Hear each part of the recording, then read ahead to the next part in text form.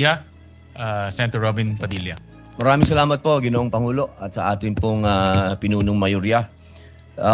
Nais ko lamang pong magbigay ng pagpupugay sa amin pong kasamahan sa minorya kay Senador Alan Peter Cayetano at kay Senadora Pia Cayetano sa kanila pong mahusay at makabuluhang talumpati ngayong hapon na ito.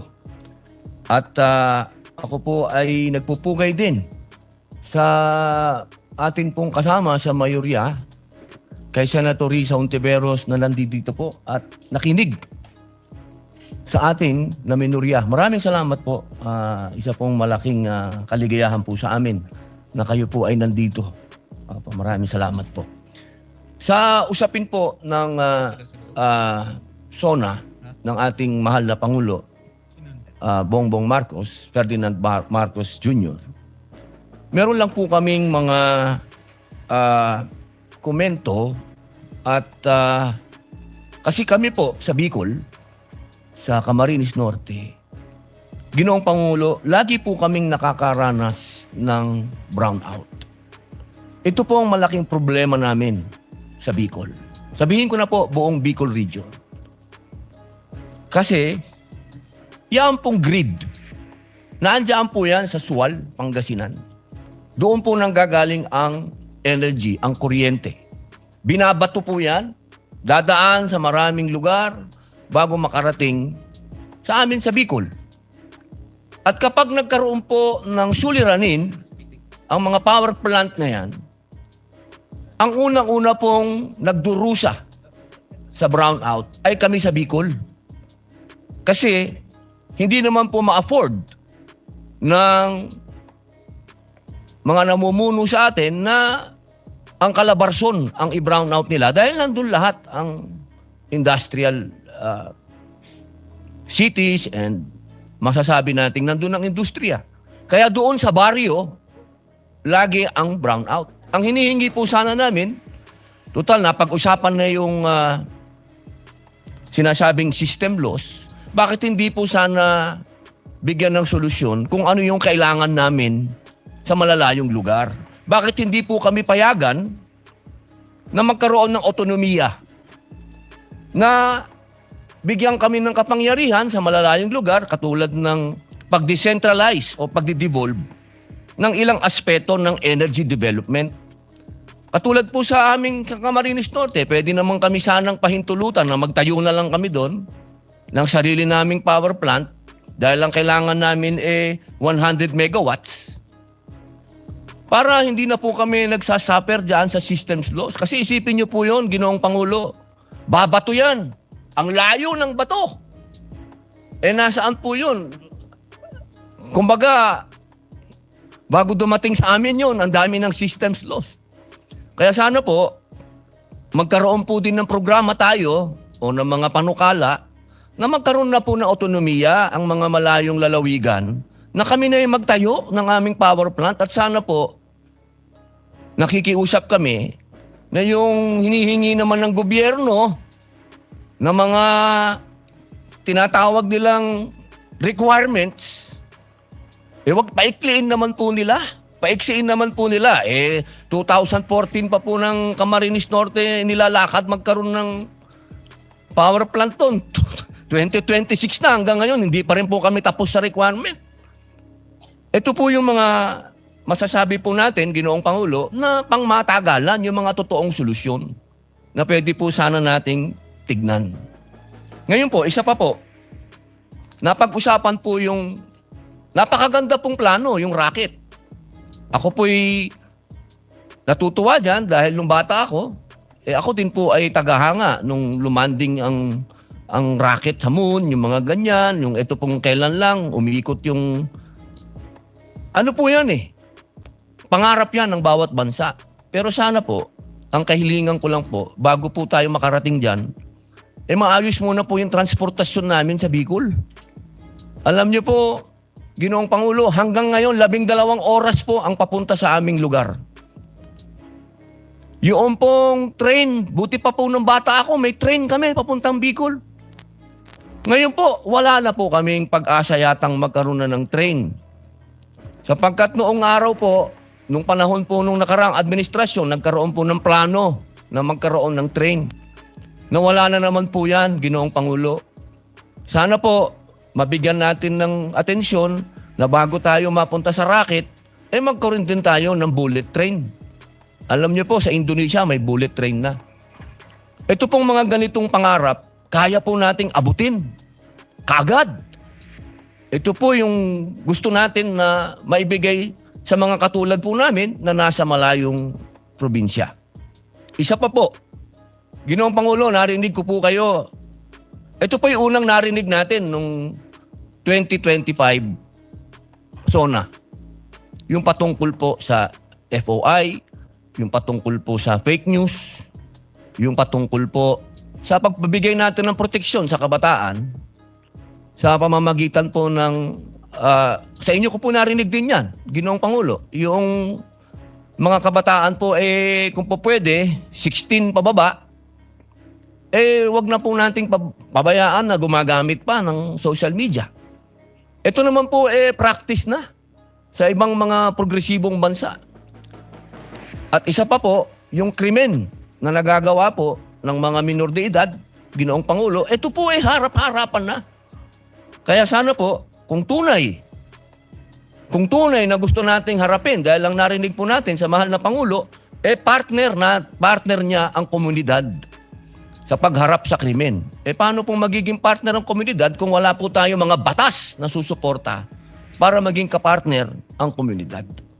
Yun lamang po, Ginoong Pangulo. Maraming salamat po. Maraming salamat, Senator Robin. At totoo ho na napakahalaga po yung infrastructure. At yun rin po ang isang bagay na nakikita natin para lalong bumilis ang takbo ng ating ekonomiya. At meron tayong mga proposals sa Economic Affairs Committee sa panguna po ni Senator Risa. At yung bill ng ating Deputy Majority Leader, yung MIND Act, si Senator JV Ercito ay isang priority measure para bumilis yung pag-implement ng ating mga infrastructure projects sa ating bansa. We recognize Senator Tulfo. Mr. President, I would like to take this chance to extend my heartfelt sympathies and steadfast solidarity to the government of Japan and the people of Kumamoto Prefecture following the 7.1 magnitude earthquake that struck the region yesterday, July 28, 2026. My prayers are with the victims, the bereaved families who have lost their loved ones, and many individuals who have been injured or displaced by this tragic event. I believe that Japan, particularly Kumamoto, and affected residents will recover and rebuild safely and courageously. Mr. President, as to propose Senate Resolution number 502, I would like to express my firm and unwavering support for the adoption of this resolution, recognizing the enduring friendship between the Republic of the Philippines and Japan and commemorating the 70th anniversary of the normalization of diplomatic relations between our two sovereign nations. Mr. President, I'm a proud product of this friendship between the Philippines and Japan. As many of you know, I carry the Japanese middle name Teshiba because I'm a third-generation Nikijin, a Filipino-Japanese descent. My beloved mother, the late Caridad Teshiba Tulfo, was born to a Japanese father who came to the Philippines during World War II. According to the Philippine Nikijin Center, only a small number of Nikijin remain in the country today. That being said, I deeply value my family's heritage and the ties with Japan. Beyond our family history, the relationship of Japan and the Philippines is one that is rooted in mutual trust and respect. And 70 years of that is truly a remarkable milestone. Today, Japan is not merely a neighbor, but is one of the Philippines' most trusted strategic partners. Japan remains to be the Philippines' top source of official development assistance, or ODA, funding major infrastructure projects like railways, highways, and disaster relief systems. Japan's assistance to the Philippine Coast Guard to boost our maritime security capabilities is a vital pillar in upholding the rule of law, protecting international sea lanes, and maintaining regional stability. Time and again, Japan has stood by us and consistently shown true friendship, delivering immediate relief assistance, technical expertise, and long-term rebuilding support to our government. Additionally, more than 50,000 Filipinos thrive in Japan as skilled workers, healthcare professionals, engineers, and scholars. We are thankful for Japan's generosity and welcoming our workers to their country. And truth be told, Japan is the top outbound international destination for Filipino travelers in 2026, with nearly 500,000 visitors in the first half of this year alone.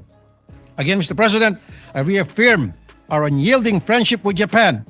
Adopting Senate Resolution number 502 sends a very strong message of the Philippine Senate's appreciation for Japan's friendship over the years. Thank you, Mr. President. I congratulate also the Senate President for his speech yesterday. Akma talaga sa panahon. Thank you for reminding us to settle down. May we also remind you to settle down since you're still single. Pero mahirap yata yun, Minority Leader. Mahirap na masaya. Okay. Thank you, Mr. President. May I start by reading a verse from a prophet who is respected by Muslims, Christians, and Jews. Jeremiah said in Jeremiah 29:11, "For I know the plans I have for you, declares the Lord, plans to prosper you and not to harm you, plans to give you hope and a future." God talks about plans.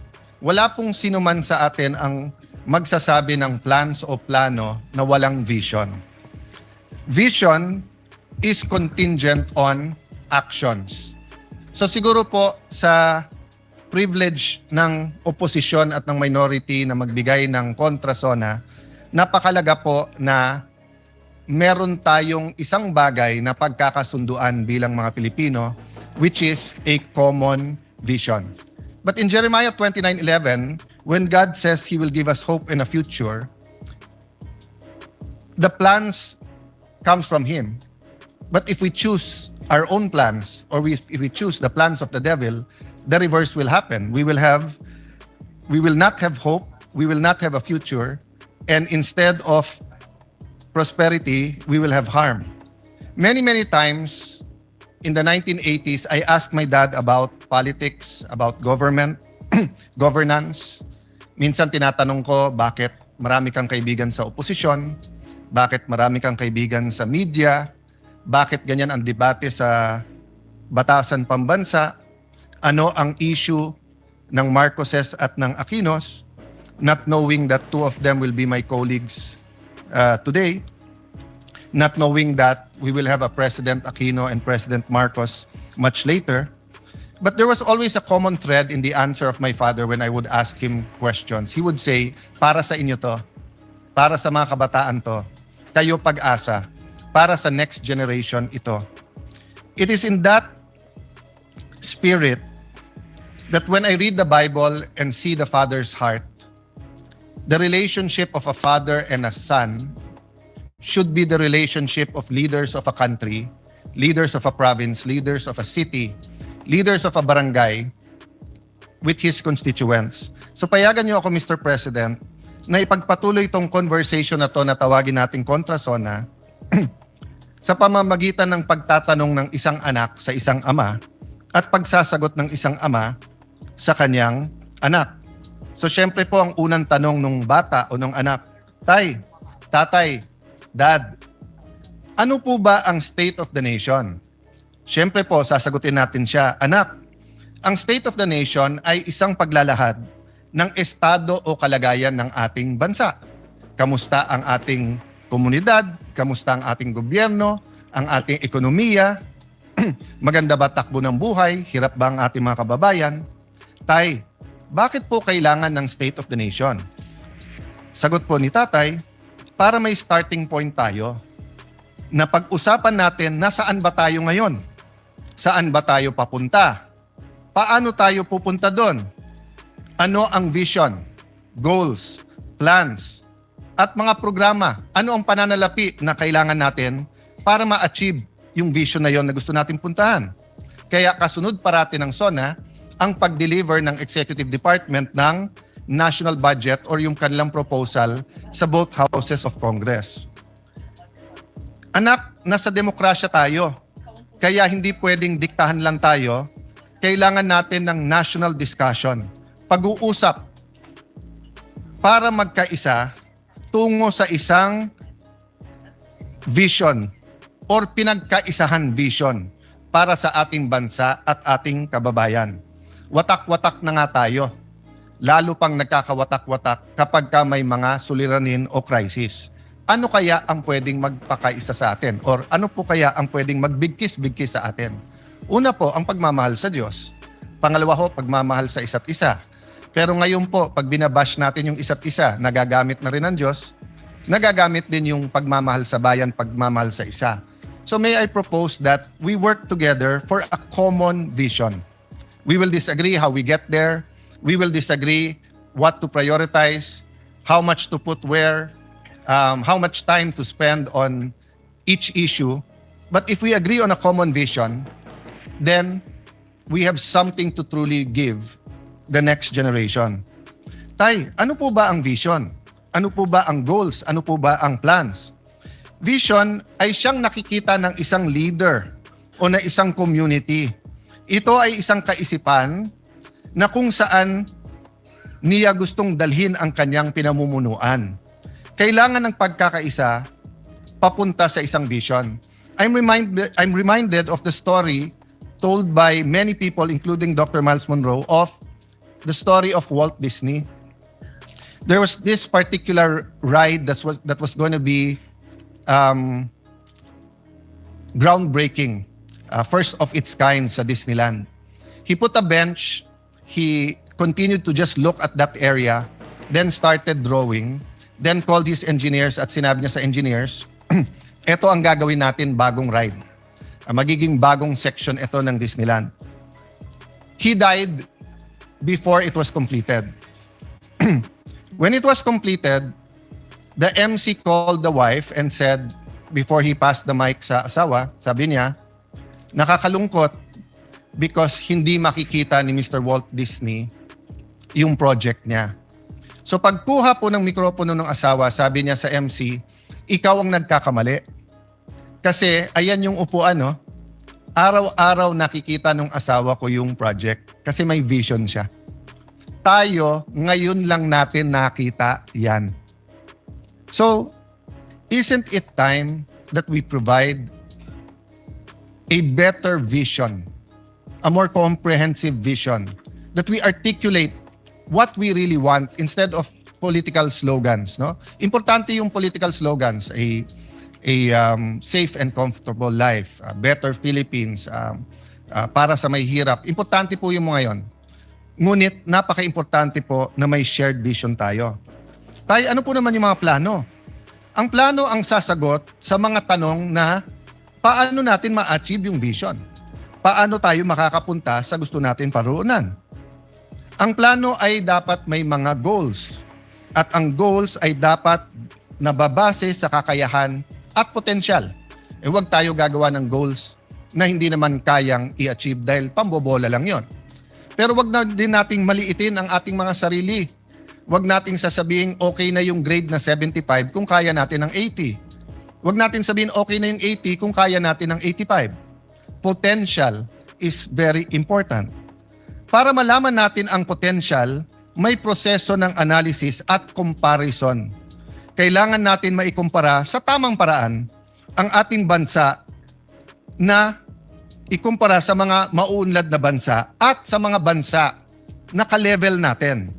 Tulad ng Singapore, Thailand, Vietnam, Malaysia at mga bansa na mas maunlad sa ating katulad ng Japan.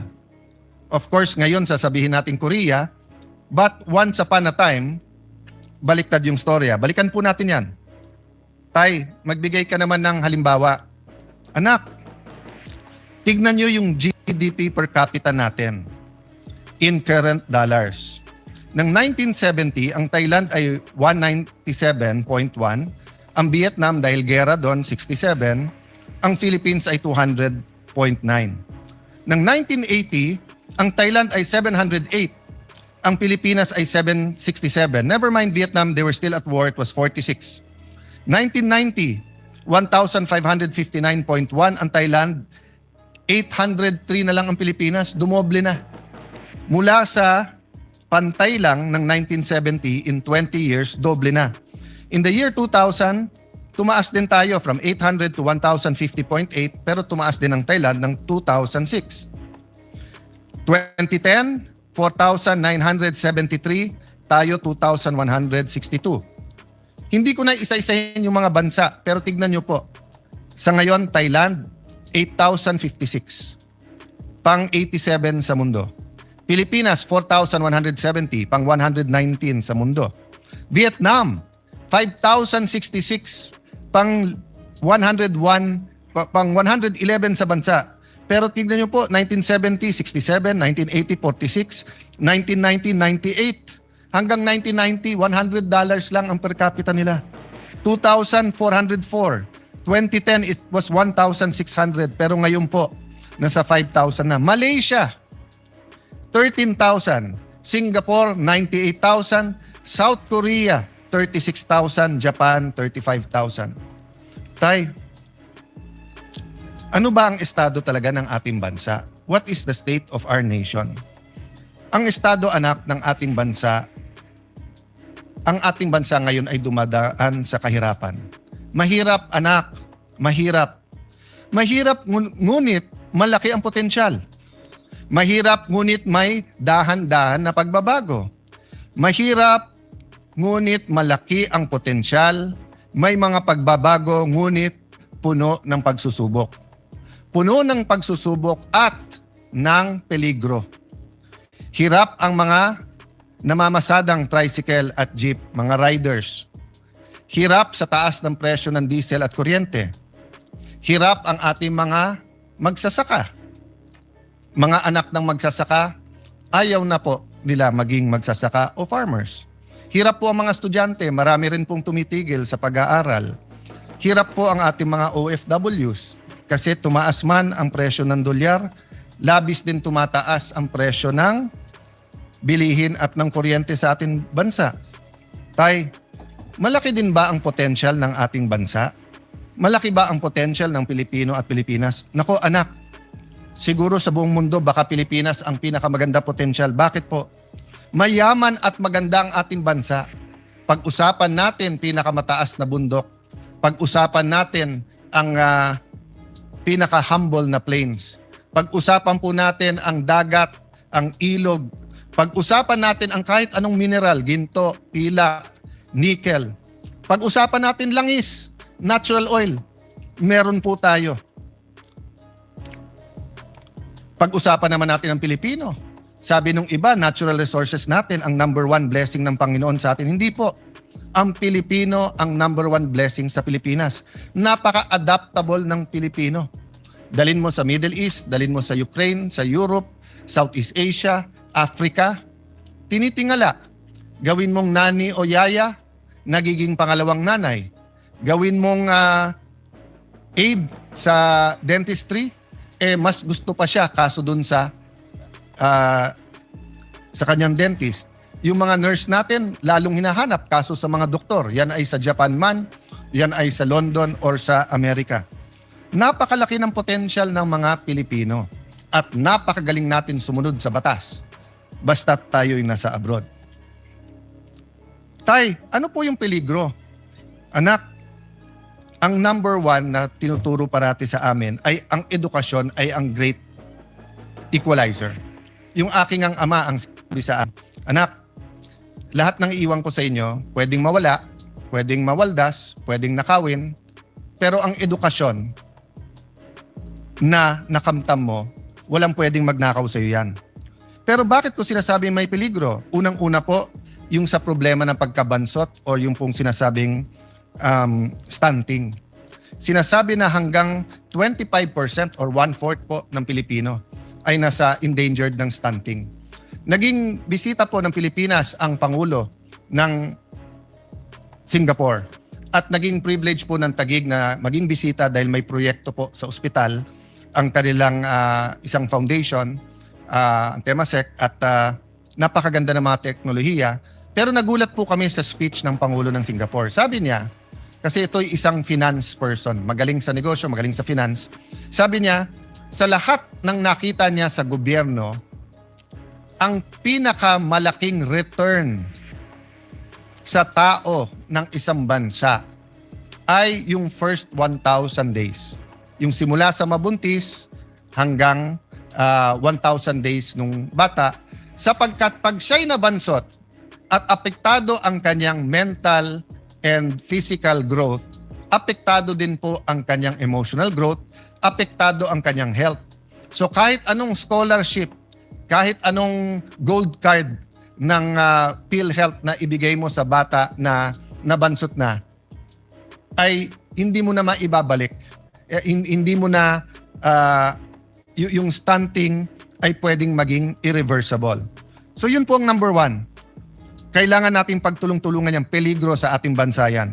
Can you imagine 1 out of 4 Filipinos who could be the best pilot, the best accountant, the best lawyer, who could be someone who discovers the cure for cancer, who could be the next Hollywood star, who could be the next tennis star after Alex, the next Carlos Yulo.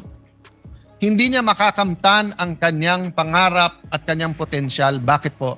Dahil hindi kaya ng magulang niya, pero ang gobyerno bilang pangalawang magulang ay may ibang priorities. Siguro naman, Mr. President, dear colleagues, we will all agree. Stunting has to be a priority. We keep doing the same thing and expecting different results. Mali po yun. Mga suliranin sa ating education system. I recognize every single person, our Secretary of Education, Secretary Angara, our colleague Bam Aquino, every single person here, Ate Pia, Tess Daman, Joel Villanueva, lahat po. Siguro, isa-isahin ko lahat ng senador dito. Of course, committee chair din ng Education Committee who did a great job, si Senator Win Gatchalian. Lahat po tayo ay may contribution sa edukasyon. Pero ano sabi ng EDCOM? Yung K-12 na dapat 12 years, 7.5 years lang. So, ang sinasabi natin sa buong mundo, K-12 kami. So, akala nila 12 years ang education natin. Hindi po, 7.5 lang. So, una ang forma, kaso sa substance. Sinasabi ko po to dahil peligro po to. Kahit anong pagbabago ng curriculum, kahit anong dagdag ng mga gadgets, kahit anong modern equipment, kahit anong taas ng sweldo ng ating mga teachers, kung punong-puno ang classroom at half day, at 7.5 years lang sila, para tayong K-8, kulang pa, bitin pa ng 0.5. Total outstanding debt out of now is 12.79 trillion at the end of 2022. The debt increased by 45% to 18.55 trillion as of the end of 2026. Bakit po ito peligro? Yes, numbers lang po yung utang at depende din po ang utang sa ratio niya sa GDP. Pero ang problema po, dahil sunod-sunod ang problema at mga problema, whether it's man-made or outside our control, since the pandemic in 2020 till now, nasa lugar na tayo kung saan hindi tayo basta't makautang. So yung ibang bansa, nung dumating yung Israeli, Iranian, US conflict, nakautang, nakagawa ng mga programa. Tayo, dahil nga sa laki ng utang, yung fiscal space kung pag-usapan, ay problematic na. Hirap din po ang ating mga magsasaka. Kanina lang po, yun po ang pinag-uusapan dito. Senator Pangilinan, Senator Loren, Senator Amy na may puso talaga sa agriculture. Kaya kung sino man ang magsasabi sa atin na okay naman ang takbo ng ating agriculture, let's agree to disagree.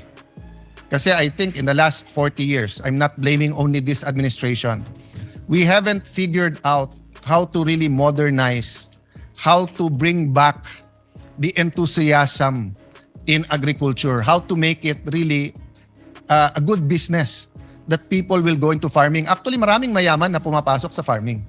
Pero yung mahirap na farmers, umaayaw sa farming. So isang problema talaga yung kapital. The share of agriculture, forestry and fishing sector to the GDP steadily declined to its lowest point of only 7.9% in 2025. Agriculture's share in the total workforce has steadily declined 26.99% in 2016. 8 years lang po. In 2024, it was only 20.61% as the economy shifts towards services and industry. Maganda naman po ang services at saka industry. Pero nakita natin yung problema ng supply chain. Nakita po natin yan nung pandemic. Kailangan ng isang bansa na singyaman natin both sa lupa at sa forest, sa bundok at saka sa dagat. Kailangan we learn to be self-sustaining and produce our own food. Agricultural workers are also receiving the lowest wages among economic sector. Poverty incidence remains high among agricultural workers and farmers, 27%, and fisher folk, 27.4%, based on PSA data of 2023. Parati kasi tayong nagdi-disagree, kaya napabayaan ang agri. 'Di ba? Marami po talagang magaling sa Pilipinas, 'di ba? We really disagree with many things. So, ang napabayaan yung agri. Mr. Senate President, do you agree? Mas mahirap ang maghanap ng trabaho, pero nahihirapan na po ngayon ang ating mga trabahador. Lahat po ng may trabaho, especially kung daily wage earners, hirap po talaga. Kasi we have a minimum wage, we do not have a living wage that the Constitution envisioned. The Constitution envisioned a living wage. What is a living wage? Sapat sa sa tirahan, whether yan ay rerentahan o hulugan, sapat sa pagkain sa buong pamilya, 3 beses man lang sa isang araw, at ang Pilipino ay mahilig magmerienda. Sapat sa anak na gustong mag-aral, sapat sa panggastos sa medical. So, a simple life. But a living wage. Malayo po tayo sa living wage. Sa Amerika po, maraming sinasabing mahirap. Pero doon po, maging driver, maging waiter, maging security guard, nakakabili po ng bahay, nakakapag-aral, nakakabili po ng kotse. Ang taxi driver po sa Singapore, tanungin mo, saan nagbabakasyon? Bihira niya sasabihin ang minsan Thailand, minsan Japan, pero karaniwan sasabihin sa inyo, London, Germany. Ang ating pong mga taxi driver, hindi makapagbakasyon kasi isang kahig, isang tuka. Pero kung nahihirapan po yung mga may trabaho, nahihirapan po ang mga walang trabaho. Yung naghahanap pero walang mahanap na trabaho. Simula po, at least po yung mga kasing edad ko, kasama po ang Senate President, kasama po Senator JV, Senator Migs, Senator Cheese, si Senator Padilla ata, sing edad ko rin.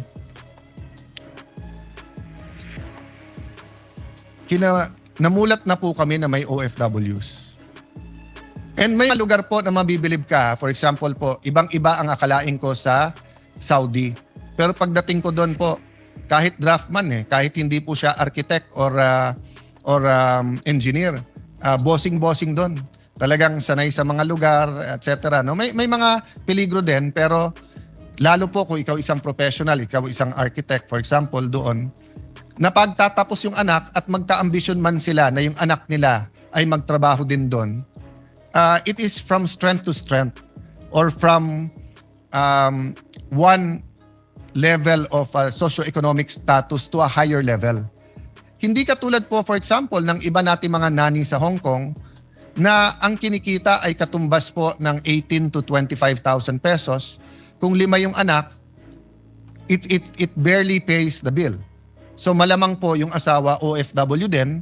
So malamang po yung anak kay tita or kay tito or kay lolo o kay lola tumitira at lumalaki.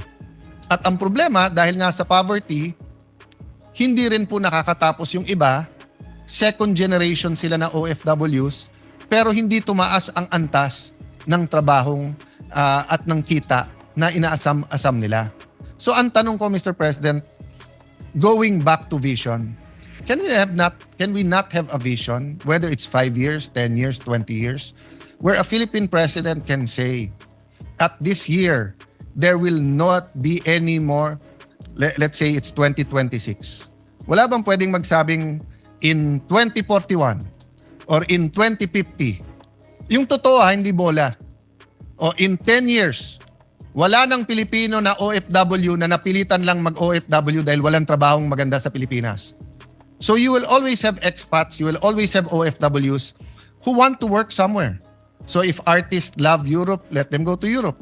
If you want to specialize in a certain branch of medicine and want to study in the US or London, you're free. But yung sasabihin mong, hindi, chef ako.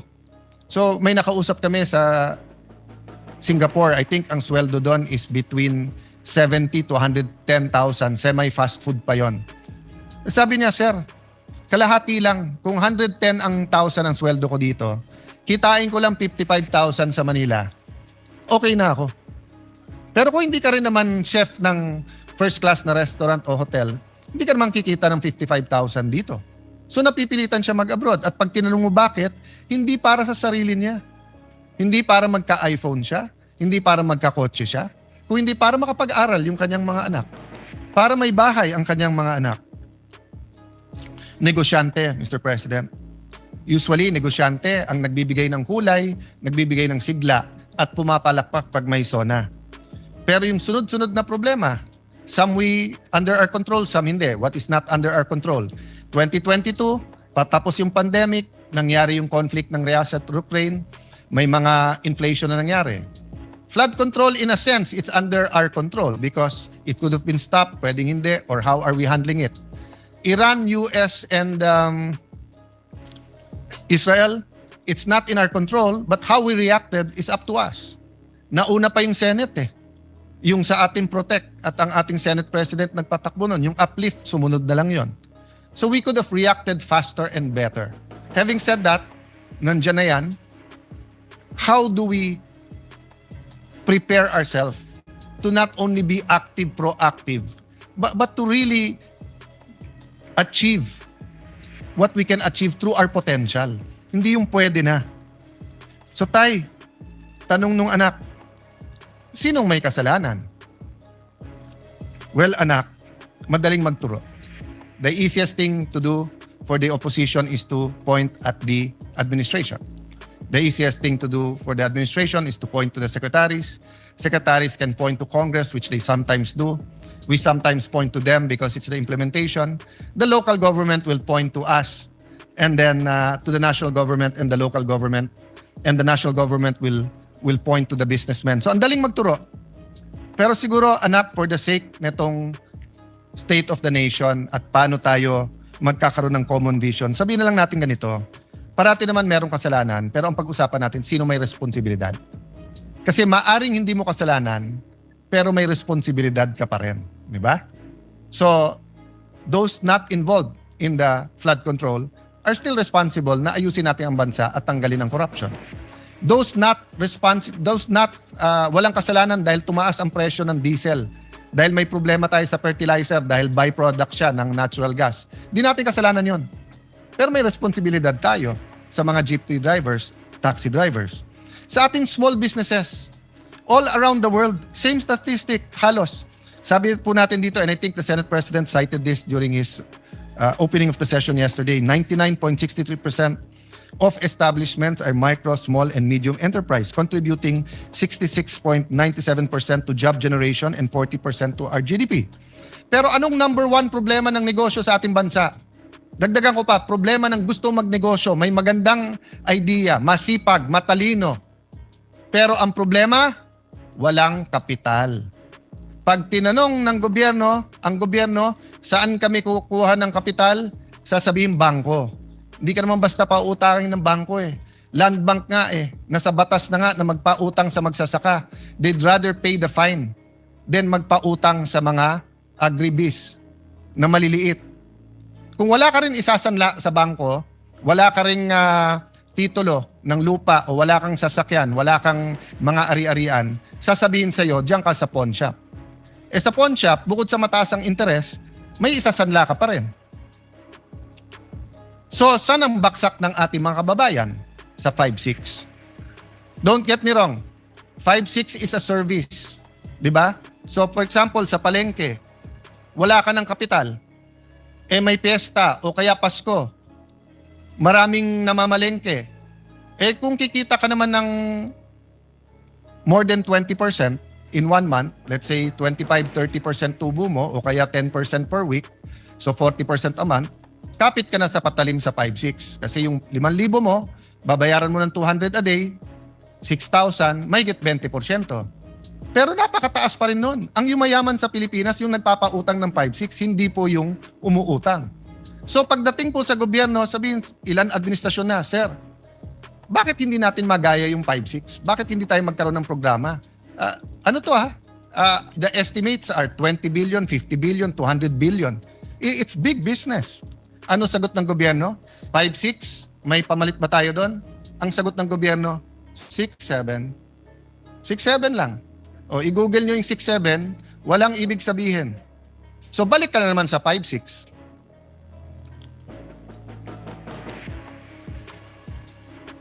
Children in conflict with the law.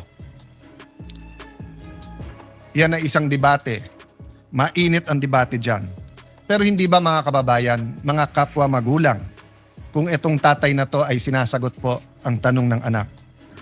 Responsibilidad din yan ng magulang, ng teachers, ng simbahan, ng mga komunidad. Sabi nga po, di ba ni Hillary Clinton, it takes a village to raise a child.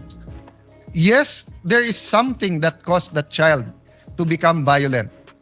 Whether siya may mental disease or problem, whether siya na-depressed, whether siya ginamit ng mga kriminal, the point is, Mr. President, there is a blame, but there's also a responsibility. Pag ang isang lugar, whether sa US yan, whether sa Latin America, whether yan po ay sa Africa, whether sa Tondo, whether it's in any rough neighborhood, at sasabihin marami ng gangs yan, it is our joint responsibility. In the end, there is a specific blame and there is a general responsibility. Habang usapan natin yan, mahabang usapan yan, Mr. President, but eventually, we do have to discuss it sincerely and very deeply. Tay, bakit mahirap ang ating estado? Ano ba ang pumipigil sa ating bansa? Well, may mga bagay nga na wala sa ating control, yung mga external. May mga bagay na nasa ating control. Pero may mga bagay din na ina-address natin directly, pero ang problema, kultura. For example, we have to address corruption. But we have to address the culture of corruption.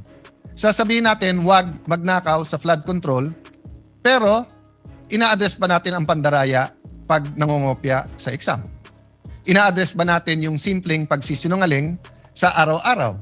Ina-address ba natin na sa bawat kailangan ng Pilipino, lisensya, business permit, real property tax, customs, ay may lagayan? So, the culture of corruption continues to lay hold. And as a Christian, I believe there's a spiritual aspect to that battle. There are spirits that control, di ba, that are principalities and authorities. Kaya sabi sa Bible, you have to bind, then you have to occupy. Hindi sapat na mawala yung iba't ibang scam. Kaya nga palaki ng palaki ang scam sa ating bansa. Policies ay nagpapahirap din sa atin. Nabanggit ko na kanina yung K-12. Mukhang tama si Senator Jinggoy Estrada.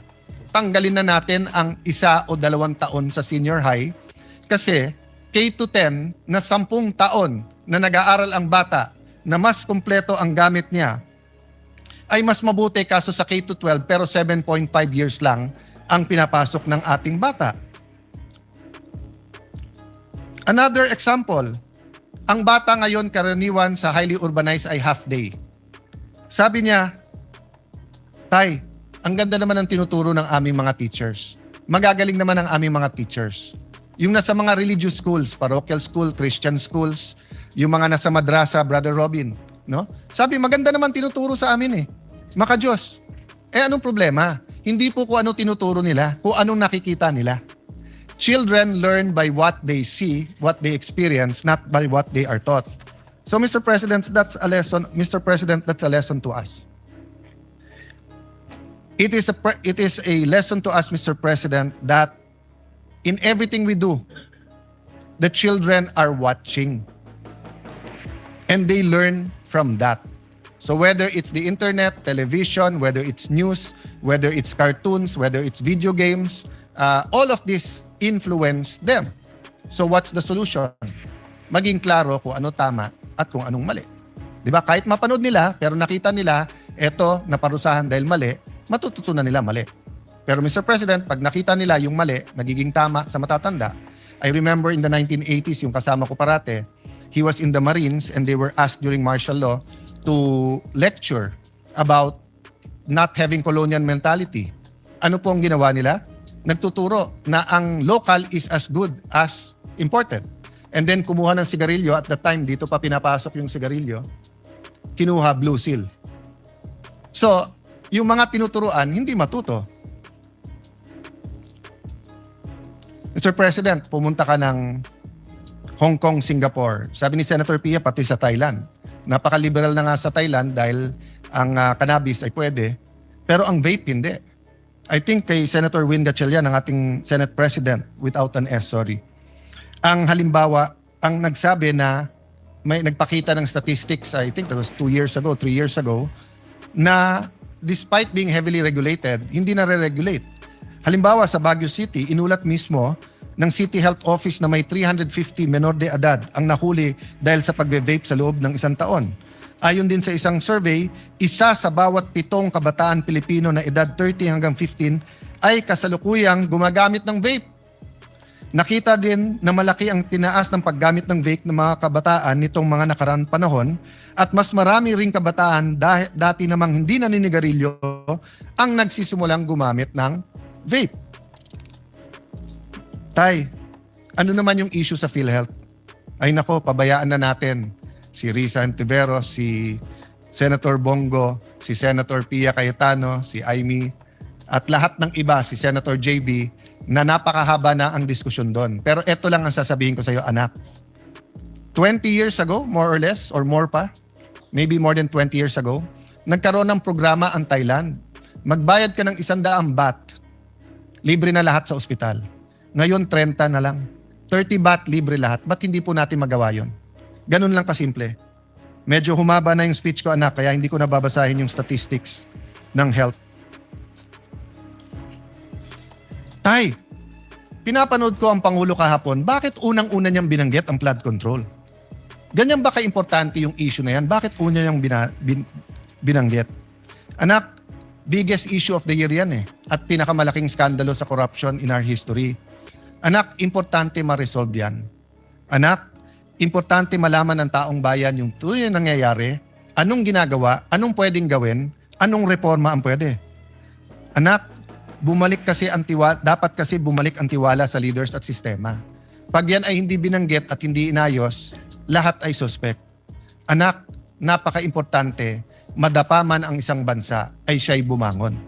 So, in other words, genuine reforms. Symbols matter, anak.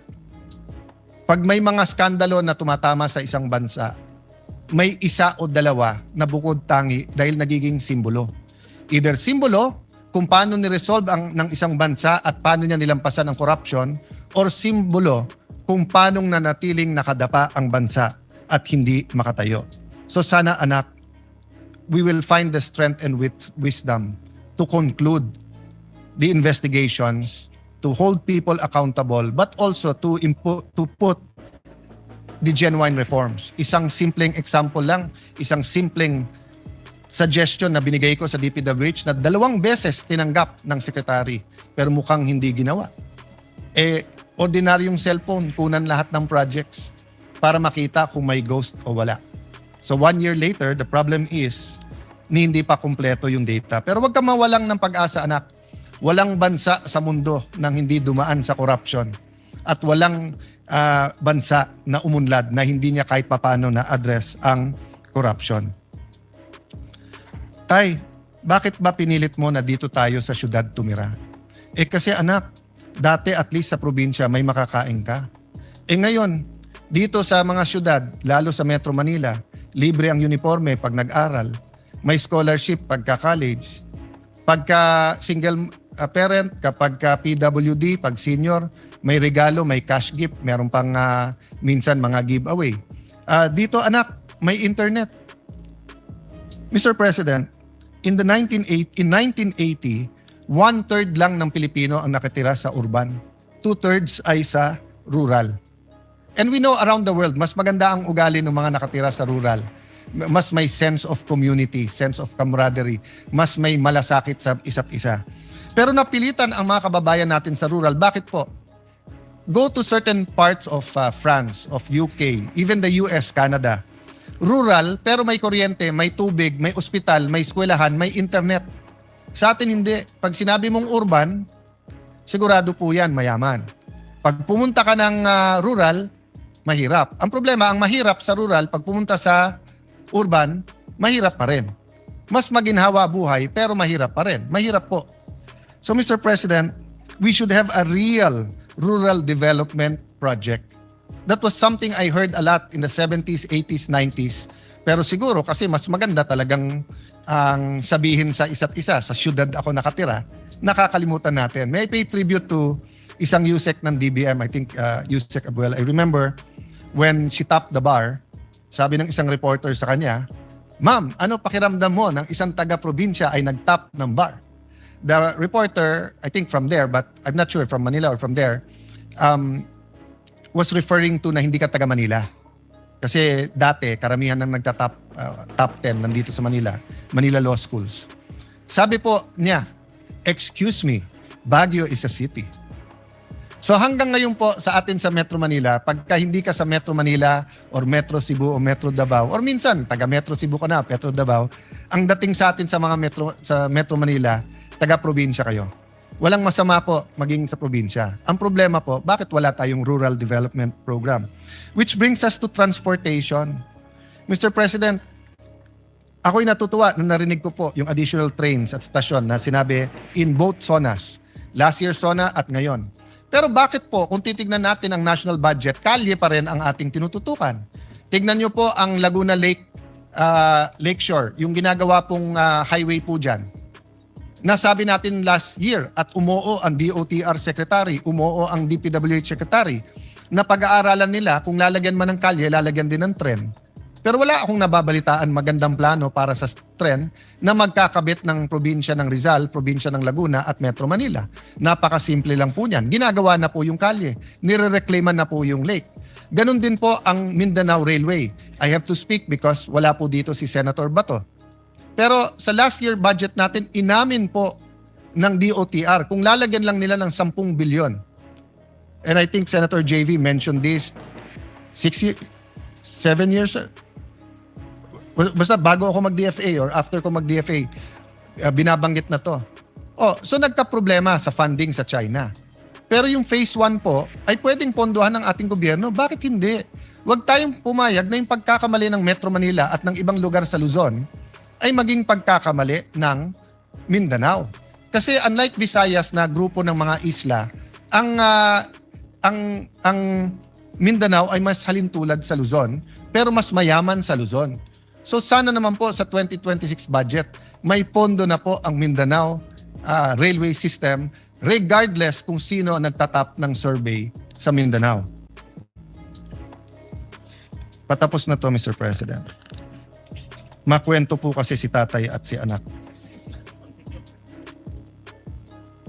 Anak, malaki talaga ang potential ng Pilipino. Maabilidad kasi ang Pilipino. Tay, ano ba mangyayari pag na-realize natin ang potential? Anak, lahat ng komunidad, lahat ng lugar, lahat ng Pilipino ay makikinabang. E di tay, ba't hindi natin gawin? Maraming dahilan, anak, pero isang dahilan, algorithm. Ngayon, para na tayong fraternities na nagrarumble. Na experience ko sa University of the Philippines, pag may rumble at may brad ka na nagulpe o mayroon kang gugulpihin, hindi na importante sinong tama at mali. Ang importante, protektahan mo brad mo.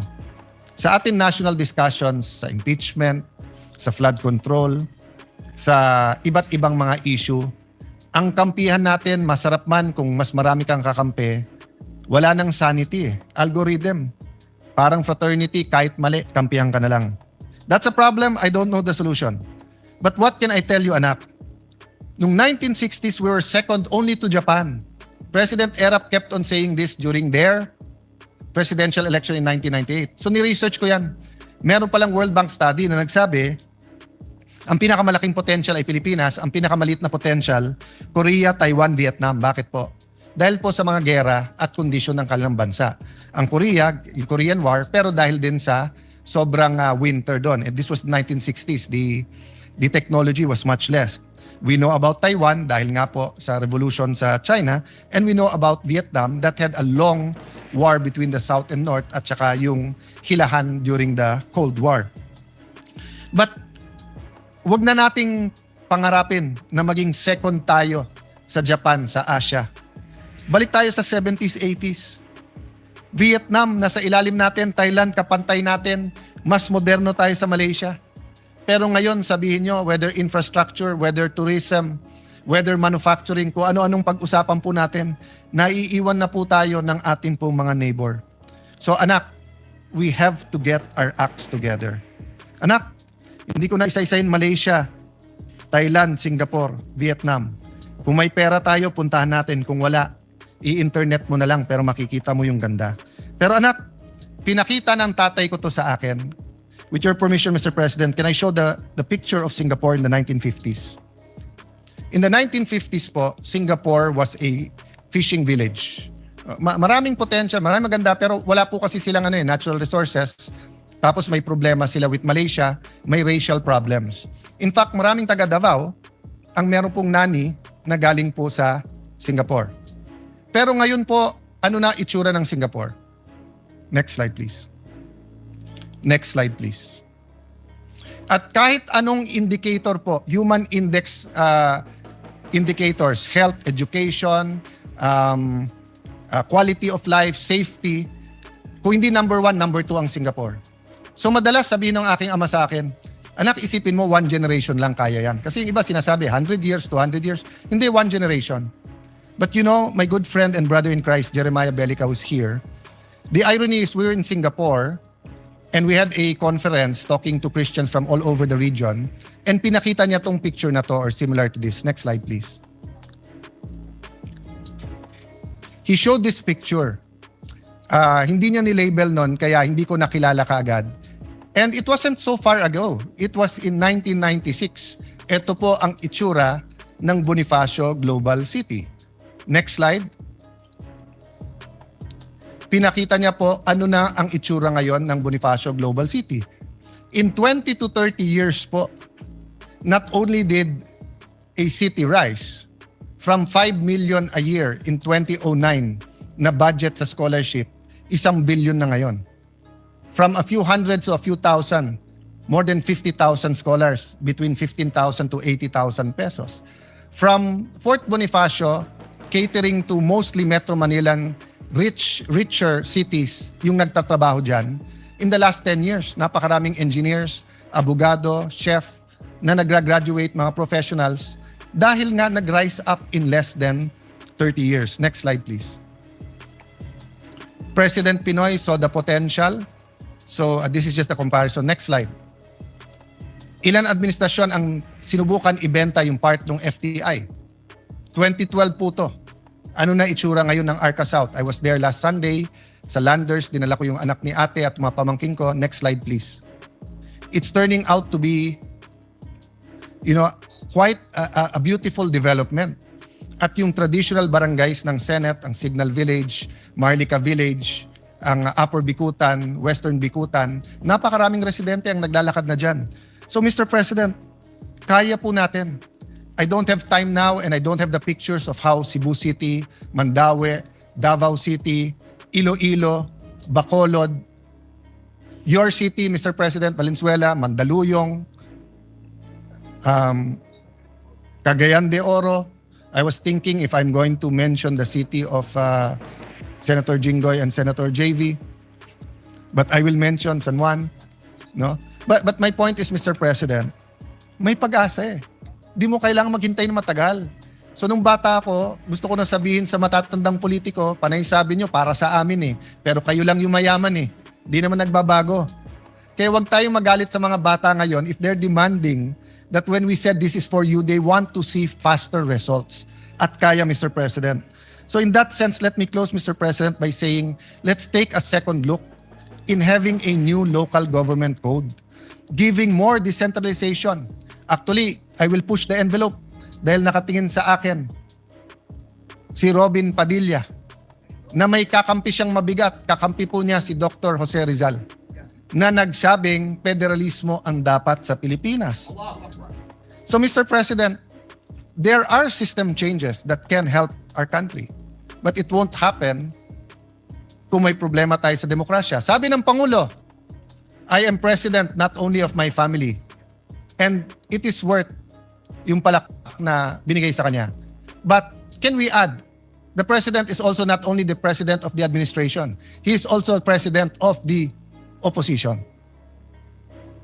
And respectfully, I believe that Senator Bato is fleeing unjustly because he cannot get justice. I believe Senator Jinggoy and Senator Marcoleta are political prisoners, and that if it wasn't weaponized, they will be able to at least go out on bail. So, Mr. President, these are things that we should talk about as a Senate. Beyond politics, beyond emotions. Sabihin nyo na mali ako, but should they be allowed to attend the impeachment? Sabihin nyo na mali ako, and they're not political prisoners, but are they getting the justice? Pantay-pantay bang hustisya o selective justice po tayo ngayon? Mr. President, I don't know if there's a slide, but if there is, please put it on.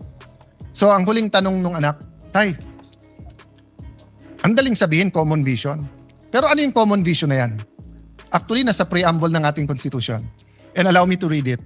We, the sovereign Filipino people, imploring the aid of Almighty God, in order to build a just and humane society and establish a government that shall embody our ideals and aspirations, promote the common good, conserve and develop our patrimony, and secure to ourselves and our posterity the blessing of independence and democracy under the rule of law and a regime of truth, justice, freedom, love, equality, and peace, do hereby ordain this Constitution. Anak, ito ang batas ng ating bansa. Pero may mas mataas na batas dito, ang batas ng Diyos. Anak, ang isang bansa na hindi niya kilala ang kanyang sarili, yung walang identity, walang mangyayari. So Mr. President, let me put that forward. Whether as individuals, as a community, as a country, let me quote Dr. Miles Monroe, identity is important. Who am I? Second, what am I meant to do? A question of purpose. What is the purpose of the Philippine nation? And third, destiny. What am I meant to do? If we understand the preamble of the Constitution, we understand the law of God, we understand our destiny, purpose, and identity, we will be on our way. So let me close by telling our mga anak, manampalataya po tayo, anak. Let us believe, but let us act. Faith without action is dead. Sabi sa Jeremiah 29:11, for I know the plans I have for you, declares the Lord, plans to prosper you and not to harm you, plans to give you hope in a future. But it is followed by Jeremiah 29:12 and 13. Then you will call upon me and come to pray to me, and I will listen to you. You will seek me and find me, and you will seek me with all your heart.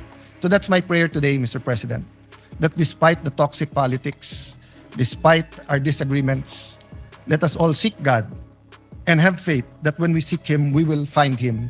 And when we find Him, He will show us His plans to prosper us and not to harm us, plans to give us hope in the future. Thank you, dear colleagues, for this opportunity. Maraming salamat, Minority Leader, and maraming salamat sa iyong mga obserbasyon. At sang-ayon po ako na isa sa pinakamabigat na problema ho natin ay yung stunting or malnutrition ng ating bansa. Kayo bilang member ng EDCOM at itong kinatawan rin ay isang member ng EDCOM, nakita ho natin na mabigat po ang problema ho natin sa malnutrition. At yan rin naman po ang tututukan ng Senado, higit sa lahat ng ating bagong finance share para malagyan po ng pondo yung first 100 days at yung laban ho natin sa malnutrition. So maraming salamat sa ating Minority Leader. Senator Erwin Tulfo. Next to be Who's our next co-sponsor, Mr. sponsor? President, is Senator Padilla. We recognize the gentleman from Nueva Ecija and Camarines Norte, Senator Robin Padilla. Maraming salamat po, Ginoong Pangulo, at sa ating pinunong mayurya. Ako po ay tumitindig upang makiisa sa pagko-sponsor ng proposed Senate Resolution number 502 na inihain ng ating mahal na samurai nakasamahan Senator Juan Miguel Zubiri.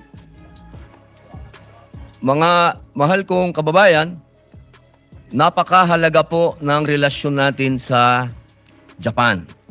Sapagkat ito po ay punong-puno ng pag-ibig at aksyon. Katunayan, ang atin pong national hero, Jose Rizal, ay nagkaroon po ng napakagandang pag-ibig sa Japan. Ang kanya pong girlfriend, si Seiko Usui, o ang tawag po ay Osei-san. Siya po ay anak ng isang shogun, samurai, at doon po siya nakilala ng ating national hero. Ma'am, pag-aralan mo yan. Dahil ikaw ay estudyante ni Jose Rizal. Opo. Yes, ma'am. At doon din po, noong panahon ng Katipunan, ito po ay napakahalaga sapagkat ang unang kumilala sa ating mga revolusyonaryo ay ang Japan. Nanaisin ko pong basahin sa English ito para maintindihan ni Ambassador. I cannot say this in Japan, but I will say it in English, my brother Ambassador. It was Japan who first recognized the call of our founding fathers for freedom. It was Japan who gave the utmost importance to the Katipunan. In the book of Katipunan, or the rise and fall of the Filipino commune, Francis St. Clair wrote that in May 1896, Supremo Andres Bonifacio met with Japanese Admiral Kamimura aboard the Japanese cruise Congo. The result of that meeting was the sale of firearms and ammunition to the revolutionaries. Series of deliveries were made until the Japanese authorities learned of the matter and sank the Japanese ship Nonobiki Maru. Mga mahal kong kababayan, pati po nung World War II, si General Emilio Aguinaldo, ang dati po nating Pangulo, kasama po si General Artemio Ricarte, ang father of the Philippine Army, ay tumanggi po na manumpa sa mga Amerikano at ang kanila pong mga kasama ay ang ating mga kaibigang Hapones na tumulong po sa atin noong panahon ng Revolusyon. Noon naman pong 1996, nung ako po ay nakakulong sa Bilibid, Ginoong Pangulo, ang number 1 pong tumulong sa mga bilanggo ay ang mga Hapon din. Nung nabalitaan po nila na walang halfway house, na wala pong mapuntahan ang mga bilanggo, pagkatapos po nilang lumaya, wala po silang mapuntahan. Ang iba po kasi dyan ay nakukulong na ng 30 taon, wala na silang pamilya, wala na silang mauwian. Nagtayo po ang Japan ng halfway house para sa mga bilanggo na ito. Hindi po natin yan makakalimutan dahil kasama po tayo sa ribbon cutting na ito. At mga mahal kong kababayan, sa isang mundong patuloy na nahaharap sa digmaan, hidwaan at hindi pagkakaunawaan, ang 70 taong pagkakaibigan ng Pilipinas at Japan ay nagpapaalala sa atin na may ibang landas na maaaring tahakin. Ang landas ng dialogo, pagkakaisa at kapayapaan. Masasabi po nating lagpas 100 taon o 200 taon ang ating relasyon sa Japan. Maaring maging 300 taon pa. Kaya naman po, buong puso kong sinusuportahan ang proposed Senate Resolution number 502. Hindi ko man po masabi pa sa salitang Hapon o sa Ingles, alam ko pong naiintindihan ng ating mahal na kapatid na Ambassador. Maraming salamat po.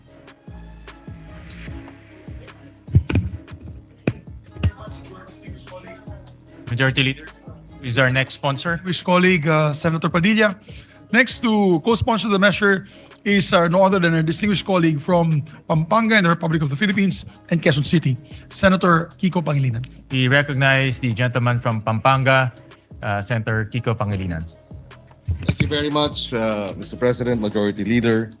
Allow this representation to share its full support, manifest its full support by way of this co-sponsorship speech for proposed resolution number 502, expressing the sense of the Senate in recognizing the enduring friendship between the Republic of the Philippines and Japan and commemorating the 70th anniversary of the normalization of diplomatic relations between the two countries. The truth, Mr. President, and I share the earlier manifestations of Senator Raffy Tulfo as well as Senator Erwin Tulfo, that the strong relations between Japan and the Philippines dates more than 70 years. Like Senators Raffy and Senator Erwin, this representation is a fourth generation Nikkei Jin in my mother's side. My great-grandmother was Haruhi Baba Murakami from Nagasaki, who married, actually, an American soldier, Rosser Miller Dennison from Galveston, Texas, and they settled in Davao City during the American colonial rule. In the Kalinan and Matina districts of Davao City, where they had a abaca plantation called Southern Cross. And it was also during the American colonial rule that in Davao City, as I understand, up to 20% of the population of Davao City were Japanese immigrants, which explains why my great-grandmother was settled there. But more than the personal, Mr. President, is the long-standing trade, economic, political engagements between our country and Japan in the last 70 years and even before that. Japan is, at some point, was the number one official development aid allocations for the country, Mr. President, together with, until today. Oh, that is correct. Thank you for that clarification. Today, they are the largest contributors to the ODA for the country. And in the current geopolitical tensions, Mr. President, it is always good to have allies. I remember when I was in the elementary in LaSalle Green Hills, uso na ang bullying nun. There were bullies. But because I had an older brother who was 2 years ahead of me in LaSalle Green Hills, I wasn't bullied. So in the current context of international bullying, we must have older, stronger, more robust older brothers. And Japan would be one of them. And it is critical for us to continue to strengthen our relations with Japan and other countries, not just in the region, with the EU, with the Australia and New Zealand, Mr. President. We'd also like to take this opportunity to thank Japan for being part of the 14 nations that affirmed and recognized the arbitral ruling in its 10th anniversary. This, Mr. President, is a clear indication of their support for our sovereignty and our exclusive economic zone preservation and upholding our rights to our exclusive economic zone. That being said, Mr. President, in the area of food security, Mr. President, when we were tackling the expanded free meals program sponsored and authored by Senator Bam Aquino, the school meals program of Japan actually is a template that we should be able to follow. And I'm told that one of the biggest donors, if not the biggest donors for the World Food Program, school meals program in BARM, is likewise the Japanese government. And the BARM experience of the World Food Program was likewise part of the deliberations in the committee hearings of the Committee on Education. And we thank Japan and the government, their government, for supporting our school meals program in the BARM. And we hope to expand that to other parts of the country. With that, Mr. President, we thank the good ambassador, Ambassador Endo, and of course the Japanese government. We wish him bon voyage, and we look forward to drinking sake with him in Tokyo after August, Mr. President. Thank you very much, Mr. President. I hope you invite me, Senator Pangilinan, to that sake celebration. Majority Leader, who's our next sponsor? We will definitely invite you, Mr. Senate President. You might be able to find a Japanese lady for you. With the help of our good ambassador, maybe. Yes, Mr. President, next to co-sponsor the measures, our distinguished colleague from Taguig and Pateros, no other than our distinguished colleague, Senator Pia Cayetano. We recognize the gentle lady from Taguig, Senator Pia Cayetano.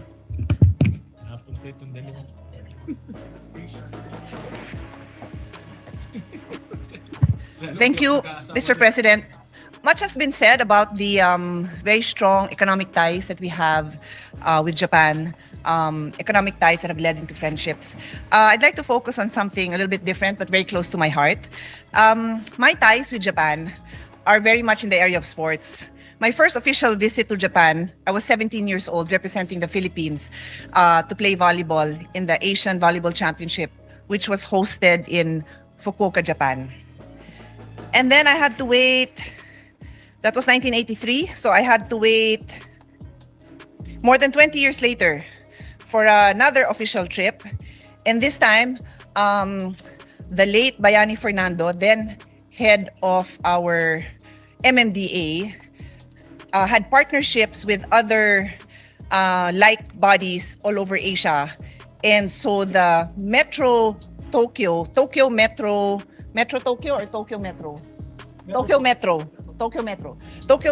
Authority always invited their counterparts to watch the Tokyo Marathon.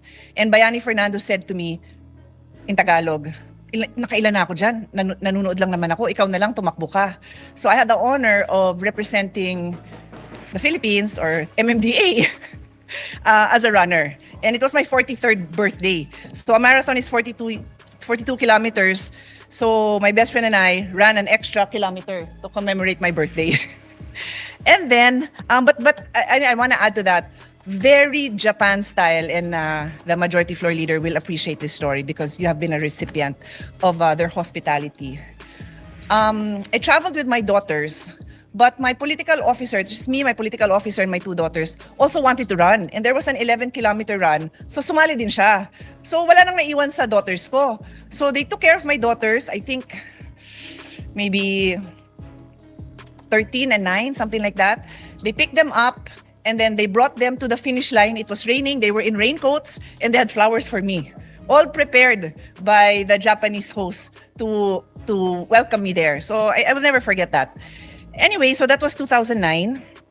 And then, time out, another official visit, but this time wasn't really sports. I just made it a sports trip on my own and ran around the Imperial Palace. But in 2015, I was part of the delegation of the Asian Parliamentary Group. It's like a friendship group with Japan. And I had the opportunity to meet the late Prime Minister Abe.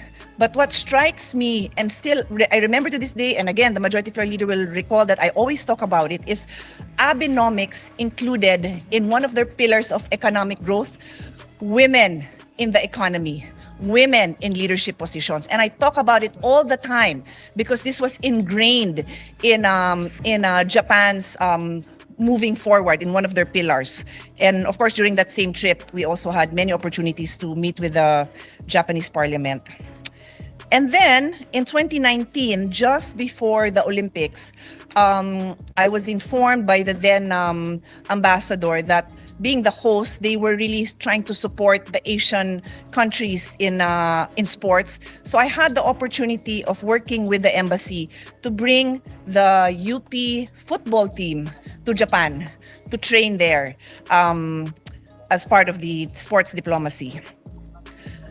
And I'm coming to an end. Last year was a more personal sports diplomacy venture. The ambassador was my guest, and he learned to play paddle with his wife. And the coaches were our Filipino coaches and two Japanese coaches who consider the Philippines their home. These two Japanese players come here so much. They stay here, they play and train with our Philippine team. And so we invited the ambassador, his wife, and the embassy staff to learn about paddle with our coaches and the Japanese coaches. And we continue to play and train with these Japanese players. In fact, last week, we had an international paddle tournament, and our Philippine women's team were up against a Japanese and a Spanish, and they lost in the third set to Japanese Kotomi Ozawa and Spanish Eli Nogueras. But these girls are really strong, and they really compete against each other and try to see who will come out better the next time. They really are how do I say it, friendly competitors. And so, Mr. President, this is just my personal take on the strong friendships I and the people around me have developed with Japan. I'll end on a not so personal note, but very close to our heart. So many athletes, so many Filipino athletes train in Japan. Softball, football, hinuhuli ko nga yun, ang lakas bumulong ng mga nandito eh. Because, anyway, what did I say? Football, softball, baseball, I'm sure the martial arts also. And then I was going to say basketball. Of course, our Olympian Carlos Yulo had a lot of his training in Japan. And now also his brother, Eldro, also trains in Japan. So on that note, I only have one last manifestation. The Majority Floor Leader did not invite me to his last trip, kaya mukha silang kawawa ni Senator JV. Dalawa lang sila dun sa lahat ng pictures. Kulang ng gender representation, but I'm sure you still did a great job. Thank you, and to many, many more years of friendship with Japan. Thank you. Thank you, Senator Pia, for that Thank you, my dear. Mr. President, to be sponsorship honest, speech. the best walking trips I've had with Senator Pia was our trip to Japan. Yes, I was there, Majority Yes, Leader. we were doing 10,000 steps together, walking around the areas where we were billeted at. And I promise and I commit to everyone that we will invite them again. As your chairman of the Philippine-Japan Friendship Association, we're trying to set up a meeting, Mr. President, with the current Japanese Prime Minister. That one, we'd like to invite everyone. And you now being both sides. honored with the Cordon of the Rising Sun. Yes, I was. So I'm sure you last will November, be, sir, Mr. correct. President, I was given that distinction, being given an award, the Grand Cordon Order of the Rising Sun, Mr. President. So Thank I'm you. sure that you will be given special attention in arranging a potential meeting with high-level government officials. As long as you're there, Mr. Senate Definitely. President, I'm sure we can meet the Prime Minister. Kung ako lang, baka Kishida lang po. Mr. Kishida is a dear friend of ours, by the way. Mr. President, we still have 4 members who would like to deliver co-sponsorship speeches. As I said earlier, this is a very popular resolution because Japan really is very close to our heart. I think each and every one of us can say that Japan truly is the best friend of the Philippines in this region. Mr. President, next to deliver his co-sponsorship speech is no other than a distinguished colleague from Davao and Batangas, Senator Christopher Bongo. We recognize the gentleman from Davao City, Senator Bongo.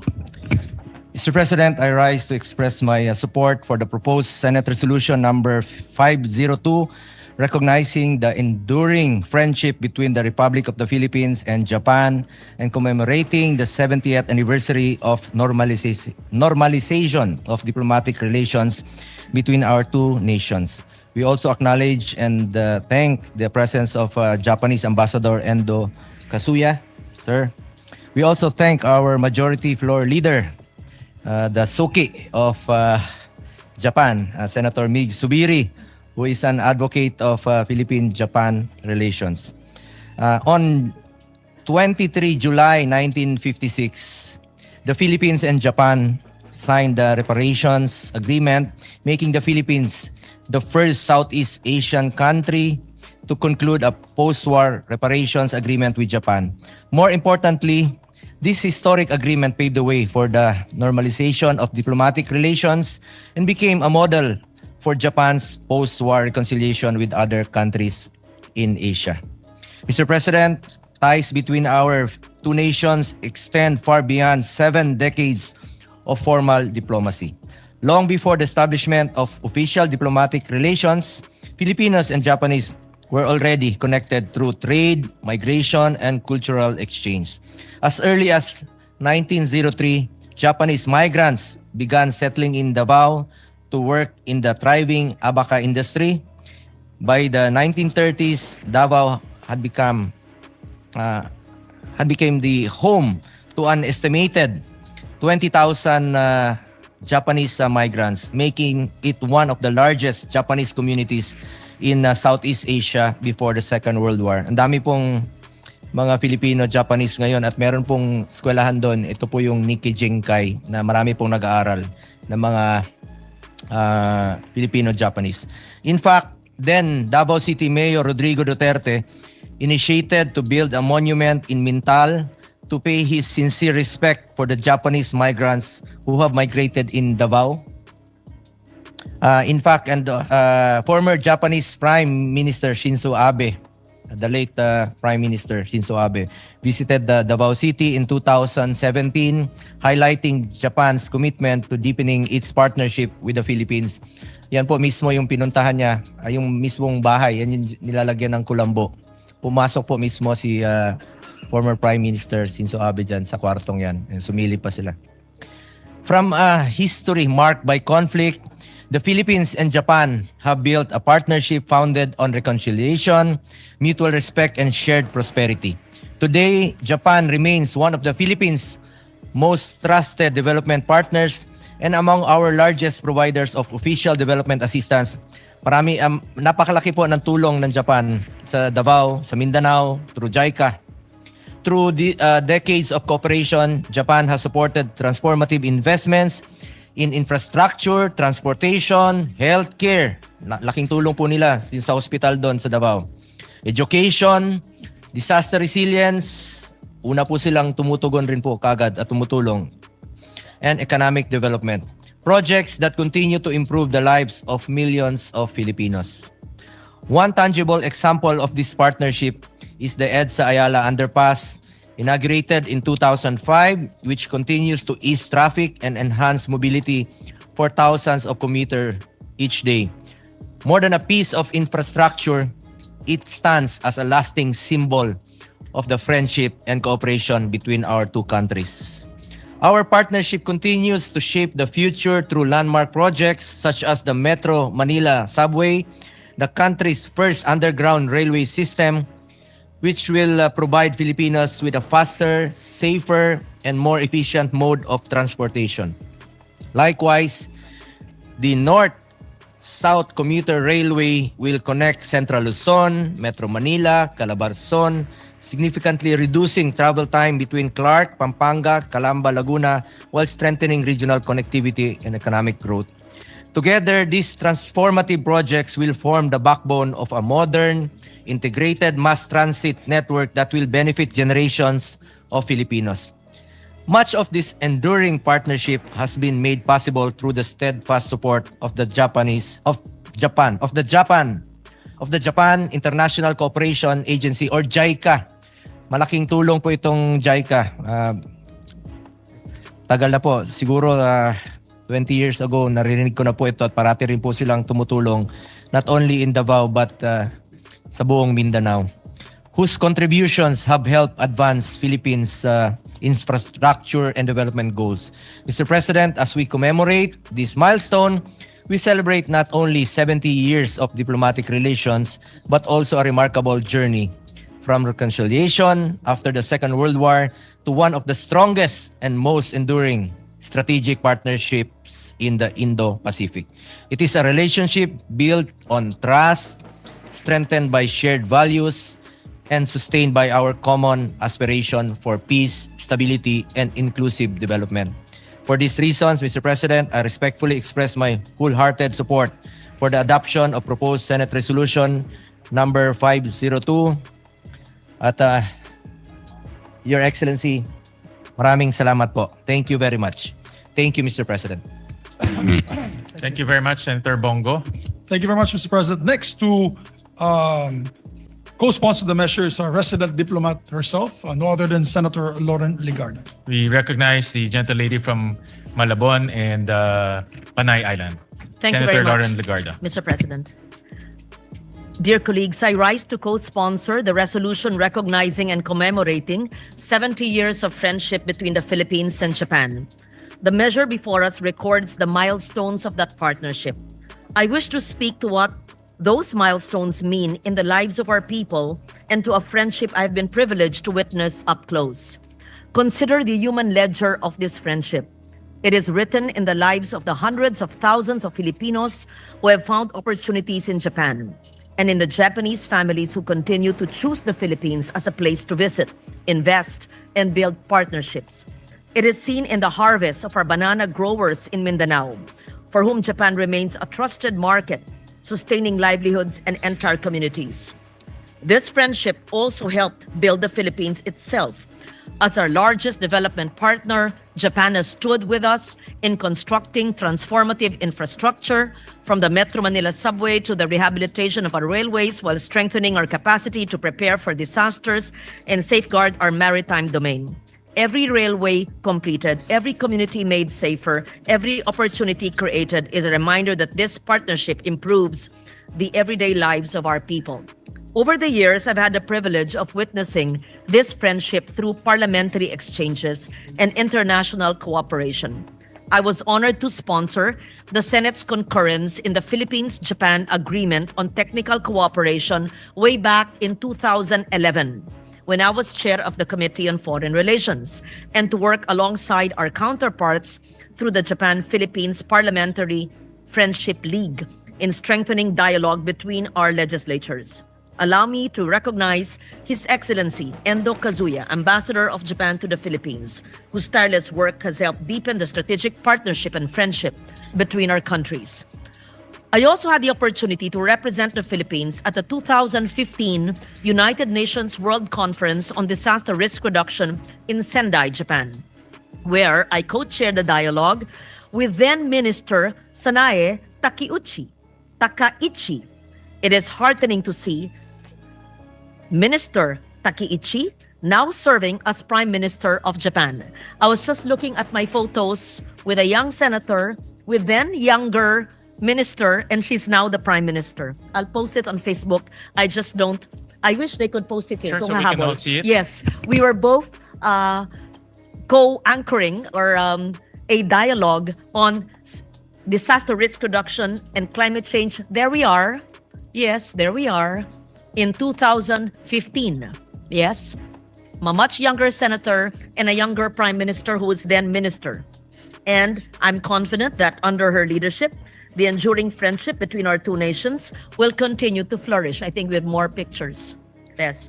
And one of the memorable experiences in my engagement with Japan as well was representing the Philippines. I hope you had photos, but you're not ready to flash it. At the World Assembly for Women in Tokyo, where I joined women leaders from across the globe in advancing inclusive development. And this was upon the invitation of then Prime Minister Shinzo Abe. And he actually sat in a conference and it gave very hearty exchanges. He and his wife joined the conference and was not just staying on stage. And when they came to the Philippines in November 2015, I remember Akie Abe, his wife, calling and asking to see me because she had a pasalubong. I still remember receiving a gift of organic rice from Akie Abe when she came to the Philippines with then Prime Minister Shinzo Abe during APEC. And I discovered that organic rice came from her own small farm because she realized I was also a weekend farmer, and she served it in her own Tokyo restaurant named Uzu, if I'm not mistaken. So just a small anecdote. And also in the World Assembly of Women, they had a buffet of the different kinds of rice in the different regions of Japan. Perhaps the Senate can do that in one of our events. Mr. President, a friendship of 7 decades rests on more than ceremony. It rests on trust, on trade, on citizens who build lives across the sea. Allow me to close by thanking our colleague, Senator Juan Miguel Zubiri, whose devotion to Philippine-Japan relations gave rise to this resolution. I am honored to stand with him in its authorship, and I urge its swift adoption. As we mark 70 years of diplomatic relations, may we renew our commitment to a partnership that delivers lasting peace, shared prosperity, and greater opportunities for the Filipino and Japanese people. May I also add, it's not part of my message, that we also concurred in the ratification of GPEPA. It's correct, right? That was way before you became senator. And I co-sponsored here more than 10, perhaps 15 years ago. And also before I became a senator, I'm going off script, I was a very young journalist when I visited Kitakyushu City. And the women of Kitakyushu told us a story of how they cleaned the river, which was considered dead. That young Lauren, who was 30 years old, was inspired to write the ecological solid waste management, and using the notes from that visit to Kitakyushu City on how that industrial town transformed a dirty river into a river that was clean and alive. And 8 years later, the first bill I filed was RA 9003, having the city in Kitakyushu in Japan as my inspiration when I was a young journalist. Ano pa ibang notes ko na hindi ko nasabi? Oh, and also, then Senate President Ople, sitting there before, a young reporter of my Lolo Pepe in Manila Times, told me that he was a guest of the Japanese government in a program called like an eminent persons program. Fast forward when I was a young senator at 39 or 40 years old, I was also a guest of the Japanese government, just like the Senate president then. So I went off script because I wanted to tell you stories of a younger senator of more than 25 years ago. And that's how it's not just many years, but decades, how close our relations have been with with this great nation, our neighbor. Thank you very much. Thank you, Senator Lauren. Thank for you the very much, Mr. sponsorship President. speech. Mr. President, we have 4 more members who would like to deliver co-sponsorship speeches. We'd like to recognize our distinguished colleague from Las Piñas and Metro Manila, no other than Senator Camille Villar. We recognize the gentle lady from Las Piñas City, Senator Camille Villar. Mr. President, distinguished colleagues, it is an honor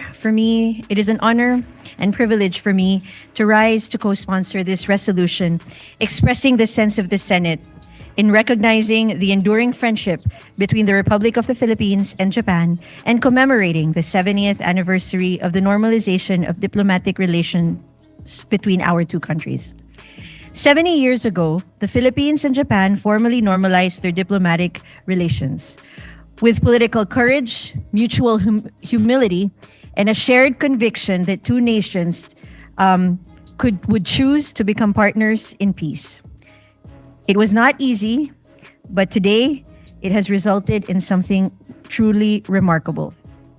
Mr. President, what began as an act of reconciliation has grown into one of the most substantive and multi-dimensional relationships the Philippines maintains with any nation. Japan has for decades been among the Philippines' largest sources of official development assistance, supporting our infrastructure, our agriculture, our disaster resilience, and countless communities across the archipelago. Filipino and Japanese businesses, workers, students, and families have built bridges of commerce and culture that now touch nearly every province in the country. This relationship has genuinely served the Filipino people.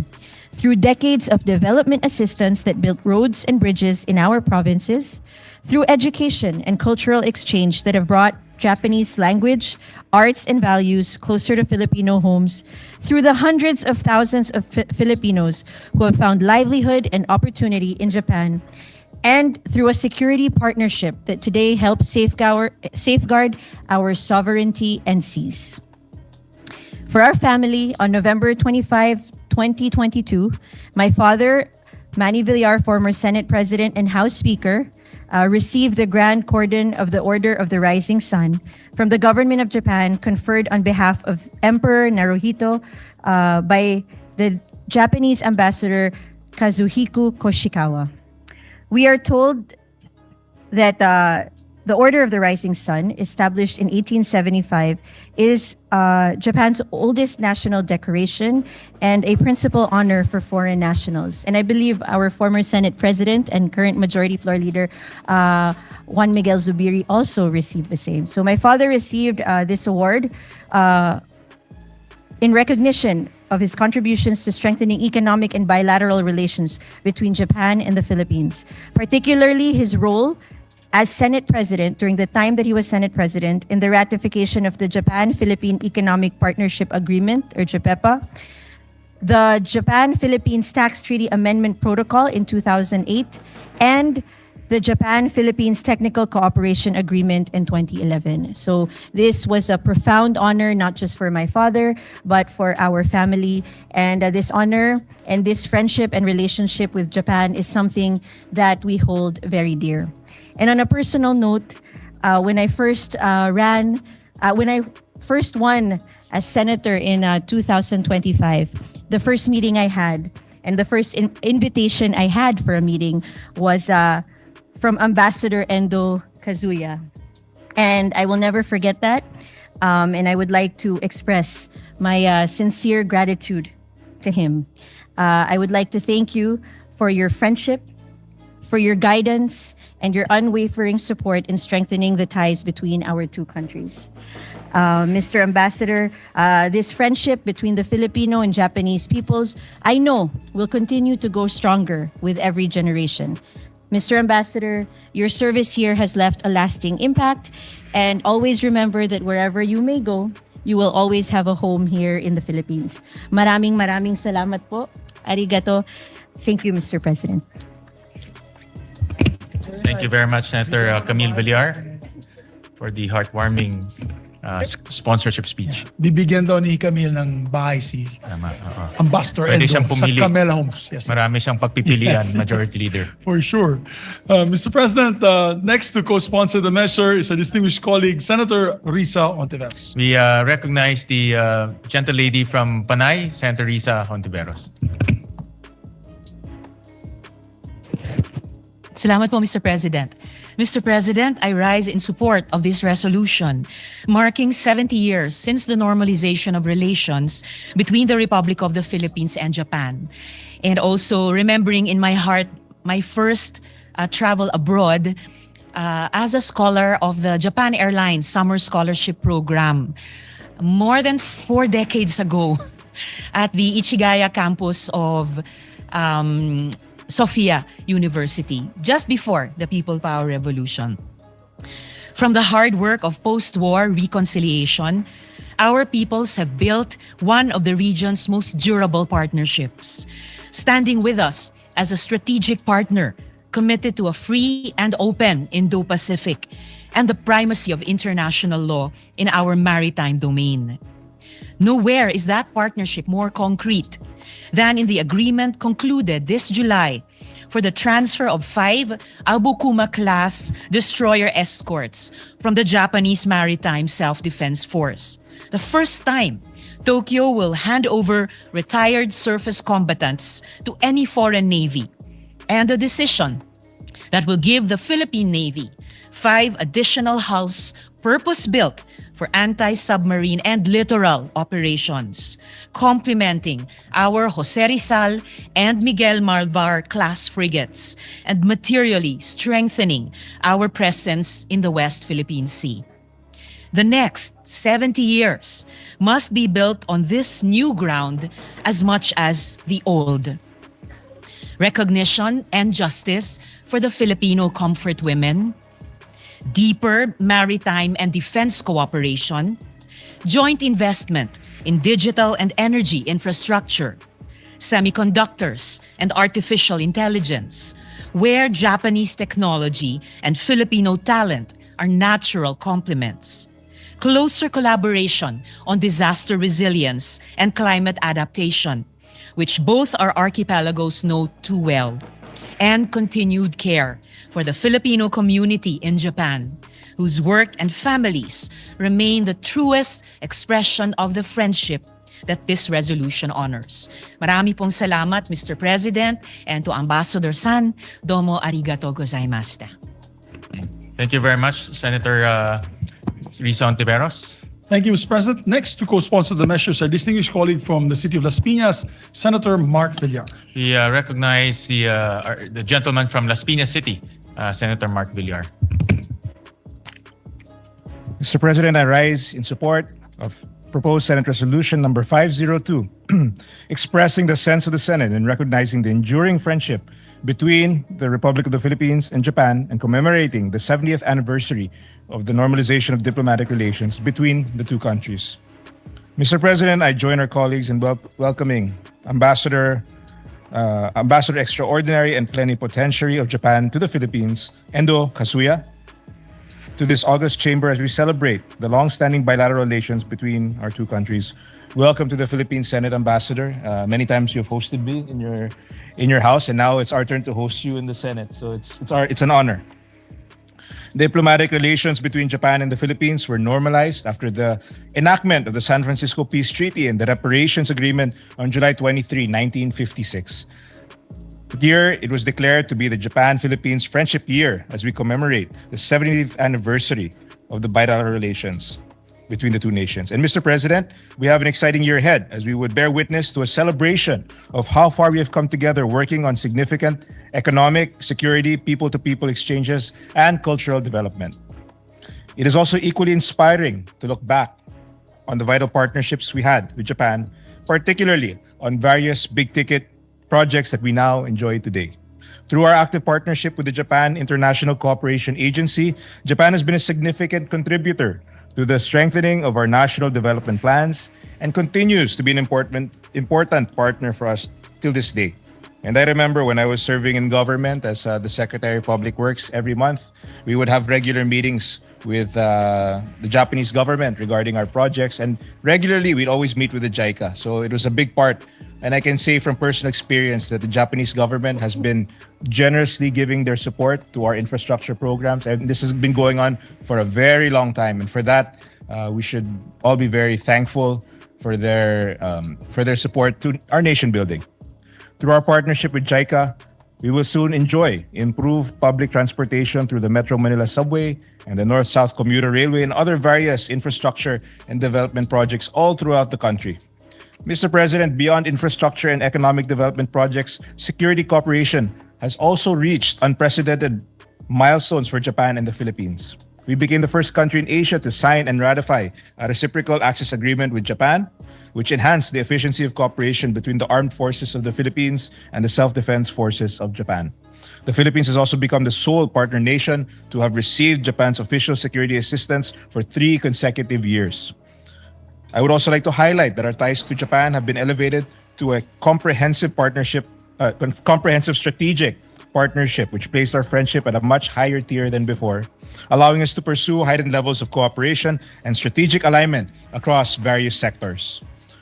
On a different note, the significant uptick of Filipino tourists in Japan, hitting an all-time high of 900,000 visitors in 2025, signifies that our bilateral ties with Japan is also deepened through cultural and people-to-people exchanges. Through our continuous diplomatic relationship with Japan, more Filipinos will get to enjoy Japan at a personal and cultural level, and vice versa. So, Mr. President, as we move towards our 70th year of diplomatic ties with Japan, I am confident that our relationship will further blossom into a holistic and fruitful cooperation for both our countries' development, as manifested by the success of the past 7 decades of our partnership. Again, welcome Ambassador Endo Kazuya to the Senate. Thank you for gracing this chamber with your presence. And of course, I'd like to also thank you on a personal note, Ambassador, for always being so gracious. And on behalf of my family, the whole Senate, we wish you the best always. And you please always remember you have a friend in the Philippines who you can always come back and visit. So thank you very much, Ambassador. Thank you very much, Mr. Leader. President. Thank you very much, Senator Mark Villar. Last but not the least, our distinguished Minority Floor Leader would like to be recognized. We recognize our distinguished Minority Leader, Senator Alan Cayetano. Thank you, Mr. Senate President, His Excellency, Ambassador Endo Kazuya, dear colleagues.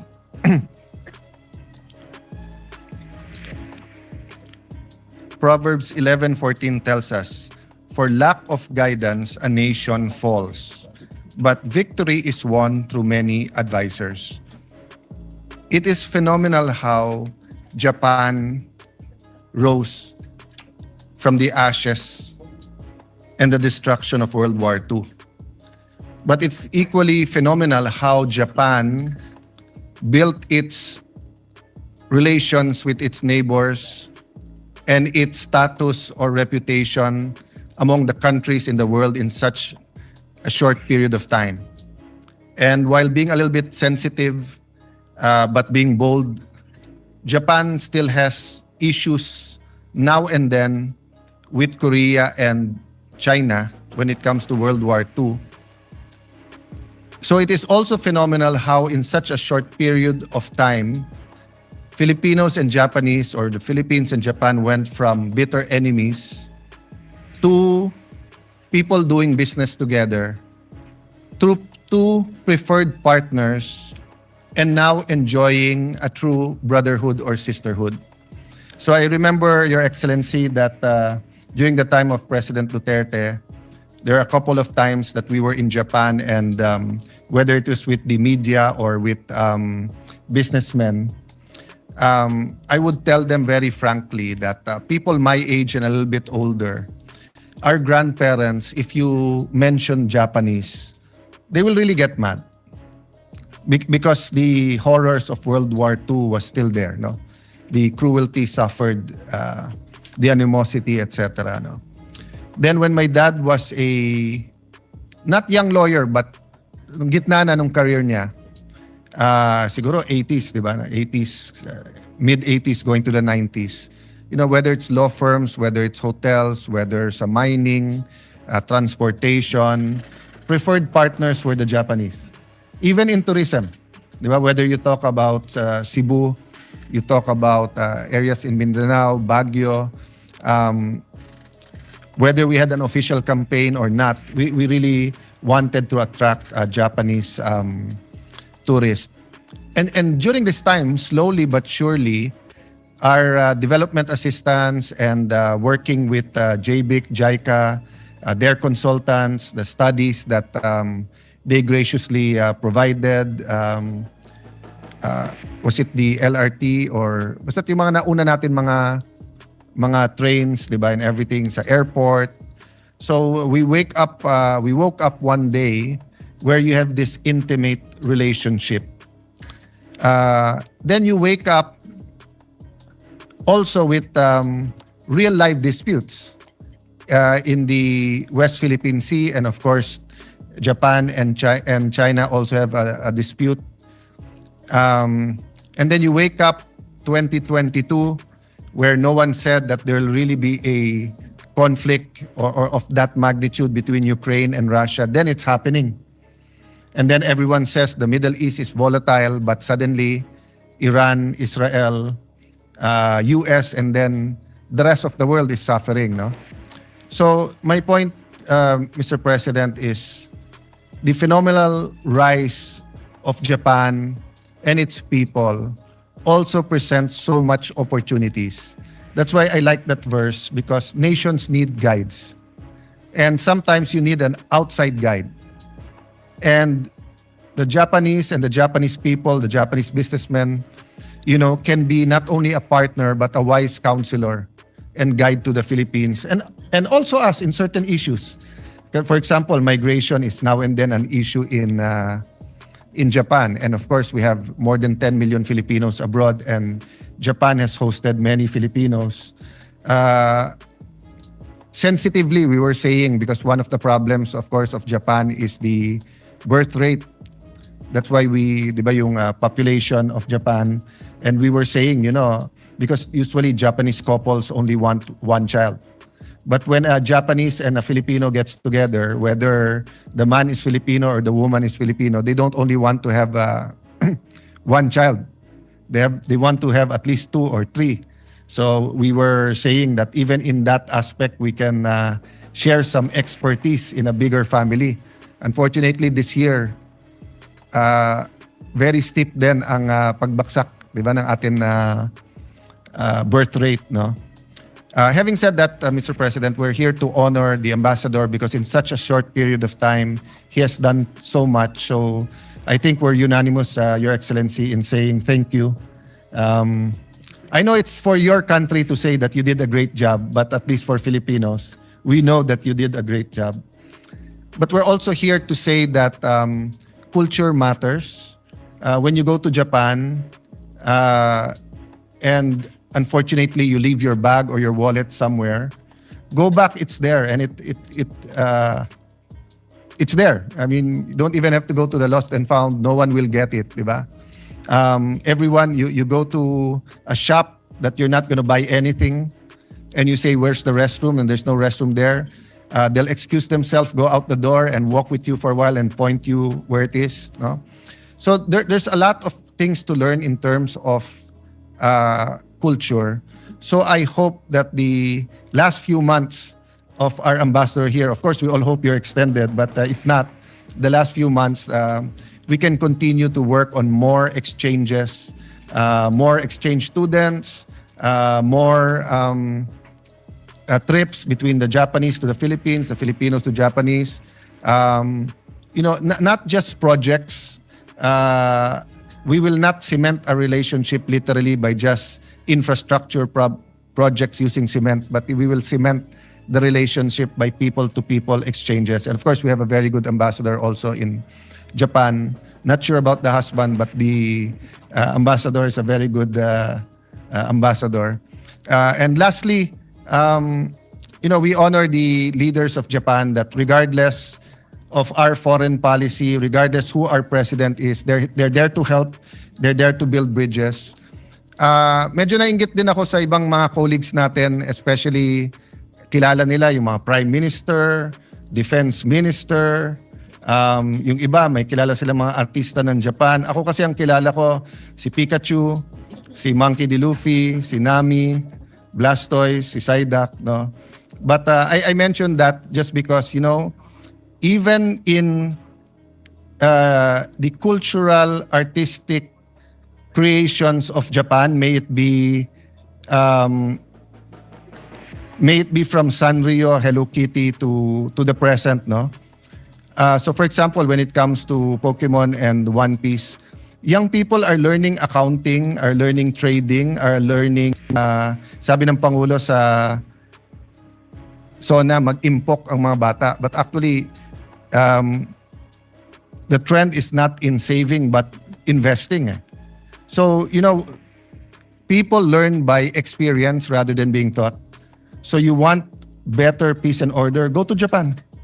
Their tourist police or even their policies. In Japan, if you bump into a woman and you accidentally touch the sensitive parts, whatever, sa presinto ka na magpapaliwanag. You have to go. There's no excuses. That's why people are so careful. You see, it's so clean, but no one's going there telling you, pick that up and etc. So I just wanted to emphasize that more exposure, more trips, more people-to-people would really benefit, I think, both countries. So thank you, Majority Leader, for sponsoring this. 70 years, we should have a countdown to 75 is diamond, right? 75. Gold ang ang 50. I think diamond ang 75. We should not wait till the 74th year to have a countdown to the diamond. We should have a 5-year plan of how the Philippines and Japan and maybe an interparliamentary 5-year countdown to the diamond year of our relationship with Japan. Thank you, Senate President, and magandang hapon. Thank you, distinguished Minority Leader. And just to say a few words, Majority Leader, 70 years of friendship is indeed a milestone. And Japan has been a very important development partner of the Philippines. Almost half of our ODAs come from JICA, from Japan. And to date, close to about $14 billion have been invested here in the Philippines. Our first subway will be built by Japan. Our first commuter rail, north to south, will be built by Japan. And that will bring immense development to our countryside. So once again, Ambassador Endo, we bid you farewell. Maraming salamat. Thank you very much for your service, and please continue to, like what our Minority Leader said, forge and cement ties between two nations. Maraming salamat. Mr. President, just in line with what our Minority Floor Leader had said, and I'd just like to share this with everyone. This Monday, people to people, this Monday, August 3, 4 members of the Parliament from Japan Innovation Party are having a parliamentary visit and will make a courtesy call with us in the Senate, Your Honor, and the Senate President. So that is on Monday. And on September 14 to 18, another group of 7 members of parliament will also be doing a parliamentary visit with us. This is what the good minority floor leader is saying, people-to-people participation.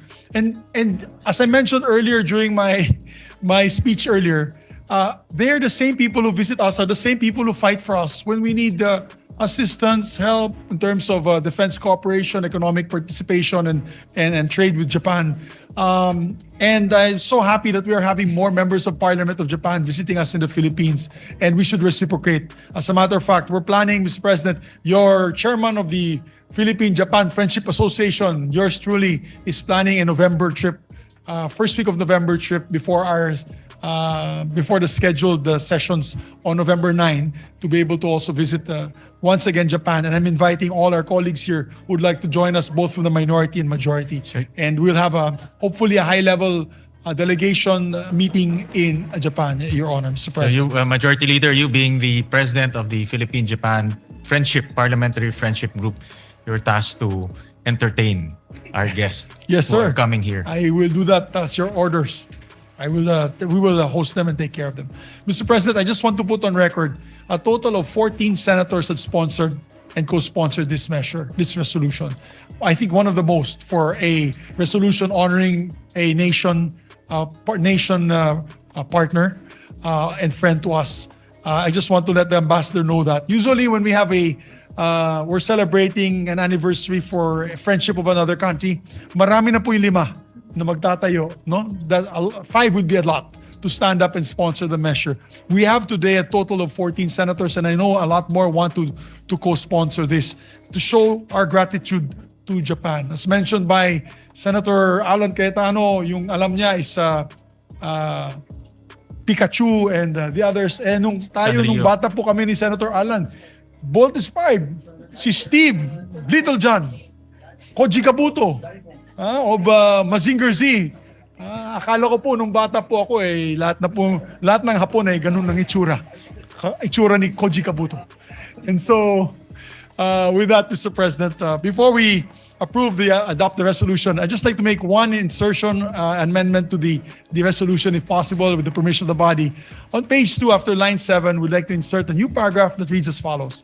Whereas the long-standing partnership, mutual trust, and strategic alignment between the Philippines and Japan is further exemplified by high-level engagements, including the historic address of Prime Minister Kishida Fumio before a joint session of the Philippine Congress in November 2023, the first of its kind by a Japanese Prime Minister, and the address of President Ferdinand Marcos Jr. before a joint session of the National Diet of Japan in May 2026, a rare distinction and regarded as a high diplomatic honor.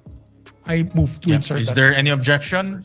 Hearing none, the amendment of our Majority Leader is hereby carried. And Mr. President, with the permission of the body, to make all members, all 24 members of this institution, as co-authors and co-sponsors. I so move, Mr. President. All senators are deemed co-authors and co-sponsors of the said measure. With that, Mr. President, I move to adopt proposed Senate Resolution number 502. Is there any objection? Hearing none, Resolution 502 is hereby adopted. May I ask for a minute Congratulations. suspension? Thank you, Mr. President. May I ask a minute suspension of our session to give the parchment, the resolution, to our distinguished, honorable Ambassador Endo Kazuya. Is there any objection? Hearing none, motion is approved. This is the strengthening our nutrition program. To sponsor the measure, may we recognize Senator Bamakino, and to interpolate, I believe, Senator Erwin Tulfo. We recognize the sponsor of the measure, Senator Bamakino, and to interpolate, Senator Erwin Tulfo.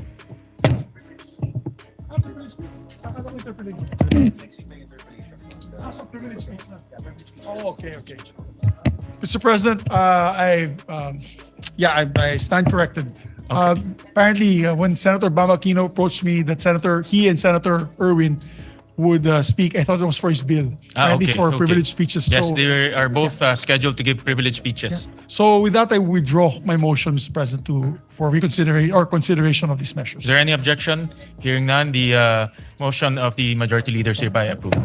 May we recognize our Minority Floor Leader, Mr. President, to elect the members of his minority bloc for chairmanships Yes, of these we committees. recognize our distinguished minority leader, Senator Alan Thank you, Cayetano. Mr. President. And to accommodate, our majority leader said we want to get to work despite our schedule. So may I also, I will read first those that are pending, then may I also manifest those have been read, but there might be some changes.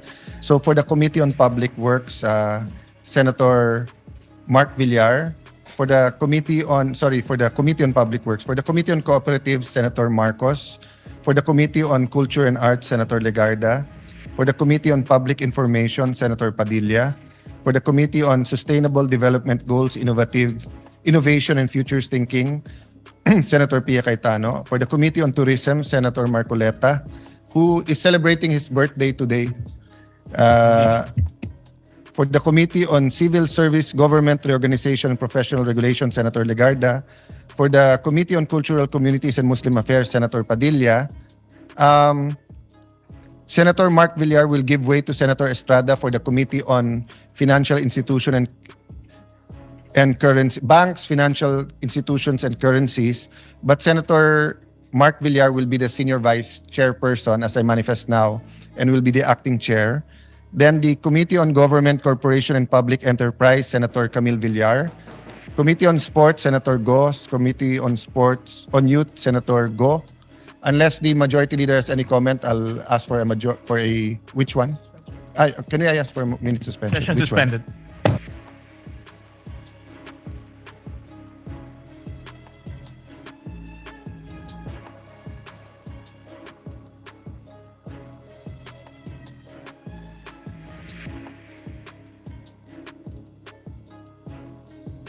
Mr. President, to make the correction, so Senator Mark Villar will continue to be chairman of the Committee on Banks, Financial Institution, and Currency. Then I withdraw the nomination of Senator Jinggoy for the Committee on Public Works. But we're asking the majority leader for possible committees for Senator Estrada. And maybe we can discuss it on Monday. Yes. Yes. If there's no objections, maybe it can be an omnibus motion Yes. to elect the following to the All right. said Is there any chairmanship. objection? Hearing none, the motion of the the minority leader is hereby approved, subject to the changes he mentioned. And for the deputy minority leader, Senator Amy Marcos. Is there any objection? Hearing none, Senator Amy Marcos So for is... the record, we are not anti-Marcos because we're electing Amy as the deputy minority leader. Senator Amy Marcos is elected as the deputy minority leader. Thank you. And we'd like to also reflect that as Deputy Minority Floor Leader, she'll be member of all committees as ex-official member. As A regular member. so recorded. So Thank noted. you. Mr. President, to avail of the privilege hour, may we recognize our distinguished colleague from Palawan and Republic of the Philippines, Senator Erwin Tulfo. We recognize our distinguished colleague from Palawan, Senator Erwin Tulfo. Maraming salamat, Ginoong Pangulo. Maraming salamat, Majority Floor Leader. Mahal na Pangulo, mga kasamahan. Ang kuryente o elektrisidad ang pangunahing nagpapatakbo sa ating mga tahanan, paaralan, ospital, mga negosyo at maging sa ating pamahalaan. Sa madaling sabi, kung walang maasahan at abot kayang kuryente, mahihirapang umunlad ang ating bayan. Ngunit kamakailan lamang nag-number 1 po ang Pilipinas sa Southeast Asia. Hindi po sa larangan ng sports, hindi po sa larangan ng edukasyon o ekonomiya, kundi last June, we recorded the highest electricity rates in Southeast Asia at 13 pesos to 14 pesos per kilowatt hour. Sa bawat pagtaas po ng singil sa kuryente, nababawasan po ang budget ng pamilyang Pilipino para sa pagkain, pambili ng gamot at pagpapaaral ng mga anak. Every peso added to the electricity bill is a peso taken away from a Filipino family's take-home pay. Mr. President, batid ko na hindi sapat na magreklamo lamang tayo sa mataas na singil sa kuryente. Bilang mga mambabatas, tungkulin nating kumilos para maibsan ang paghihirap ng ating mga kababayan. Accordingly, this representation has filed 3 complementary measures aimed at providing immediate and meaningful relief to Filipino consumers. Una, ang proposed Senate Resolution number 537 na naglalayong imbestigahan ang kasalukuyang polisiya ng paniningil ng systems loss charge. Ang systems loss ay binubuo ng technical losses na natural na nangyayari sa transmission at distribution ng kuryente. At ang non-technical losses dulot ng illegal connections, jumper, meter tampering at pagnanakaw ng kuryente. Maaring may legal at technical na batayan ng systems loss charge. Ngunit isang bagay ang malinaw, Ginoong Pangulo. Hindi naman po kasalanan ng ordinaryong mamayan ang pagkawala ng kuryente sa linya. Bakit po siya ang magbabayad nito? Ikalawa, ang Senate Bill number 2340 na nag-exempt sa systems loss charge mula sa 12% value-added tax o VAT para sa residential consumer. Sa ating kasalukuyang sistema, may systems loss na, may VAT pa na binabayaran tayo. Binubuwisan po at kailangan daw nating bayaran ang nawalang kuryente na hindi naman po natin nagamit, Ginoong Pangulo. Dobleng pasanin sa ating mga kababayan. Hanggang saan ba dapat ipasa sa consumers ang gastusin ito? Ikatlo, inihain din natin ang Senate Bill number 2339 na naglalayong tuluyang ipawalang bisa na ang energy tax sa ilalim ng Batas Pambansa bilang 36. When this law was passed in 1979, it sought to encourage energy conservation through an additional tax on high residential electricity consumption. Kaso mo, Ginoong Pangulo, iba na po ang panahon ngayon.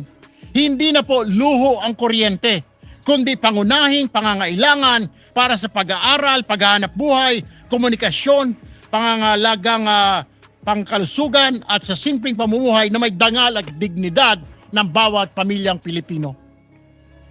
Ang bawat pisong matitipid sa electric bill ay maaaring maging dagdag sa pagkain, gamot, matrikula at emergency fund ng isang pamilya.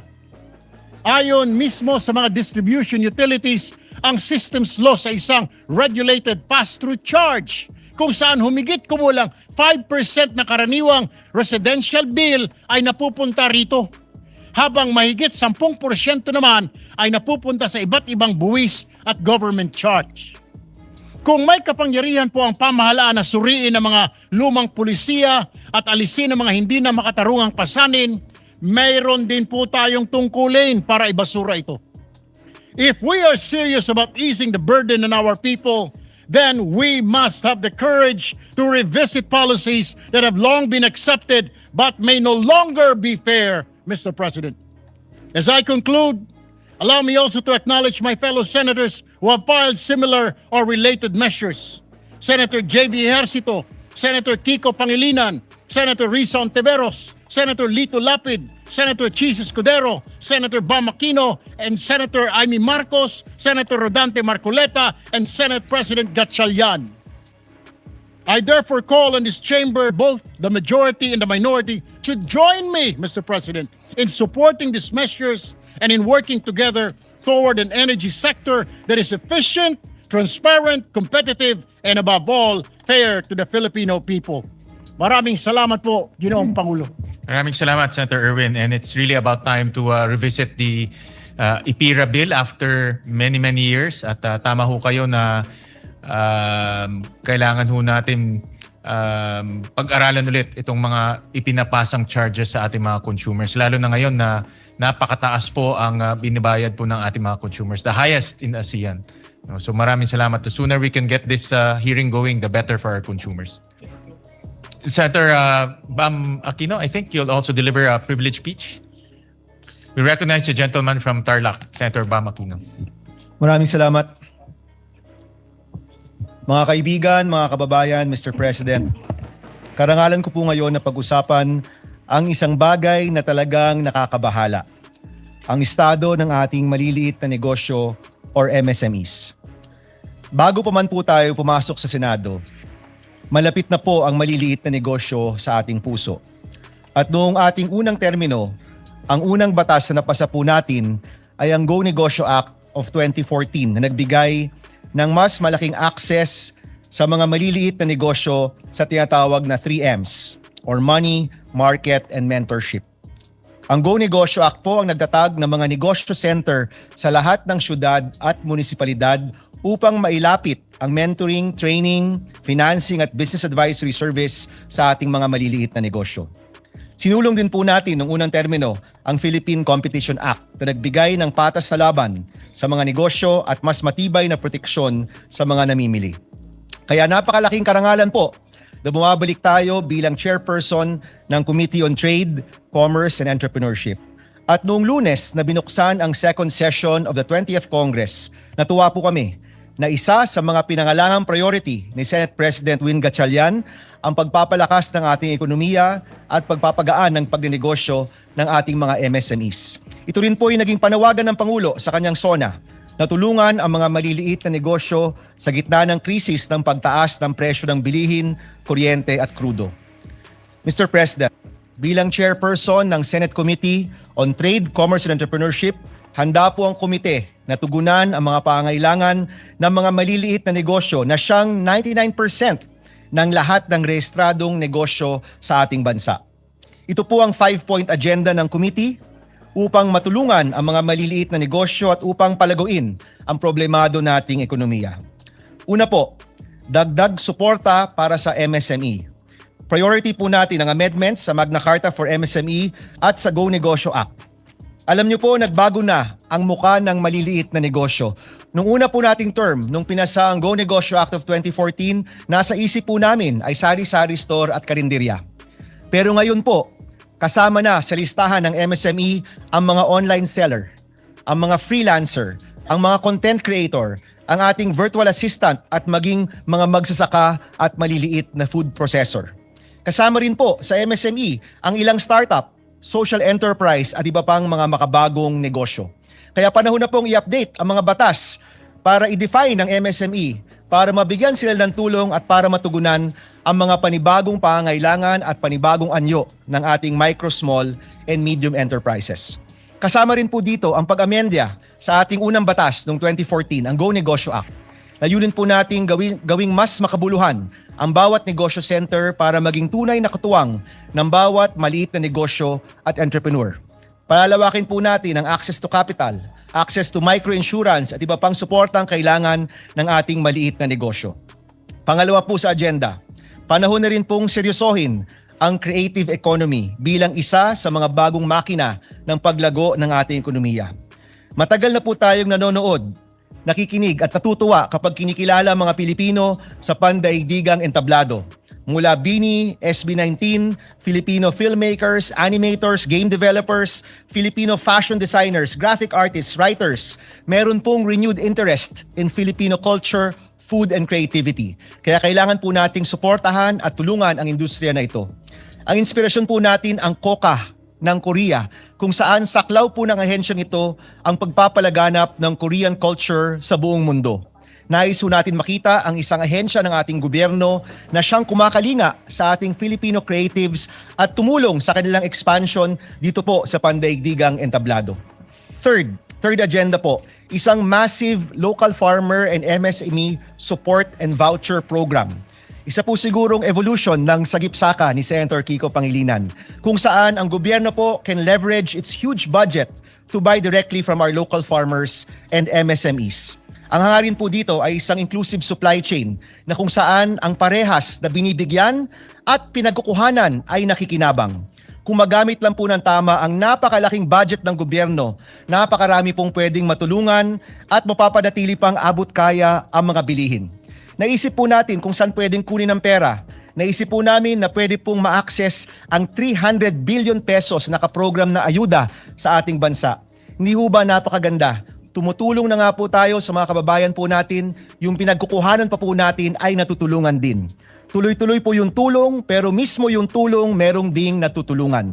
Ito po isang malaking programa na kung saan ang ating MSME, local agricultural workers mabibigyan ng tulong gamit ang napakalaking budget ng ating gobyerno. Pang-apat po, magsusulong po tayo ng mga reforma para suportahan ang mga industriyang nagpapayaman sa ating bansa. Ito rin po ang mga industriya na kailangan protektahan at paluguin dahil sila po naglilikha ng mas marami at dekalidad na trabaho para po sa ating mga kababayan. Kabilang po dito ang IT BPM industry, ang semiconductor at electronics industry, kasama rin po ang shipbuilding na kasama sa blue economy. Sa opisina po namin, ang tawag namin sa industriyang ito, mga team payaman, dahil ito po yung mga nagpapayaman sa ating bansa. Panglima po at panghuli, magsasagawa po tayo ng mga pandinig upang solusyonan ang mga nagpapahirap sa buhay ng mga maliliit na negosyo. Ito naman po yung team pahirap. Naghearing na po tayo dito. Naghearing na po ang Blue Ribbon po noon tungkol po sa mga LOA ng BIR na minsay ginagamit bilang pagkakataon para sa panggigipit at pang-aabuso. Ito po isa sa mga pahirap sa ating maliliit na negosyo. Nandiyan po yung FDA kung saan napakabagal ang pagproseso at nagiging hadlang sa pagpasok ng mga produkto sa merkado. Nandiyan po yung Bureau of Fire kung saan napakaraming reklamo pagdating po sa di makatwirang inspection fee at yung pagbebenta ng mga fire extinguisher at iba pa. Ilan lang po ito sa mga nagpapahirap sa mga maliliit na negosyo na kailangan na pong itigil at hanapan ng solusyon. Mr. President, alam po natin na hindi madali magnegosyo sa Pilipinas. At ayon rin po sa mga eksperto, inaasahan pong tataas ang presyo ng bigas at presyo ng bilihin sa mga susunod na buwan. Now is the time to come together to help and protect our countrymen from price shocks, to support their businesses para lagi pong may trabaho ang bawat pamilyang Pilipino. Ito po ang 5-point agenda ng inyong Committee on Trade, Commerce and Entrepreneurship. Tulong sa mga maliliit na negosyo, panibagong mga programa para sa isang inclusive economy, suporta sa ating creative economy at mga industriyang nagpapayaman at nagbibigay ng trabaho sa Pilipinas at pagtigil ng mga nagpapahirap sa mga negosyante. Ito po yung pangako natin sa bawat maliit na negosyo na araw-araw pong nagsusumikap para sa kanilang pamilya at sa kanilang mga empleyado. Kasama niyo po ang Senado sa paglikha ng mas maraming trabaho, mas maraming oportunidad at mas maunlad na kinabukasan para po sa bawat Pilipino. Maraming salamat, Mr. President, and we hope for everyone's support for these measures. Thank you very Maraming much. salamat, Senator Bam. At yan po ang nakakalungkot. Gobyerno pa mismo nagpapahirap sa mga maliliit nating mga negosyante. Kaya maraming salamat at ito ay pinag-usapan natin. At the sooner we can get that hearing, the better, so that we can help our MSMEs, mga maliliit nating negosyante. Maraming salamat sa privilege speech. Major? Remind us that this chamber we built for many voices, but entrusted with one duty, to serve the Filipino people. Grant us the spirit of healing and renewed unity, Lord, so that past wounds do not become permanent walls between us. Teach us that reconciliation and unity do not ask us to abandon our convictions, but to place them in the service of a purpose greater than ourselves. Gamitin ninyo ang aming mga pagkakaiba upang mapanday ang mas makabuluhan at makataong mga batas na maghahatid ng ginhawa, dignidad at pag-asa sa bawat pamilyang Pilipino. May every law we shape reach beyond these walls and bring real change to the lives of our people. At the end of every session, may they see not only what we debated, but what we delivered together. Bless this Senate, O Lord, and bless the Filipino people and our beloved Philippines. We ask all this in the name of our Lord Jesus Christ. Amen. Amen. The Secretary will please call the roll.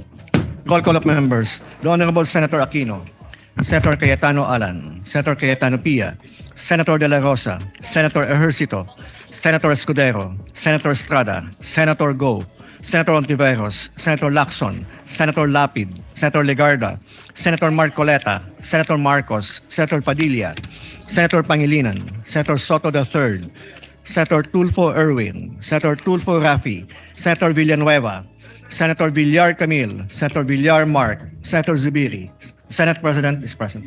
With 20 senators present, the Chair declares the presence of a quorum. Majority Leader. Thank you very much, Mr. President. Mr. President, I move that we dispense with the reading of the journal of the second session, Tuesday, July 28, 2026, and consider the same as approved. I so move, Mr. President. Is there any objection? Hearing none, the motion is approved. Thank you very much, Mr. President. We have a guest with us today in the gallery, Guests of Senator Alan Cayetano, local officials of San Remigio, Antique, led by Mayor Mar Mission Jr., and of course, our dear friend, no other than the Ambassador of Japan, Ambassador Endo Kazuya, is with us as well. We welcome the guests of Senator Cayetano to the Senate of the Philippines, and of course, we welcome Ambassador Endo to the Senate of the Philippines. To proceed with the important items of the agenda, Mr. President, I'll just move the reference to business a bit later, if with the permission of the body. Mr. President, I move that we consider Senate Resolution number 502. May I ask the Secretary, Mr. President, to read the title of the measure? Wala pa. Is there any objection? Hearing none, the Secretary is directed to read the title of the resolution. Resolution expressing the sense of the Senate in recognizing the enduring friendship between the Republic of the Philippines and Japan and commemorating the 70th anniversary of the normalization of diplomatic relations between the two countries. May I, Majority Mr. Leader. President, with your permission, may I sponsor this As measure? the Majority Leader is recognized to sponsor the resolution. Konnichiwa, Mr. President. Konnichiwa. Mr. President, magandang hapon po sa ating lahat. Mr. President, as head of the Philippine-Japan Parliamentarians Association, it is my great honor to stand here today to sponsor our resolution commemorating 70 years since the normalization of diplomatic relations between the Philippines and Japan. Dearest colleagues, if you will allow, I would like to also take this opportunity to report to all of you our recent trip to Japan, which is very much related to our resolution today. Last July 23, 2026 was the exact date of the commemoration of 70 years of normalization of diplomatic relations between our two countries. And over these 70 years, Japan has emerged as one of our closest and most important friends and allies. Just last May, in fact, we elevated our bilateral relations to a comprehensive strategic partnership during the state visit of the President to Japan. Our partnership with Japan is built upon a broad base of cooperation across infrastructure development, trade and investments, security and defense, disaster resilience and management, health, energy, education, and agriculture, tourism, and peace and reconciliation efforts, among others. A few weeks ago, Senator J.V. Ejercito and I had the opportunity to affirm this elevated partnership during our mini parliamentary visit in Tokyo. I say mini because we are hoping to have a bigger one later on during the break where we can meet the incumbent Prime Minister. For a series of events, we met with them last week, organized by the Sasakawa Peace Foundation and the Philippine Embassy in Tokyo as part of the commemorative activities for the 70th year of Philippine-Japan friendship. The commemoration began with a symposium titled Charting New Frontiers, Building the Next 70 Years of Philippine-Japan Partnership. It was well attended by Japanese government officials, scholars, academicians, political pundits, businessmen, media, and Filipino community, and the Filipino community in Japan. I spoke about the strengthened defense and security partnerships between the Philippines and Japan brought about by the recent developments and enactments of both countries, such as the Reciprocal Access Agreement and the inclusion by the Japanese cabinet of the Official Security Assistance Policy Framework in the Japanese National Security Strategy, which paved the way for the Japanese government to provide military equipment and supplies to the Philippines, such as radars, Abukuma-class destroyers, Coast Guard vessels, and soon missile systems. I mentioned in my speech that this kind of defense and security partnership among like-minded countries in our region is crucial in maintaining an open and free Indo-Pacific. On July 9, 2026, immediately upon landing in Tokyo, Senator Ejercito and I hit the ground running with a meeting with Ambassador Milen Garcia Albano. We then met and joined the Tokyo Metropolitan Governor herself, very popular governor, Mr. President, the Honorable Koike Yuriko, in the illumination ceremony of the Tokyo Metropolitan Government Building's facade, where they showed both the Philippines and Japanese flags proudly. The following day, we had a full schedule of meetings. We first met with the Japan International Cooperation Agency's officials, headed by their president, Dr. Tanaka Akihiko. As we all know, the Japan government through JICA has been the largest, and let me repeat, the largest donor country for official development assistance contribution to the Philippines for over the past several decades. Dr. Tanaka gave us a briefing of their current and future activities and initiatives in the Philippines.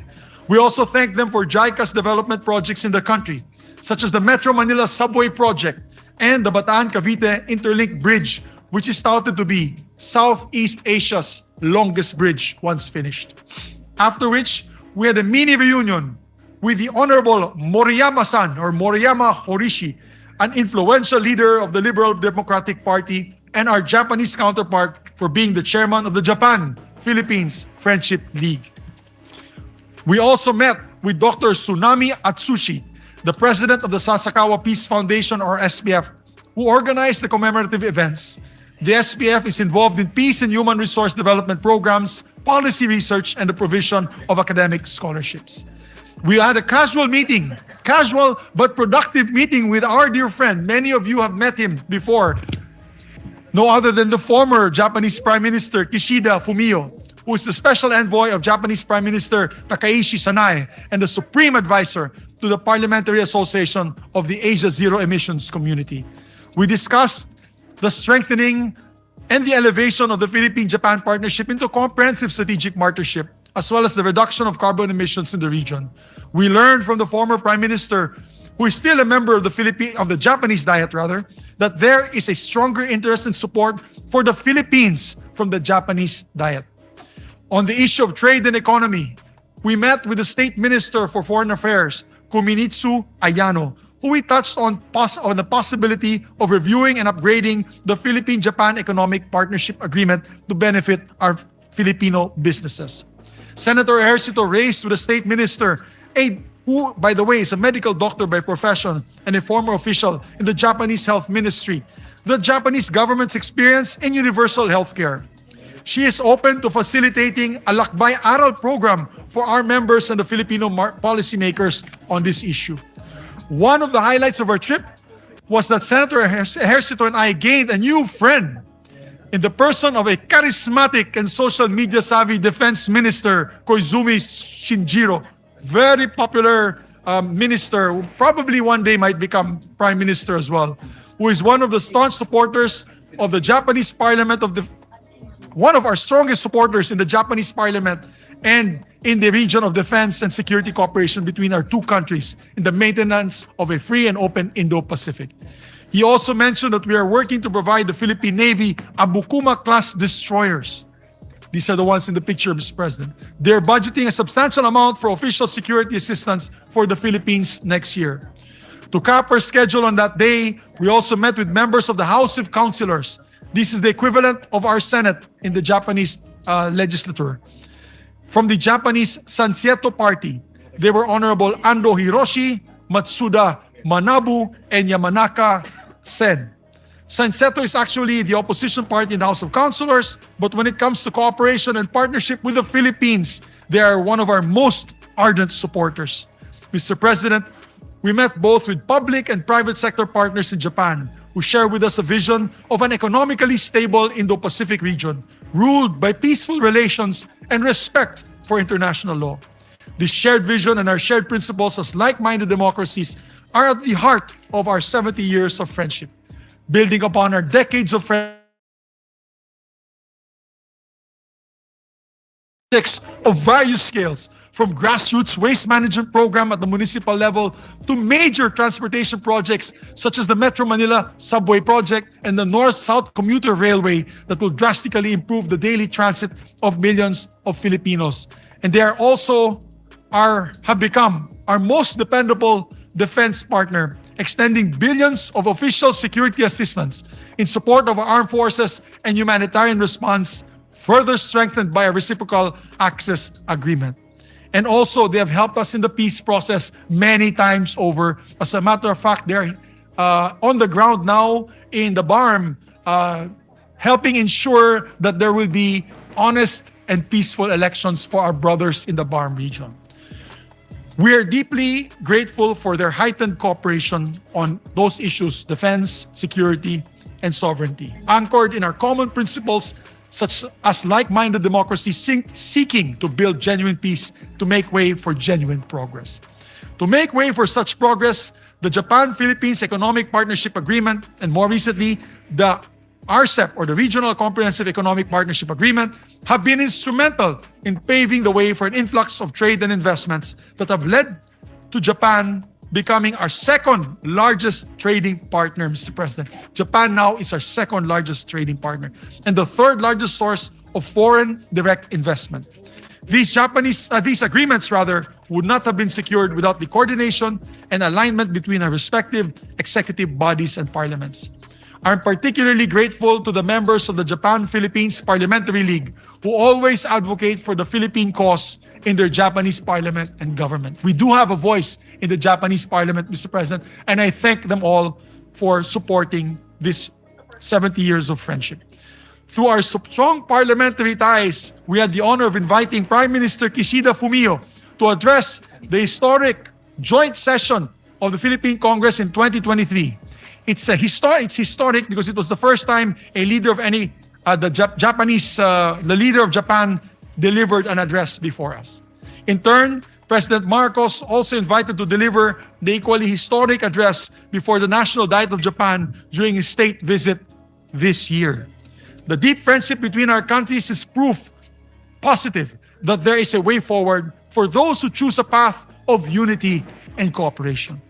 Who would have thought, my dear colleagues and my dear friends, the Filipino people, who would have thought, given our very complicated history, that we could have forged a strong friendship that we enjoy today?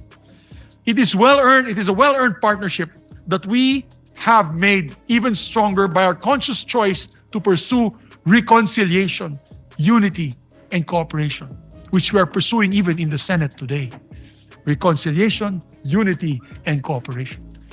I'm confident that we can parlay these 70 years of friendship with this golden age of Philippines-Japan relations into a shared future of peace and prosperity.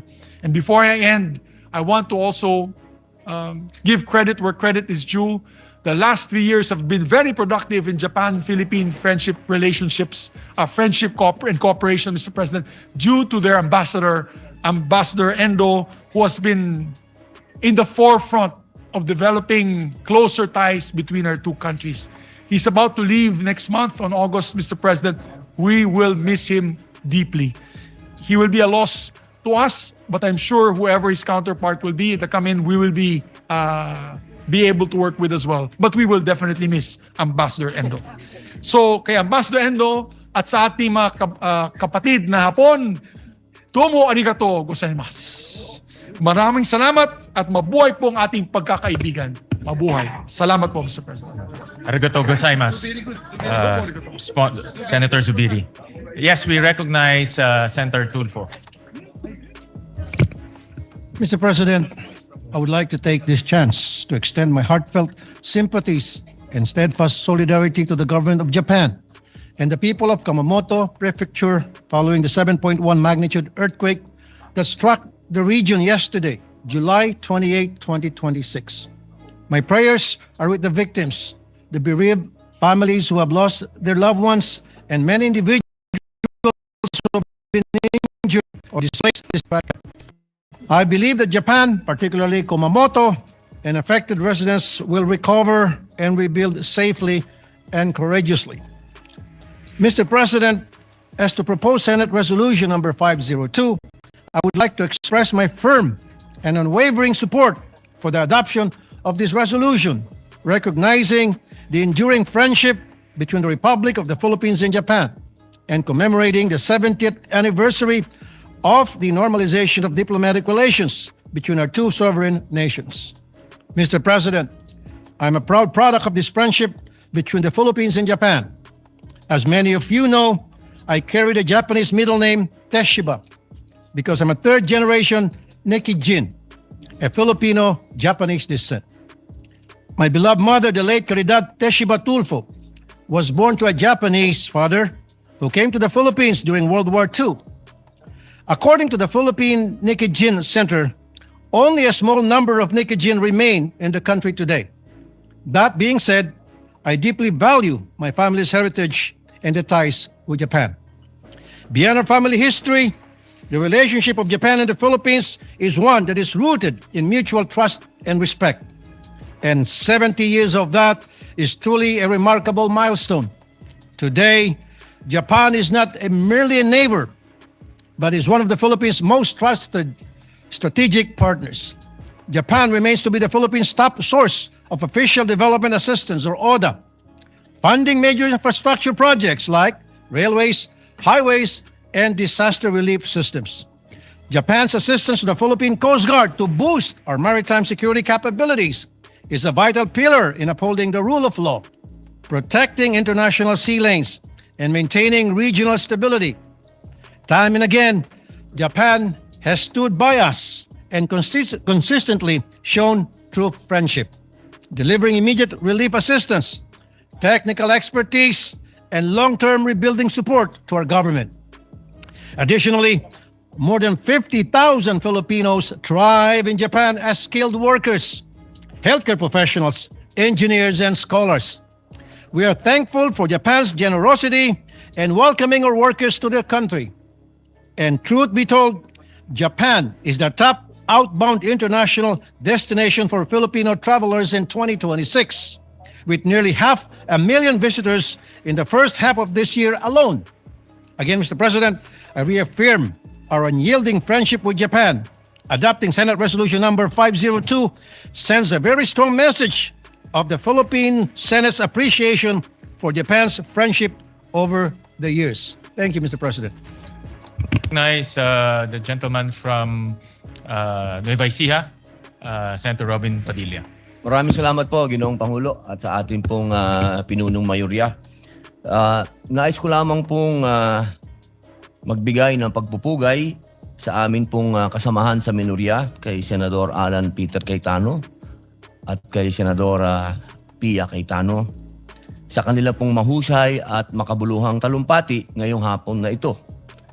At ako po ay nagpupugay din sa atin pong kasama sa mayorya, kay Senator Risa Ontiveros na nandito po at nakinig sa atin na minorya. Maraming salamat po. Isa pong malaking kaligayahan po sa amin na kayo po ay nandito. Maraming salamat po. Sa usapin po ng SONA ng ating mahal na Pangulo, Bongbong Marcos, Ferdinand Marcos Jr., meron lang po kaming mga komento at kasi kami po sa Bicol, sa Camarines Norte, Ginoong Pangulo, lagi po kaming nakakaranas ng brownout. Ito po ang malaking problema namin sa Bicol. Sabihin ko na po, buong Bicol region. Kasi, yan pong grid, naandyan po yan sa Sual, Pangasinan. Doon po nanggagaling ang energy, ang kuryente. Binabato po yan, dadaan sa maraming lugar bago makarating sa amin sa Bicol. At kapag nagkaroon po ng suliranin, ang mga power plant na yan, ang unang-una pong nagdurusa sa brownout ay kami sa Bicol. Kasi hindi naman po ma-afford ng mga namumuno sa atin na ang Calabarzon ang i-brownout nila dahil nandun lahat ang industrial cities and masasabi natin nandun ang industriya. Kaya doon sa baryo, lagi ang brownout. Ang hinihingi po sana namin, total napag-usapan na yung sinasabing system loss, bakit hindi po sana bigyan ng solusyon kung ano yung kailangan namin sa malalayong lugar? Bakit hindi po kami payagan na magkaroon ng otonomiya na bigyan kami ng kapangyarihan sa malalayong lugar katulad ng pag-decentralize o pag-devolve ng ilang aspeto ng energy development. Katulad po sa aming Camarines Norte, pwede naman kami sanang pahintulutan na magtayo na lang kami doon ng sarili naming power plant dahil ang kailangan namin 100 megawatts. Para hindi na po kami nagsasuffer dyan sa systems loss. Kasi isipin nyo po yun, Ginoong Pangulo. Babato yan. Ang layo ng bato. nasaan po yun? Kumbaga, bago dumating sa amin yun, ang dami ng systems loss. Kaya sana po, magkaroon po din ng programa tayo o ng mga panukala na magkaroon na po ng otonomiya ang mga malayong lalawigan na kami na yung magtayo ng aming power plant at sana po nakikiusap kami na yung hinihingi naman ng gobyerno na mga tinatawag nilang requirements, wag paikliin naman po nila. Paiksiin naman po nila. 2014 pa po ng Camarines Norte nilalakad magkaroon ng power plant doon. 2026 na hanggang ngayon, hindi pa rin po kami tapos sa requirement. Ito po yung mga masasabi po natin, Ginoong Pangulo, na pangmatagalan yung mga totoong solusyon na pwede po sana nating tignan. Ngayon po, isa pa po, napag-usapan po yung napakaganda pong plano, yung rocket. Ako po'y natutuwa dyan dahil nung bata ako, ako din po ay tagahanga nung lumanding ang rocket sa moon, yung mga ganyan, yung ito pong kailan lang, umikot yung... Ano po yan pangarap yan ng bawat bansa. Pero sana po, ang kahilingan ko lang po, bago po tayo makarating dyan, maayos muna po yung transportasyon namin sa Bicol. Alam niyo po, Ginoong Pangulo, hanggang ngayon, 12 oras po ang papunta sa aming lugar. Yung pong train, buti pa po nung bata ako, may train kami papuntang Bicol. Ngayon po, wala na po kaming pag-asa yatang magkaroon na ng train. Sapagkat noong araw po, nung panahon po nung nakaraang administrasyon, nagkaroon po ng plano na magkaroon ng train. Nawala na naman po yan, Ginoong Pangulo. Sana po, mabigyan natin ng atensyon na bago tayo mapunta sa rocket, magkaroon din tayo ng bullet train. Alam niyo po, sa Indonesia may bullet train na. Ito pong mga ganitong pangarap, kaya po nating abutin. Kagad. Ito po yung gusto natin na maibigay sa mga katulad po namin na nasa malayong probinsya. Isa pa po, Ginoong Pangulo, narinig ko po kayo. Ito po yung unang narinig natin nung 2025 SONA.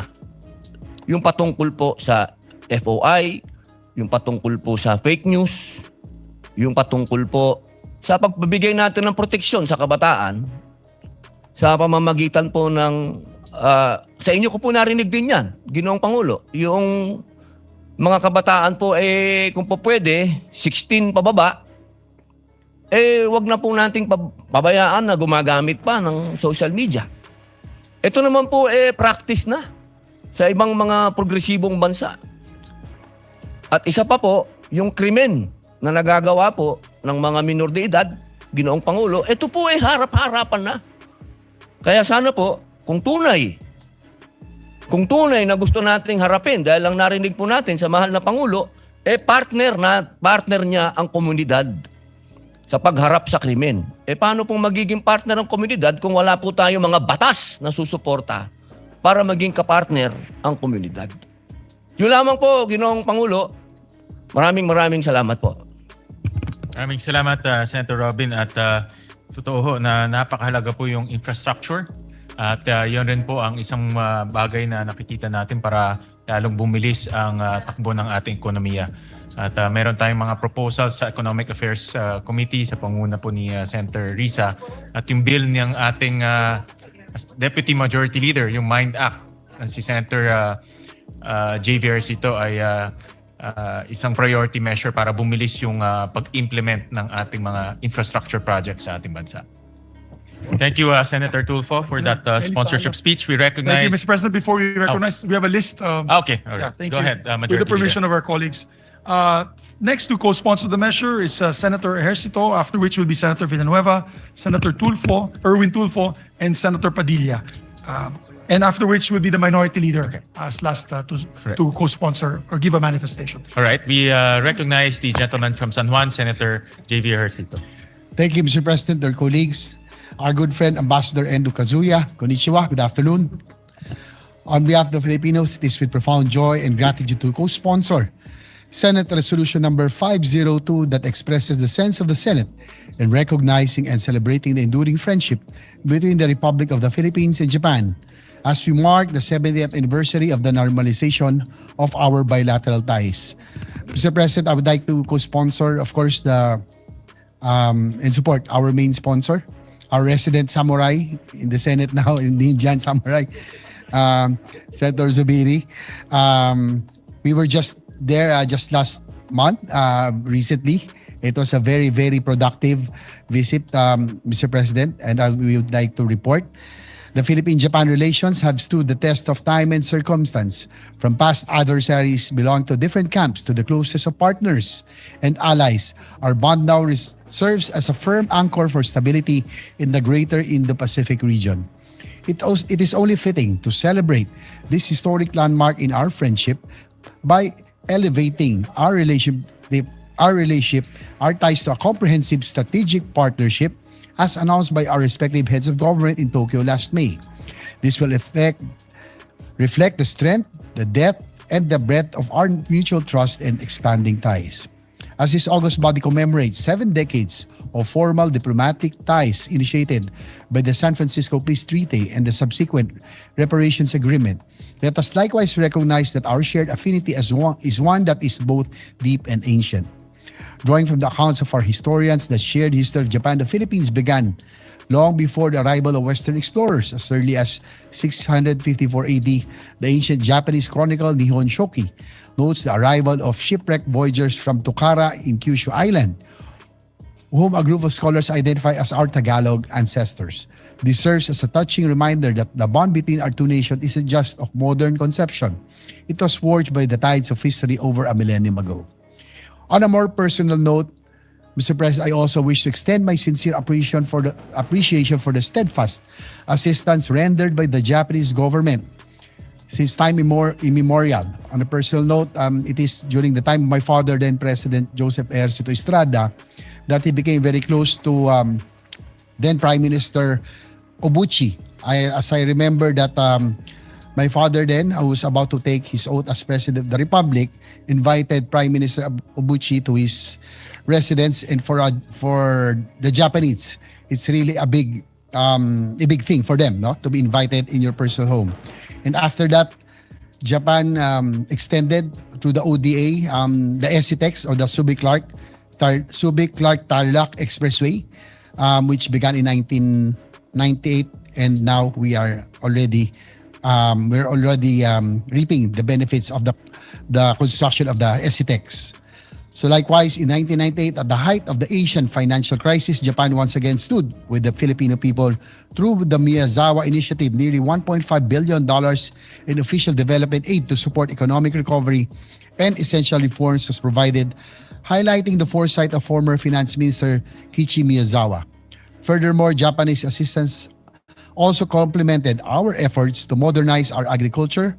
A vital allocation of $3.75 billion pesos served as a cornerstone in funding the advancement of the Agriculture and Fisheries Modernization Act.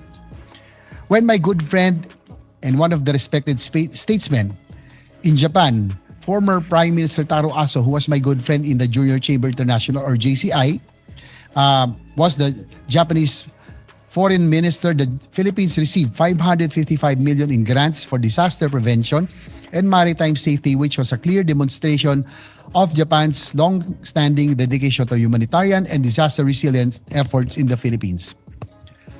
Fast forward to today, Mr. President, today Japan continues to be one of our most vital and strategic collaborators across a multitude of sectors. Japan and its agencies such as the Japan International Cooperation Agency or the JICA remains our single largest foreign partner in pursuit to overhaul our mass transportation system through a combination of low-interest ODA loans, technical transfer, and structural planning. In a recent visit to Japan made possible through the invitation of Sasakawa Peace Foundation, along with Senate Majority Leader Zubiri, we had the honor of meeting with Dr. Laman mo na lang, ay hindi pala covered yung sakit ko. Ay yung ganito palang klase. Sorry, hindi kasama. At yun din pong premium subsidies for indirect contributors na laging kunukulang katulad ng mga indigent and senior citizens makokompleto. So, out-of-pocket spending, and zero-balance billing. Access to healthcare must also include protection from financial hardship. In 2024, sabi, 42.7% of Filipino household pay 42.7% of the country's current health expenditure. So meaning, labas ng pocket nila yung 42.7% ng gastos. Ano ba yung standard? Well, WHO says to achieve universal healthcare, a country's citizens should only be paying around 15 to 25%. So ang goal is 15 to 25. Di naman zero. Siguro kung upper income na tayo, baka zero na. Pero ang goal lang naman is hanggang 50 to 25, 42 po tayo. So sobra-sobra pa ang ina-out of pocket ng kababayan natin. Siyempre, kung mahirap ka, wala ka talagang pangbayad. So, I'll take time to share this story. I've shared it before, but it is worth sharing again. There's this place that I frequent when I need to be inspired. It's called the Tuloy Foundation, where Father Rocky and his team take care of either orphan children or children who are in need of a safe home. Many of their children come from Mindanao, where their families, their villages are in conflict with the law. Anyway, and they also support street children. So there was 2 boys who were there, and the older boy, 2 brothers. The older brother was maybe 11 or 12, and his younger brother is probably 6. Duling yung kanyang kapatid. So pinakilala sa akin ni Father Rocky, and then sabi ni Father Rocky, oh, ayan, sabi ni Senator Pia, sasamahan ka daw niya para magpatingin, para yung mata mo magamot na. Tapos sabi nung kuya, hindi sumasagot. I would have thought na, yay, di ba? Parang maayos na yung paningin ng kapatid ko. Hindi sumasagot si kuya. So, I was like, ayaw mo ba? Hindi naman masakit. Tsaka okay yan. May bayad mo ba? Kasi wala akong pera eh. Imagine an 11-year-old. Immature in many ways, but mature enough to know wala silang pambayad.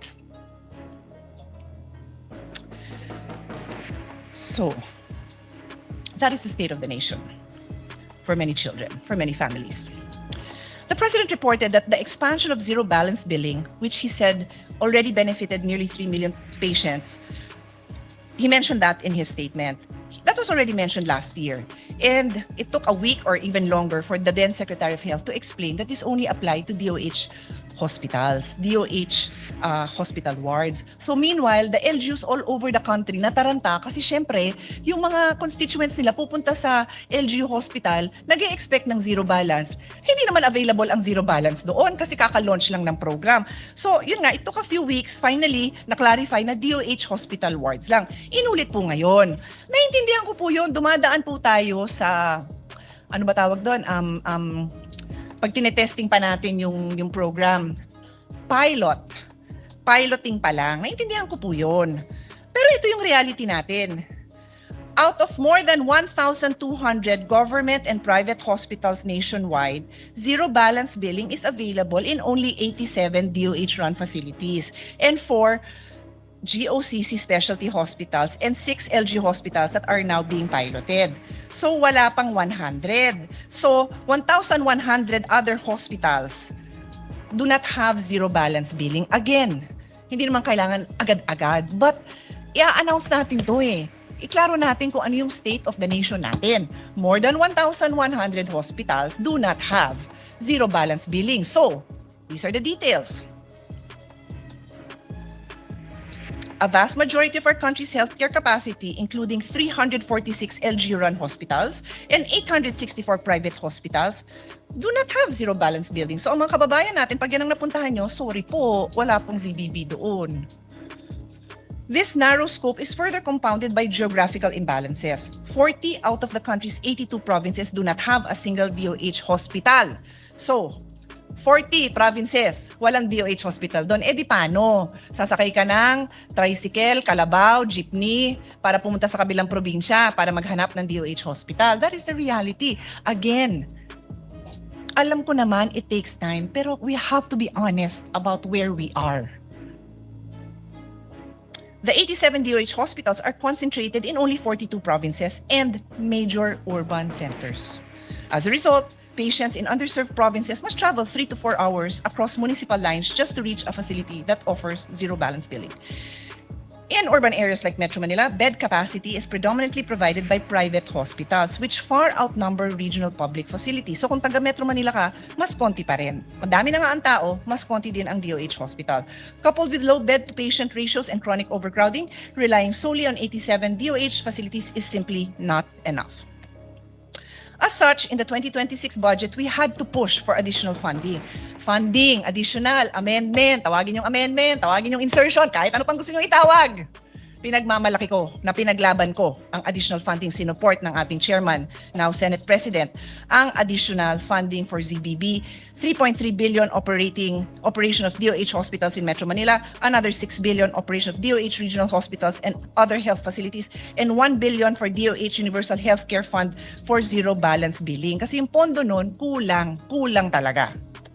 Okay, I move on to another topic.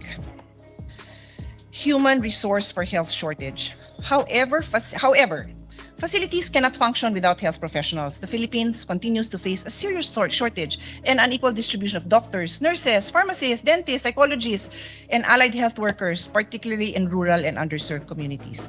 WHO estimated a domestic shortfall of around 200,000 health workers, while approximately 1/3 of licensed Filipino health professionals are working abroad. Mag-aral dito, naghanap na ng ibang future sa ibang bansa.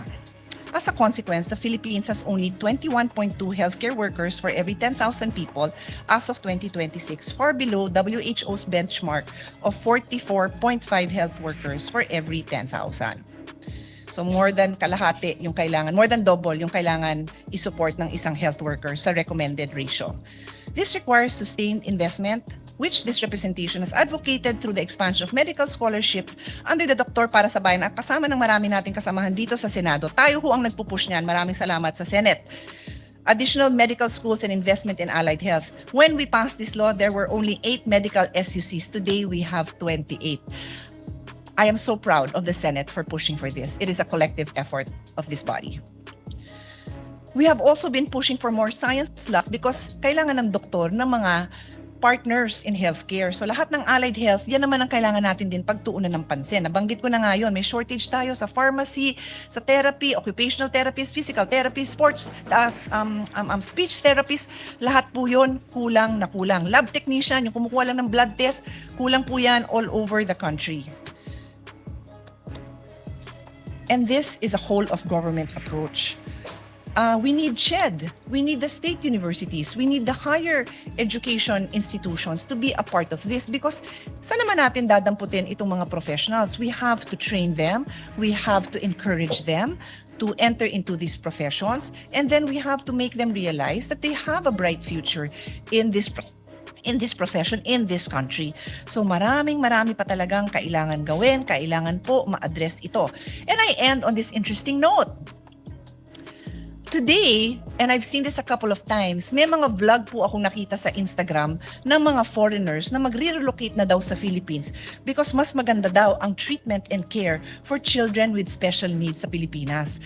And this, the one I saw yesterday was from a foreigner who lives in the UK. Wow!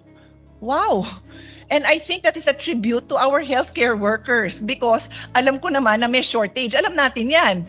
So may mga foreigners na namamangha pa nga sa nagagawang trabaho ng mga health workers natin despite the fact that sila ay overworked and underpaid. So congratulations talaga sa mga health workers natin. Okay, I go to another example.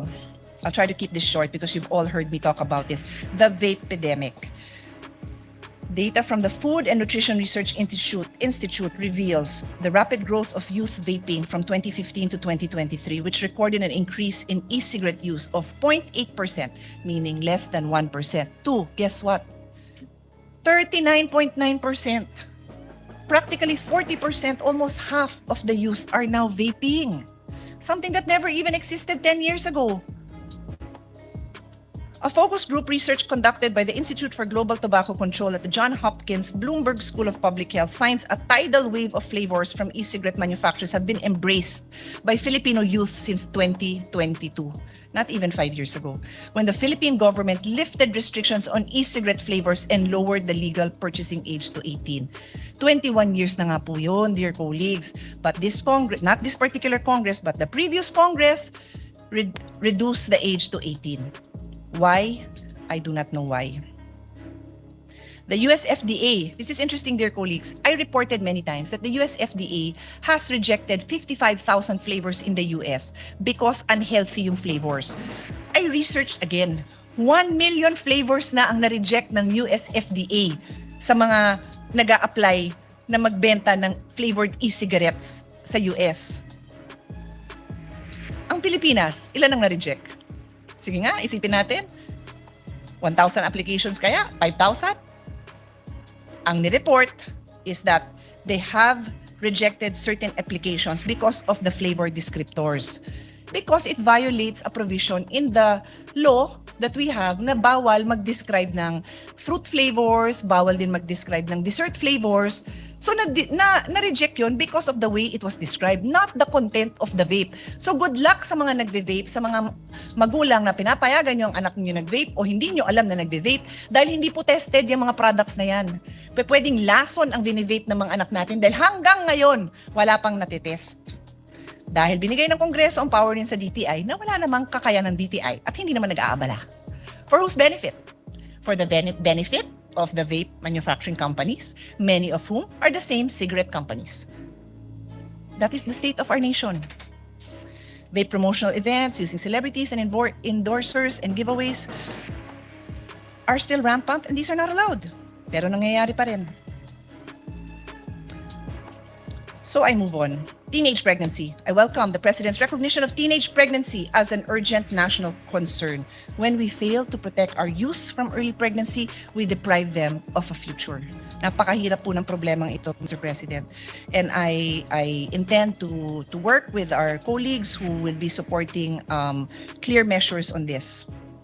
On sports, nako, napakasaya ko na nababanggit po ang sports. Aside from Kaloy Yulo, aside from Alex Ayala, nabanggit din po ang Philippine women's football team who made it to the World Cup 3 years ago and are going again next year. We're so proud. We're so proud. But it's not enough that we say that we are proud. We must invest in these young people. When does the investment happen? Not after they won, when they are training. So every year, and I don't know how many of our colleagues, but I know there's quite a few of us here who receive requests from our Philippine Sports Commission, from Philippine Olympic, from the various NSAs asking for support for the grassroots talent that they have identified. They need to train, they need to compete, they need facilities to be able to improve. I am a true believer that sports can change life. And I want to take this opportunity to thank the families, the private sector, the LGUs, and the coaches behind the success of all these athletes. Many of them are responsible for the success of these athletes. And we will never know who they are. So government can stand up. Wag lang natin palakpakan pag nandyan na. Tulungan natin habang hindi pa sila nadidiscover, habang hindi pa sila sikat. Education. I laud this year's education budget, truly a record-breaking 1.35 trillion or 4.4% of GDP. It finally meets the UNESCO recommended benchmark of 4 to 6%. But not much was said about it during the President's SONA, and at the proper time, we would be happy to expand on this because much progress has been made, but there are still a lot of work to be done. Classroom shortage is still there. Teachers' workload, alam na alam ng Senate President natin yan dahil siya po ay chairman ng committee natin ng basic education dati. Itong guidance counselor, I am proudly in a very early supporter of the need to figure out what we can do about this, and we now have 10,000 new school counselor associates, but it is still a far cry from the number we need. So we need to still find ways to attract even more young people to enter into this field. Sadly, natawag pa tayong bullying capital of the world. Sana hindi naman totoo, pero we still have to be conscious na may ganon at hindi tayo pumayag na manatili itong sitwasyon na ganito. Early childhood care and development, very close to my heart. I was blessed to grow up with a mother who specialized in early childhood education. And all the experts tell us how important this is. Every barangay needs at least one functioning child development center for early education, health, nutrition, and social development services. Coordinated po yan. So much more has to be done, Mr. President. So much more. Sama ko na dyan ang inclusive education. The same gap between policy and practice show up in inclusive education. We have a law. This must be fully implemented so learners with disabilities get trained teachers, proper assessment, accessible facilities, and individualized support, not inclusion on paper alone. This historic education budget is an important achievement, but it must now produce historic improvements in learning, measured by whether our children can read, understand, think critically, and build a future for themselves. So I think this is my last topic on energy, fiscal concern, and unpaid work. Energy and fiscal concern, Mr. President, I fully support energy security, particularly the natural gas discoveries at Malampay. I'm a big supporter of indigenous supplies. Kailangan po yun. And also na matanggal na po ang systems losses that are being charged to our consumers. Importante po yun.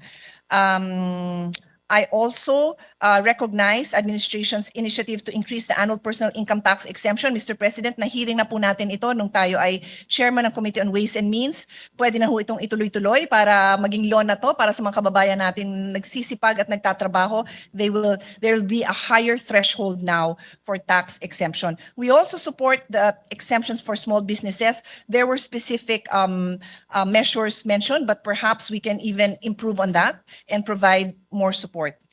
On unpaid care work, Mr. President, this is SDG 5 on gender equality. Let me remind everyone that in the world, not just in the Philippines, women contribute many, many hours of unpaid work. In the Philippines, the Philippine Institute for Development Studies says that on average, a Filipino woman spends 28 hours a week on unpaid care work. So para na siyang full-time employee sa family. Is that wrong? No, there's nothing wrong with that. It is an amazing job. It is my favorite job. But it is unpaid work. So for many women, wala na silang ibang mapagkakitaan kasi dito na nila binuhos yung oras nila. And then they are not even recognized as contributing to society. Hindi man lang nabibilang as part of GNP yung napakahirap na trabaho nila. In other societies, binabayaran yon. It's either ikaw ay childcare provider, provider for senior citizen, provider for somebody who's sick. But for women, most do not get paid for this work. This is something that is a worldwide problem, and maybe the Philippines can finally do something about it, Mr. President. So, I move on to another topic, water situation. I welcome the President's continued commitment to irrigation, water security, and disaster preparedness. On water security, this is a pressing issue. The DNR reported that about 40 million Filipinos still lack access to a reliable water supply. The PIDS reports that 12.4 million remain without safe water. In the hearing I had, not in this Congress but in the last Congress, ang layo pa natin, Mr. President. Ang layo pa natin. We must work double time on this issue, Mr. President. Now, the link to food security is also clear. Farmers are the first to suffer when irrigation is weak or water is scarce because agriculture depends on water for planting, growing, and harvesting. Our colleague, Senator Aimee, might be sharing more about this. We have a lot of experts here, Mr. President, Senator Aimee, Senator Kiko. I leave it to them to elaborate more on this, but I join them in their passion to uplift the lives of our farmers. Reports in June 2026 show that 8 major Luzon dams are still receding, including Pantabangan, falling far below its normal levels. Mahirap po yan, Mr. President. Mahihirapan tayo sa agriculture natin, mahihirapan po ang mga farmers natin. That is why irrigation and water security must be treated as a core development investment and not a side program. Using strategic foresight and futures thinking, we must plan ahead by improving climate data, water monitoring, irrigation systems so we can prepare for shortages before they happen and protect families, livelihood, and food security. Sa ibang bansa nga, siguro yung sa mga upper income, middle income countries, talagang they rely po on foresight and futures thinking. They do. They use AI, they use technology to help forecast and to help their farmers. Di ko alam kung nagagawa po natin yun. Sana naman. For one of the poorest sector in this country, dun tayo magbuhos ng atensyon sa kanila. In closing, It is my hope that by the time we begin the budget process, we will be able to provide all committee chairpersons with the detailed data and agency reports needed to guide their deliberation. Ito po yung mga SDG reports, yung mga indicators, so that our budget priorities are anchored not just on needs, but on measurable progress towards our SDG targets. Maraming salamat po. Maraming salamat, Senator Pia, and papasalamat rin po ako dahil po sa inyong pagpursige. Kasama po si Senator Rizzo Ontiveros, si Senator Loren Legarda, dahil po sa inyong pagpupursige, sa inyong determinasyon at consistency, nataasan po natin ang budget ng PhilHealth. Ang original net budget ng PhilHealth is 53 billion, but yung 2026 approved budget is 129 billion, of which 16 billion galing po doon sa mga overpricing items ng DPWH. So nadagdagan pa natin. Yan ay dahilan po kay Senator Pia, Senator Risa, kay Senator Loren na consistently pinapaalala sa Committee on Finance yung kulang sa earmark allocations for PhilHealth. Yes, Mr. President, we thank the Minority Leader also. I personally for mentioning my advocacy, of course, in transport modernization, particularly the Mindanao Railway System, and also Senator Pia Cayetano, another health advocate, for also mentioning the needs, that for the universal health care to be able to further improve these programs. On that point, Mr. President, Senator Padilla would like to deliver a manifestation regarding the contra zona of Senator Alan Sen. Pia Cayetano. I move that he be recognized. We recognize 1991 for the record, Mr. President. so recorded. Senator Padilla would also like to insert his sponsorship speech for Senate Resolution number 385. For So the inserted. Thank you, Mr. President. Mr. President, with the designations of Senator Ejercito and Villanueva as Deputy Majority Leaders and regular members of the committee, I move to elect the members of the Committee on Health and Demography of the part of the majority. Number 1, Senator Aquino, Senator Pangilinan, Senator Raffy Tulfo, and Senator Lacson. I so move. Is there any objection? Hearing none, motion is approved. Mr. President, pursuant to Article 7, Section 17 of the 1987 Constitution, we move to elect, with the permission of the body, Senator Camille Villar as member of the Senate Electoral Tribunal. Vice Senator Francis Escudero. I so move. Is there any objection? Congratulations. Hearing none, motion is approved. Mr. President, pursuant to Section 5 of Republic Act number 11899, I move for the designation of the Senate Presidents, members of the Senate, to the Second Congressional Commission on Education. I so move, Mr. President. Is there any objection? Hearing none, the following senators are hereby designated as members of the Second Congressional Commission on Education, or EDCOM 2. Senator Bam Aquino, Chairperson of the Committee on Basic Education. Senator Joel Villanueva, Chairperson of the Committee on Higher Education and Higher and Technical and Vocational Education. Yours truly, Senate President Win Gatchalian, Senator Loren Legarda, and Senator J.V. Arcito. So Thank you, Mr. designated. Thank you very much, Mr. President. Mr. President, pursuant to Rule 10, Section 18 of the Rules of the Senate, upon the instruction of Senator Pangilinan, as chairperson of the Committee on Justice and Human Rights, I manifest the creation of a subcommittee to take up the privileged speech of Senator Risa Ontiveros on Joseph C. delivered August 27, 2025, with Senator Risa Ontiveros as its chairperson. Any objection? Hearing none, manifestation is noted.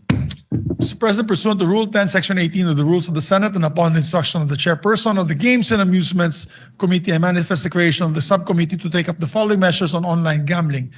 Senate Bills number 30, 47, 57, 142, 387, 508, 686, 708, and 1304, together with proposed Senate resolutions number 12, 19, 26, and 135, and my privileged speech, Mr. President, delivered on July 30, 2025, with Senator Erwin Tulfo as its chairperson. Is there any objection? Hearing none, the manifestation is noted. Mr. President, pursuant to Rule 10, Section 18 of the Rules of the Senate, this representation as chairperson of your Committee on Foreign Relations hereby creates a subcommittee to hear the following measures: the status of visiting force agreement with Canada and the status of visiting force agreement with New Zealand. I would like to designate Senator Erwin Tulfo as the chairperson of both subcommittees, since he has had all the hearings already, Mr. President. Yes. He was already about to report it out to the floor, so we'd like to move for this creation of the subcommittee. Is there within any a day. objection? Hearing none, manifestation is noted.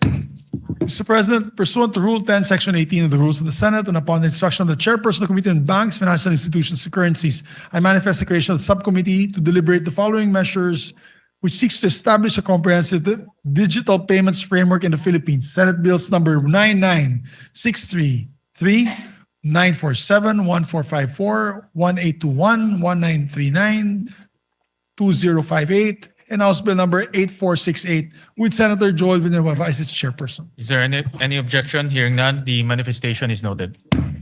That's it, Mr. President. With that, we're good. With that, Mr. President, I move that we adjourn session until 4 o'clock. Let me remind everyone, it's 4 o'clock. And we will have our impeachment at 10 o'clock in the 10 a.m. morning till 3 o'clock in the afternoon. And our session will be adjourned until 4 o'clock in the afternoon tomorrow, Wednesday, July 29, 2026. Thank you, everyone. Is there any objection? There being none, the session is adjourned until 4 o'clock in the afternoon of Wednesday.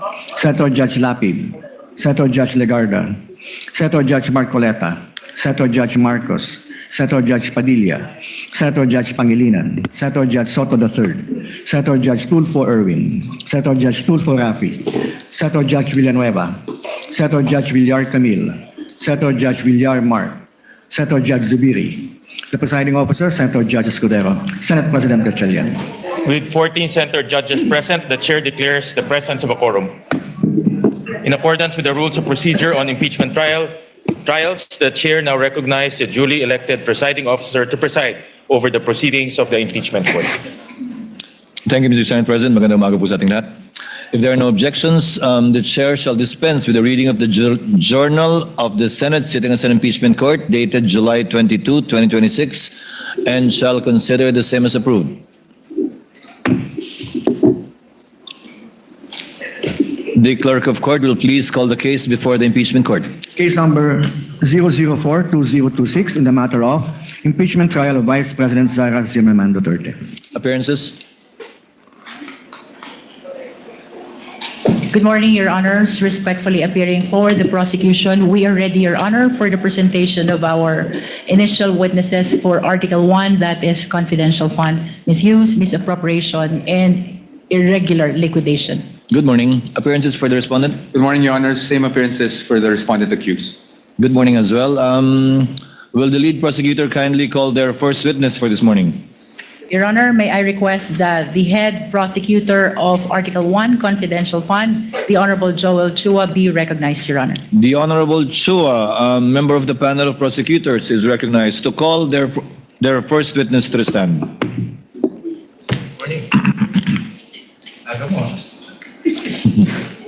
Good morning, Your Honor.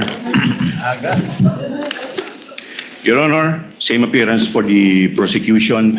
Your Honor, may we be given a 5-minute opening statement? May we request Representative Laila de Lima to be recognized by the chair, Your Honor?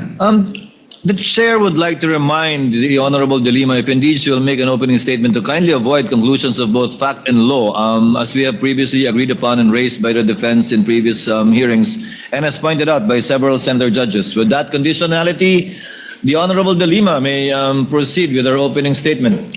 Your Honor, may we comment on that matter? Yes, what is the pleasure of Attorney Paul? Your Honor, I'd like to apologize for having to comment on this matter, but as far as I recall, the presiding officer already made a ruling before against opening statements, Your Honors. Again, I will be very conscious, Honorable de Lima, with respect to statements of fact and law that are not coming out from the mouth of any witnesses you will be presenting. So kindly be precise and short with respect to your opening statements. You may proceed, ma'am, subject to those reminders. Thank you, Mr. Presiding Officer. This is about 5 minutes or a little more than 5 minutes. Mr. Senate President, Mr. Presiding Officer, Honorable Senator Judges, mga kababayan, magandang umaga po. Sa ating pagbabudget para sa pamilya, dahil hindi naman unli ang pera, masinop ang ating paggasta sa talagang kailangan at kapakipakinabang natin nilalaan. Ganyan din dapat sa pondo ng bayan. Sa yugtong ito ng paglilitis, pag-uusapan natin ang confidential funds. Ito ang budget para sa mga sensitibo at surveillance-related activities upang suportahan ang mandato ng mga civilian agencies. That the budget is intended for confidential operations does not mean that the conduct of the officials involved in the handling of people's money is exempted from the demands of transparency, scrutiny, and accountability. Public office is a public trust. Yan ang sabi ng konstitusyon. Sakop nito ang lahat na nasa gobyerno. At ang utos na yan ay hindi pwedeng balewalain dahil confidential lang o confidential ang pondo. Ang confidentiality ay para protektahan ang lehitimong operasyon at informant. Hindi ito pahintulot para mag-imbento ng pangalan at dokumento. Hindi ito palusot para ibulsa ang pera. Kung confidential ang pondo, lalo pang mataas ang pananagutang kaakibat nito. The Constitution entrusts this court with the solemn duty to determine whether the respondent vice president committed culpable violation of the Constitution, graft and corruption, and betrayal of public trust. The evidence will show that she did. This case, Article 1, is about 612.5 million in confidential funds entrusted to VP Sara Duterte through the Office of the President and the Department of Education. This is not about one missing receipt. This is not about a clerical error or accounting mistake. The evidence will reveal a pattern, a systemic course of conduct that, taken as a whole, demonstrates graft and corruption and betrayal of public trust. With the permission of the Honorable De Lima, yes, Counsel for Your Honors, Respondent. again, Your Honors, I think we have to object to the statements being made by the Honorable De Lima, with all due respect, of course. Your Honors, they can do that through the offer of their evidence, Your Honor. Chair will instruct the this is Honorable De Lima to another- kindly limit her statements. I was listening intently in the beginning. It was okay, Honorable De Lima, but later on, you did make conclusions of law already, which the Chair orders to be stricken from the record. You may wind up, Honorable De Lima, but kindly avoid conclusions of fact and law. Your Honors, please, if I may just be given just Yes, 60 seconds. Your Honors, ang naging problema natin nung huling pagkakataon na pinayagan natin yung ganitong statement at sinasabi na nga ng presiding officer is kahit naman i-strike off the record natin, narinig na po at nasabi na. So to allow, Your Honors, again, a continuation of such is really goes into the matter of fair play, Your Honor. Honorable De Lima, Again, with all kindly due wind up. Again, you were forewarned beforehand to kindly limit your statements. Hence, you're faced again with a similar situation. Kindly wind up, Honorable De Lima, and call your witness. Ang dami pong malalampasan sa aking opening statement because Yes, this is but, supposed to be an again, overview it is the of the court's case, position, the overview of the evidence. To let the witnesses speak, not the counsels, insofar as the evidence is concerned or conclusions of both fact and law. Kindly wind up, Honorable De Lima. I submit to Your Honor, and so I will wind up. Kapag ang isang impeachable officer, tulad ng pangalawang Pangulo, ay nabuso ang kapangyarihan sa paraang sumisira sa accountability, Same o objection, sumusuway Your sa pananagutan, dapat pa ba siyang pagkatiwalaan? Dapat pa ba siyang manatili sa pwesto? When the Filipino people entrusted their money to Vice President Sara Duterte, was that trust honored? That question will not be answered by politics, by general denials, by press releases. It will be answered by the witnesses, by the documents, by audit, and by the evidence, and the prosecution is ready to present it. Sa kabuuan ng ebidensya, makitang hindi lang mga simpleng irregularidad ang nangyari. Objection, Your Honor. Malinaw Again, ito. objection, Your Honor. Honorable Ang De Lima, I would have to sistematikong stop paraan. you. This is out of I would line. have to stop you at this point. The continuing objection of the respondent is duly noted. I would have to stop you at this point. And I have to my stop due now. apologies, but kindly call your witness already. Thank you, Your Honors. I submit. Thank you very much. Kindly call your witness, Representative Chua. Thank you, Your Honor. Your Honor, we are going to present our first witness in the person of Ms. Violeta Constantino. The clerk of court, through the sergeant at arms, is instructed to situate Ms. Violeta Constantino to the witness stand.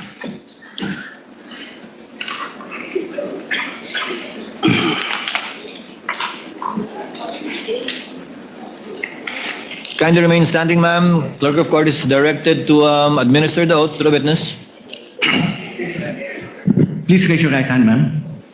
You, Violeta Constantino, do swear that the evidence you shall give in the case now pending between the Philippines and Vice President Sara Zimmerman Duterte shall be the truth, the whole truth, and nothing but the truth. So help you God.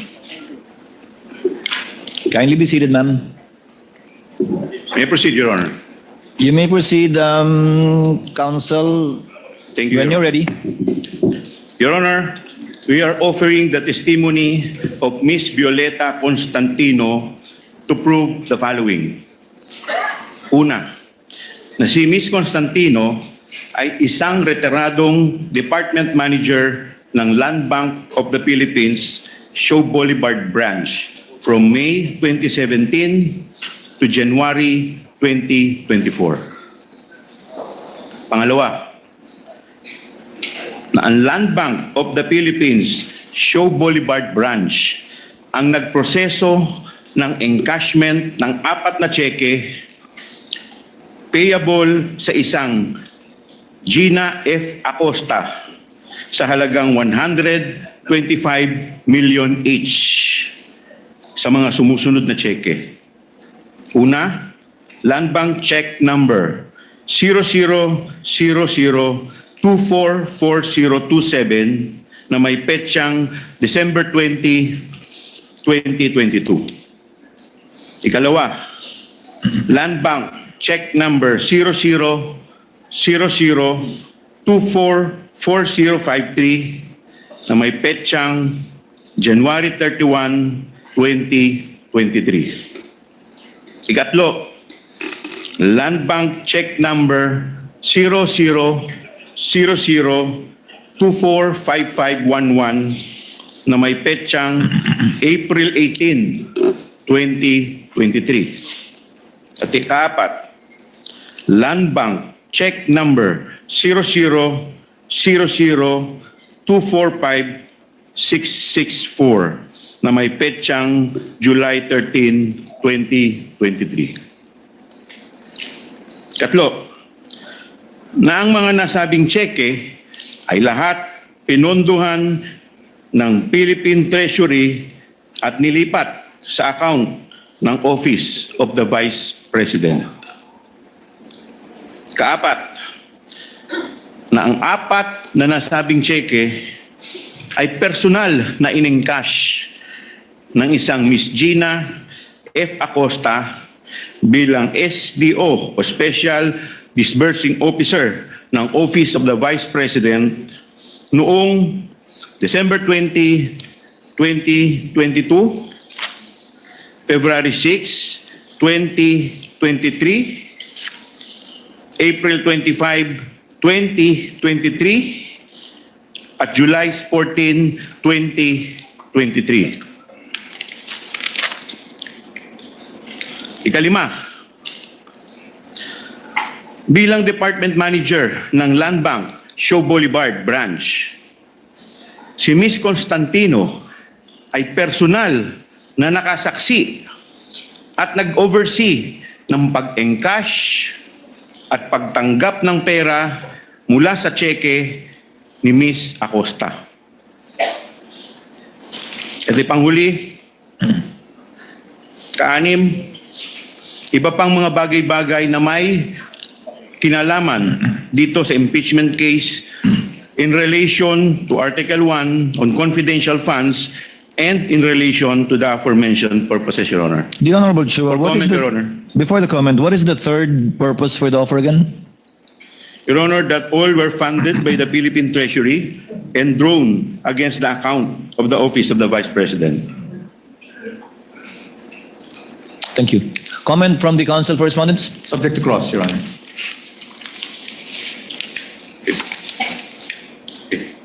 May we proceed now, Your Honor? You may proceed when you're ready. Okay. The witness. Handa na po ba kayo? Na-swear na ba? Swear na? Okay. Madam Witness, para lang tayo nag-uusap, kaya relax lang po kayo. Bilang preliminary matters, Madam Witness, pwede po ba, kami po ay interesado, ano po ang inyong pangalan at iba pang mga personal na detalye? Ako po si Violeta Constantino, a retired employee of the Land Bank of the Philippines. Okay. Sabi po ninyo, kayo ay retired employee ng Land Bank of the Philippines. Madam Witness, gaano po kayo katagal na nagtrabaho sa Land Bank of the Philippines bilang isang empleyado? Nagtrabaho po ako sa Land Bank For 32 years na po. Okay. So, bago po ang inyong retirement, ano po ang inyong naging posisyon sa Land Bank kung meron man? Ako po ang Department Manager po sa Land Bank Show Boulevard Branch. Okay, sabi ninyo, kayo ay isang Department Manager ng Land Bank Show Boulevard. Madam Witness, ano ba ang ibig sabihin ng Department Manager? Ang Department Manager po ay kagaya rin po ito ng isang branch manager ng isang bangko po. Okay, so parang branch manager din po. Ngayon, bilang Department Manager, Madam Witness, ang tanong ko po sa inyo, ano po ba ang inyong functions and responsibilities?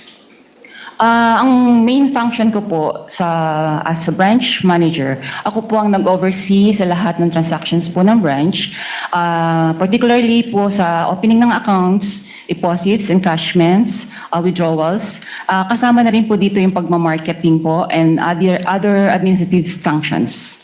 Okay. Now, kanina, Madam Witness, sabi mo, kayo ay Department Manager sa Show Boulevard Branch.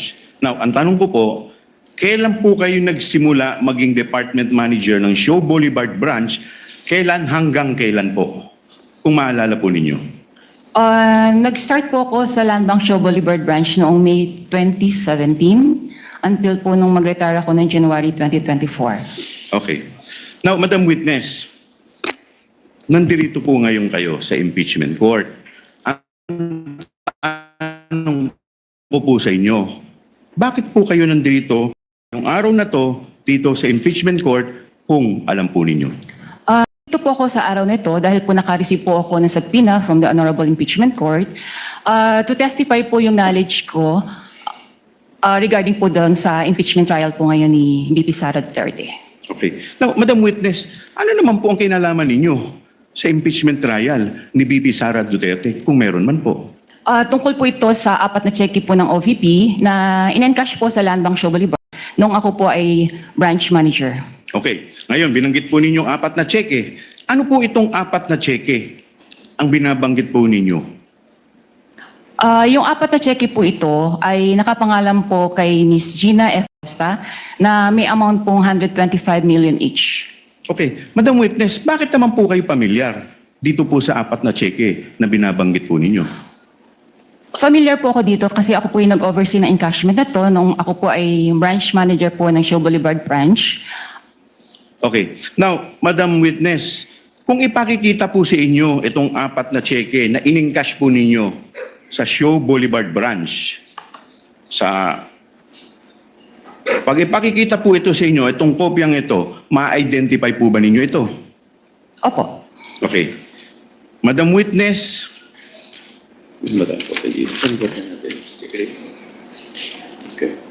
Your Honor.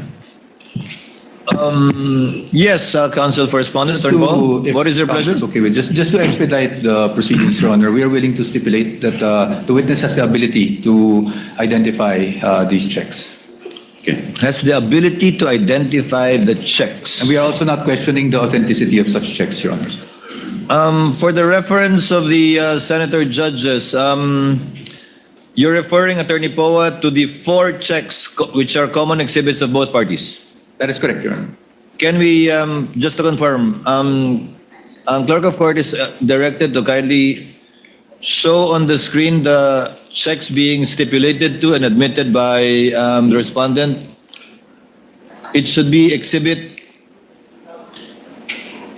P128 to P128A1 for the prosecution and exhibit D1130 and D1130 OVP1.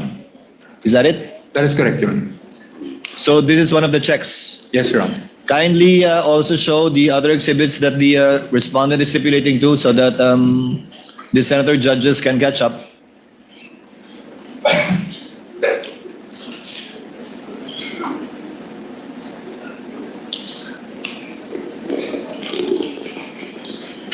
Given that the respondent is stipulated to the aforementioned checks for 125 million each, dated December 20, 2022, January 31, 2023,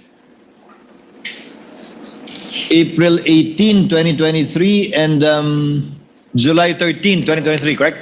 That's correct, Your Honor. Will you also stipulate, Council for Respondent, that these checks were encashed as well? Yes, Your Honor. That these checks were from the Treasury of the Philippines, and the payee was Gina Acosta, Your Honor.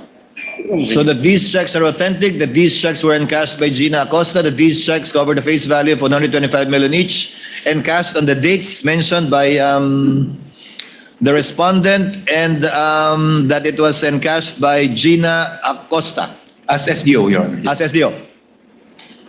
Given that the counsel for respondent has stipulated and so admitted these facts, counsel from the panel of prosecutors, kindly proceed with other items given the stipulation by the counsel for respondent. There's no need for this witness to testify in these matters anymore. Thank you. Counsel Okay, for thank you, Your respondent. Honor. Your Honor, Madam Witness, dahil po yung harap ng cheque ay inadmit na po ng ating defense, pupunta po tayo dun sa baba. Meron po ako nakikita dito sa screen na image na nakalagay po sa baba, at ito po ay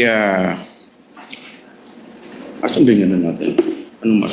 Ito po ay nakamarka bilang Exhibit P-Roman numeral 1-28-A-1.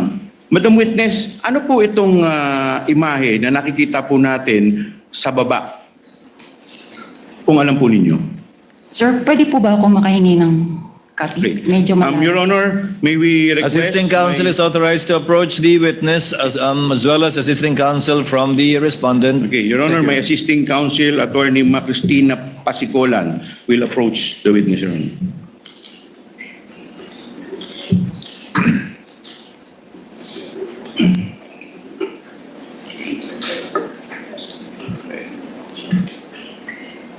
The clerk is instructed to kindly magnify the submarking being alluded to by the counsel from the panel of prosecutors. Yung nasa baba po, na may marka po na binanggit ko pong exhibit. Okay, ulit po, please. Dito po sa cheque, dito po sa screen natin, meron pong imahe. At meron po ditong nakamarkang Exhibit P-1, Roman numeral 1-28-A-1. Ano po itong imahe na to, kung alam po ninyo? Yung po bang certified true copy po? Huwag po kayo tumingin dito sa screen. Diyan po sa, yung imahe po, yan po. Doon po sa isang malaking box. Yung malaki. Ano po yan? Ito po yung mga pirma po ng mga empleyado ko po noong time na na-encash po yung check. Okay, nasaan po yan? Saan bahagi po ng cheque yan? Doon po sa 3 boxes. So yung Madam Witness, pwede pong pakilapit po yung inyong pakilapit po sa mic, yung para marinig po tayo. Yan. Yan pong imahe dyan po, sa baba po ng, di ba, yung taas po, yan po yung harap ng cheque. Ano po yung imahe na nasa baba? Ano po yan? bali po, ito po yung signature verified by po ang nakalagay. Apirma po ito ng aming verifier. Okay, saan po nakalagay yan? Sa may? Sa upper ano po. Sa dorsal? Sa dorsal likod po side ng cheque. Okay. Opo. Now, Yung una Madam pong Witness, dito po sa box na to, mayroon ditong 3 maliliit na box.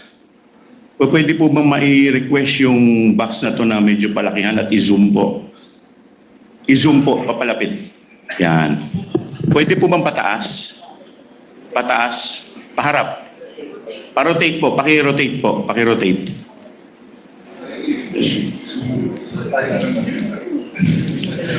Medyo mahirap pong tignan. Pwede po bang paki-rotate sa take?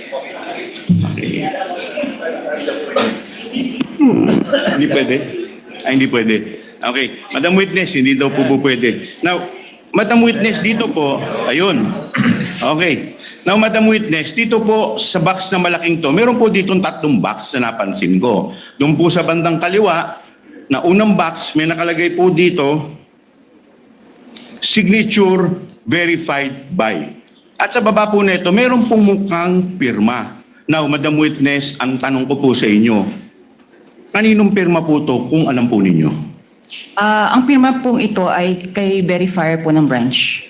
Okay. Now, Madam Witness, pag pumirma ang verifier dito sa box na to, sa signature verified by, ano po ang ibig sabihin nito?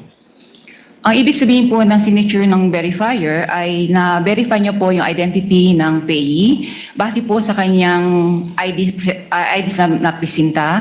At the same time po, na-check niya rin po sa system na ito po ay may advice na galing po sa Office of the Vice President na pwede na pong i-release. Okay. Now, pupunta po tayo sa susunod na box na may nakalagay po ditong posted by. At meron din po ditong mukhang pirma. Now, Madam Witness, ang tanong ko po sa inyo, aninong pirma po itong nakalagay sa posted by? Kung alam po ninyo. Ang nakapirma po sa posted by ay teller po. Okay. So, Madam Witness, pag pumirma ang isang teller dito sa box na to kung saan nakalagay ay posted by, ano po ang ibig sabihin ng kanyang pirma? Kung maalala po ninyo. Ang pirma po ng teller, ang ibig sabihin po nito ay na-encode na po niya sa system ang lahat po ng detalyado ng cheque. Okay. Now, pupunta na po tayo sa ikatlong box na may nakalagay pong approve by at meron din po ditong mukhang pirma. Now, Madam Witness, kanino naman pong pirma ito? Kung kilala po ninyo. Pirma po ito ng aming approver. Okay. Pag pumirma po ang approver dito po sa box na to, ano po ang ibig sabihin ng kanyang pirma? Ang ibig sabihin po ng pirma ng approver ay nakita niya po na ang pagproseso ng pag-verify po sa cheque ay dumaan po sa tamang proseso at ito po ay pwede na pong i-encash. Okay. Now, Madam Witness, bakit po kayo pamilyar dito sa tatlong pirma na binanggit po ninyo?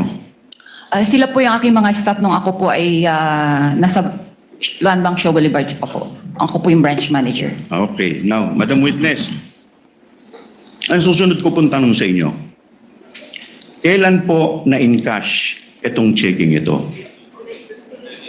Kung maalala po ninyo. As shown po dito sa dokumento na to, ito po ay na-encash ng 20 December 2022. 20. Okay. Now, sabi po ninyo, as shown dito sa record. Ano po bang record ang binabanggit ninyo, Madam Witness? Ito po yung validation ng teller na naka-appear po doon sa ilalim.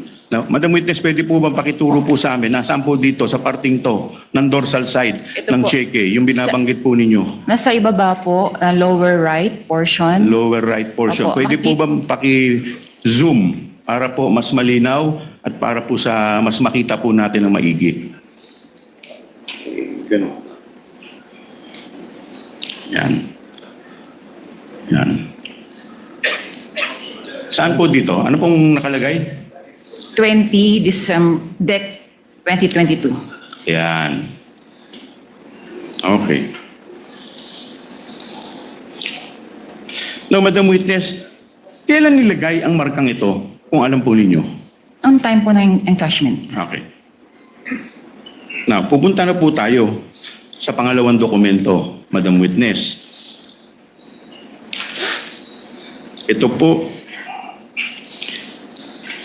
po ay yung check number 0000244053 na may petsang January 31, 2023 at payable sa isang, again, Miss Gina F. Acosta for 125 million pesos. Now, Madam Witness, ano po ang relasyon ng checking ito sa mga checking binabanggit po ninyo kanina?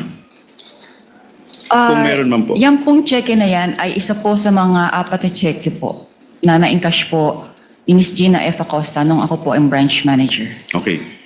Madam Witness, hindi ko na po itatanong sa inyo yung taas dahil yung po ay inadmit na at in-stipulate na po natin.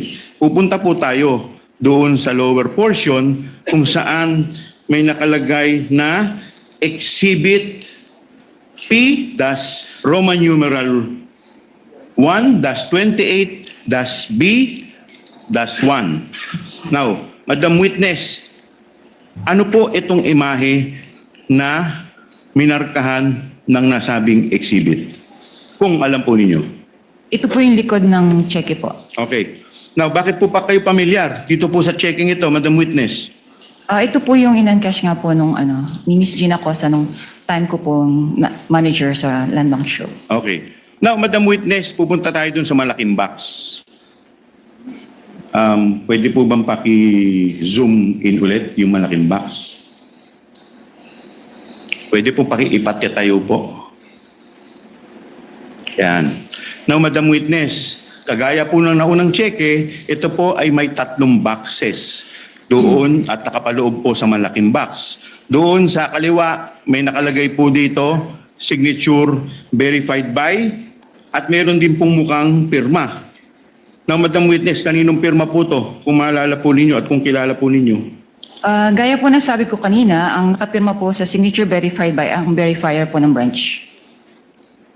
Okay. Now, Madam Witness, doon naman po sa gitna, meron din po ditong pirma na posted by. Kaninong pirma po to? Kung maalala po ninyo at kung kilala po ninyo. Sa posted by po, si teller po. Okay. Doon naman po sa parting nakalagay approved by. Kanino naman pong pirma ito kung alam po at kung kilala po ninyo? Pirma po yung approver, akin po yung initial signature. Pirma po ninyo. Okay. Now, Madam Witness, bakit po kayo pamilyar dun sa unang 2 pirma na binabanggit po ninyo? Mga staff ko po siya nung ako po ay branch manager po ng Show Boulevard branch at nawi-witness ko rin po yung mga pirma nila sa iba pang mga bank documents. Okay. Now, Madam Witness, ito pong pangalawang cheque na nakikita po natin, kailan po ito in-encash kung maalala po ninyo? As shown po dito sa dokumento, ito po ay na-encash noong 06 Feb 2023 po. 06 Feb 2023. Now, Madam Witness, nasa ang parte dito po sa ligot yung inyong pinagbabasihan? Nasa lower right po, portion. Lower right portion. Pwede po ba pakituro po ninyo specific? Saan po dyan na nakalagay? Yun po, 06 Feb 2023. 06 Feb 2023. Okay. Now, Madam Witness, kailan po inilagay ang markang to kung alam po ninyo? Nung araw po na encashment po niya. Okay. Now, Madam Witness, pupunta na po tayo sa ikatlong cheque. With the permission of the Honorable Chua, Attorney Poa, is this part of what you stipulated or no? Actually, the verifier's signature, the teller's signature, the approver's signature, as well as the date of encashment. To be candid, Your Honor, it wasn't part, but right now we are willing to stipulate the same. Okay. So, if you're willing to stipulate, let the presiding officer state it for the record that the signature underneath the on the dorsal side of the check with number 000024, kindly show it to the screen, 245511 in the amount of 125 million pesos with the payee as Gina F. Acosta, dated April 18, 2023, that the signatures of the verifier, the teller, and the approver are all authentic and genuine, and that these were made in the course of their ordinary performance of duties. And the date of encashment is April 25, 2023, correct? That's correct, Your Honor. And insofar as Land Bank check number 000024, kindly show it to the screen, 5664, payable to Gina F. Acosta in the amount of 125 million, dated July 13, 2023. The signature of the verifier, teller, and approver on the dorsal side are also all authentic and were signed in the course of the performance of their ordinary duties, and that the date of encashment is July 14, 2023, correct? Stipulate, Your Honor. So stipulated, counsel from the panel of prosecutors, the Honorable Chua, given the stipulation, these are now deemed admissions for the information of the senator judges, and no proof or testimony is necessary to be presented by the panel of prosecutors. You may proceed, Honorable Chua. Okay, with that, Your Honor, we would like to manifest that and state for the record, Your Honor, that the dorsal portion of the said checks were marked, Your Honor, as our Exhibit P, that's Roman numeral 1, that's 28, that's A-1 for the first check, Your Honor, and for the second check, Your Honor, Exhibit P-Roman numeral 1-28-B. That's 1. And for the third check, Your Honor, Exhibit P-Roman numeral 1-28-C. That's 1. And for the fourth check, Your Honor, is Exhibit P-Roman numeral 1-28D. That's 1, Your Honor. For the record, Your Honor. Now, Duly noted and entered into the records. You may proceed when you're ready. thank you, Your Honor. Now, Madam Witness, dito po sa checking ito, may nakatatak po dito na certified true copy of the digital copy on file. Now, Madam Witness, pwede po ba malaman namin nasaan po ang original ng checking ito, kung alam po ninyo? Ang original copy po ng mga check-in ito ay na-shred na po siya. Okay. Bakit po siya sinred, kung alam po ninyo? As per bank policy po, lahat po ng mga negotiated checks ay may retention period lang po ng 1 year. Kaya ito po ay sinishred na. Okay. So sinasabi po ninyo na ang mga cheque ay sinishred. Now, Madam Witness, pag sinabi ninyong shred, ano po ang ibig sabihin ninyo ng salitang o katagang shred? Ang meaning po ng shred, ito po ay dumadaan po siya sa machine shredder. So, napipira-piraso na po siya ng maliliit. Okay. Now, Madam Witness, sabi ninyo yung physical copy ng mga checking ito ay na-shred na. Ngayon, ano ang relasyon nitong digital copies na ito sa mga cheque na galing sa land bank na binabanggit mong cheque? Ano po ang relasyon? Yes, Ito ano po yung mga cheque po na na-encash po nga ni Ms. Gina Acosta. Okay. Now, Madam Witness, pupunta po tayo sa proseso ng encashment ng 4 na cheque. Okay. Now, Madam Witness, ano ang proseso ng encashment dito po sa 4 na checking ito? Kung maalala po ninyo. Ang process po na encashment namin, particularly ito pong transaction na to, ay malaki po yung amount involved. So meron pong tumatawag sa amin from cash division po ng OVP a day or 2 prior po doon sa encashment na meron po Sige po, tuloy po ninyo. na meron po silang for encashment nga po na 125 million. Okay. Now, Madam Witness, binanggit ninyo, meron sa inyong tumatawag from the cash department ng OVP. Now, Madam Witness, ang tanong ko po, sino po ang tumatawag sa inyo from the cash department ng OVP? Kung maalala lang po ninyo. Yung sa cash division po yan ng OVP, si Ms. Queenie Masangkay po. Queenie Masangkay. At sino naman po sa inyong branch ang tinatawagan ni Miss Queenie Masangkay? Ako po ang tinatawagan. Okay. Now, Madam Witness, paano po ninyo nalaman na si Miss Queenie Masangkay ay from cash department ng OVP? Bali siya po yung liaison ng OVP from the cash division at siya rin po yung tumatawag po sa akin sa other banking needs po nila. Okay. So, Madam Witness, kanina binanggit ninyo na kaya tumatawag sa inyo si Miss Queenie Masangkay para i-advise kayo a day or 2 prior? Opo. Bakit po kailangan kayong i-advise a day or 2 prior sa encashment? Bali, meron po kasing cash involved limit lang po ang branch. So wala po kaming any given day na amount po for that much po. Kaya kailangan po namin itong mag-request po sa aming cash center for assistance. Okay. Now, Madam Witness, ang tanong ko po sa inyo, pagkatapos po kayong tawagan ni Miss Queenie Masangkay, ano na po ang susunod na mangyayari kung meron man po? Bali po, kino-communicate po sa aming branch cashier na meron pong ganitong cash requirement po ang Office of the Vice President. At the same time po, para po maka-coordinate po siya sa aming cash center for the cash transfer po. So pagkatapos po, mag-request o ma-coordinate ng inyong cashier, ano na po ang susunod na mangyayari kung meron man po? Bali po, pagdating na ng cash na ito, tinatawagan ko po si Miss Queenie Masangkay po na available na po yung cash sa branch. Okay. So pagkatapos po ninyong tawagan, si Miss Queenie Masangkay, ano na po ang susunod pang mangyayari kung meron man po? Bali, pumupunta na po si Miss Gina Acosta at si Mr. Ortonio po sa branch para po mag-encash. Okay. Ngayon, binanggit po ninyo ang isang pangalang Miss Gina Acosta at Mr. Ortonio. Paano po ninyo nakilala si Miss Acosta at si Mr. Ortonio? Una ko pong nakilala si Mr. Ortonio kasi bali isa po siya sa mga authorized signatories po ng OVP. And then inintroduce niya po si Miss Gina Acosta na siya po yung pay ng cheque worth 125 million po. Okay.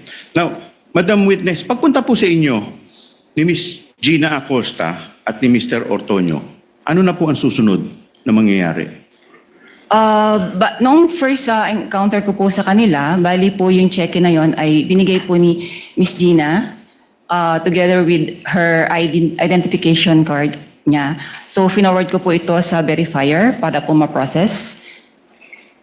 So pagkatapos po ninyo i-forward sa verifier para ma-process, ano na po ang susunod na nangyari kung meron man po? Bali po, binay-verify po ito ni verifier, yung mga authorized signatories po ng cheque. And then, chinecheck niya rin po sa system kung ito po ay mayroon ng advice from the OVP para po ito ay i-release na. Okay. So pagkatapos po ma-check, kung meron ng advice, ano na po ang susunod na mangyayari kung meron man po? Na-forward na po ito sa teller para po encode sa system at para po makapag-request na po siya ng cash. Okay. So pag forward sa teller, ano na po ang susunod na mangyayari kung meron man po? Pag po na-approve na rin po ng approver, tatawagin na po niya si Ms. Gina Acosta para po mapareceive niya po yung cash. Okay. So sabi ninyo, tatawagin ni approver si Ms. Gina Acosta para tanggapin na yung cash.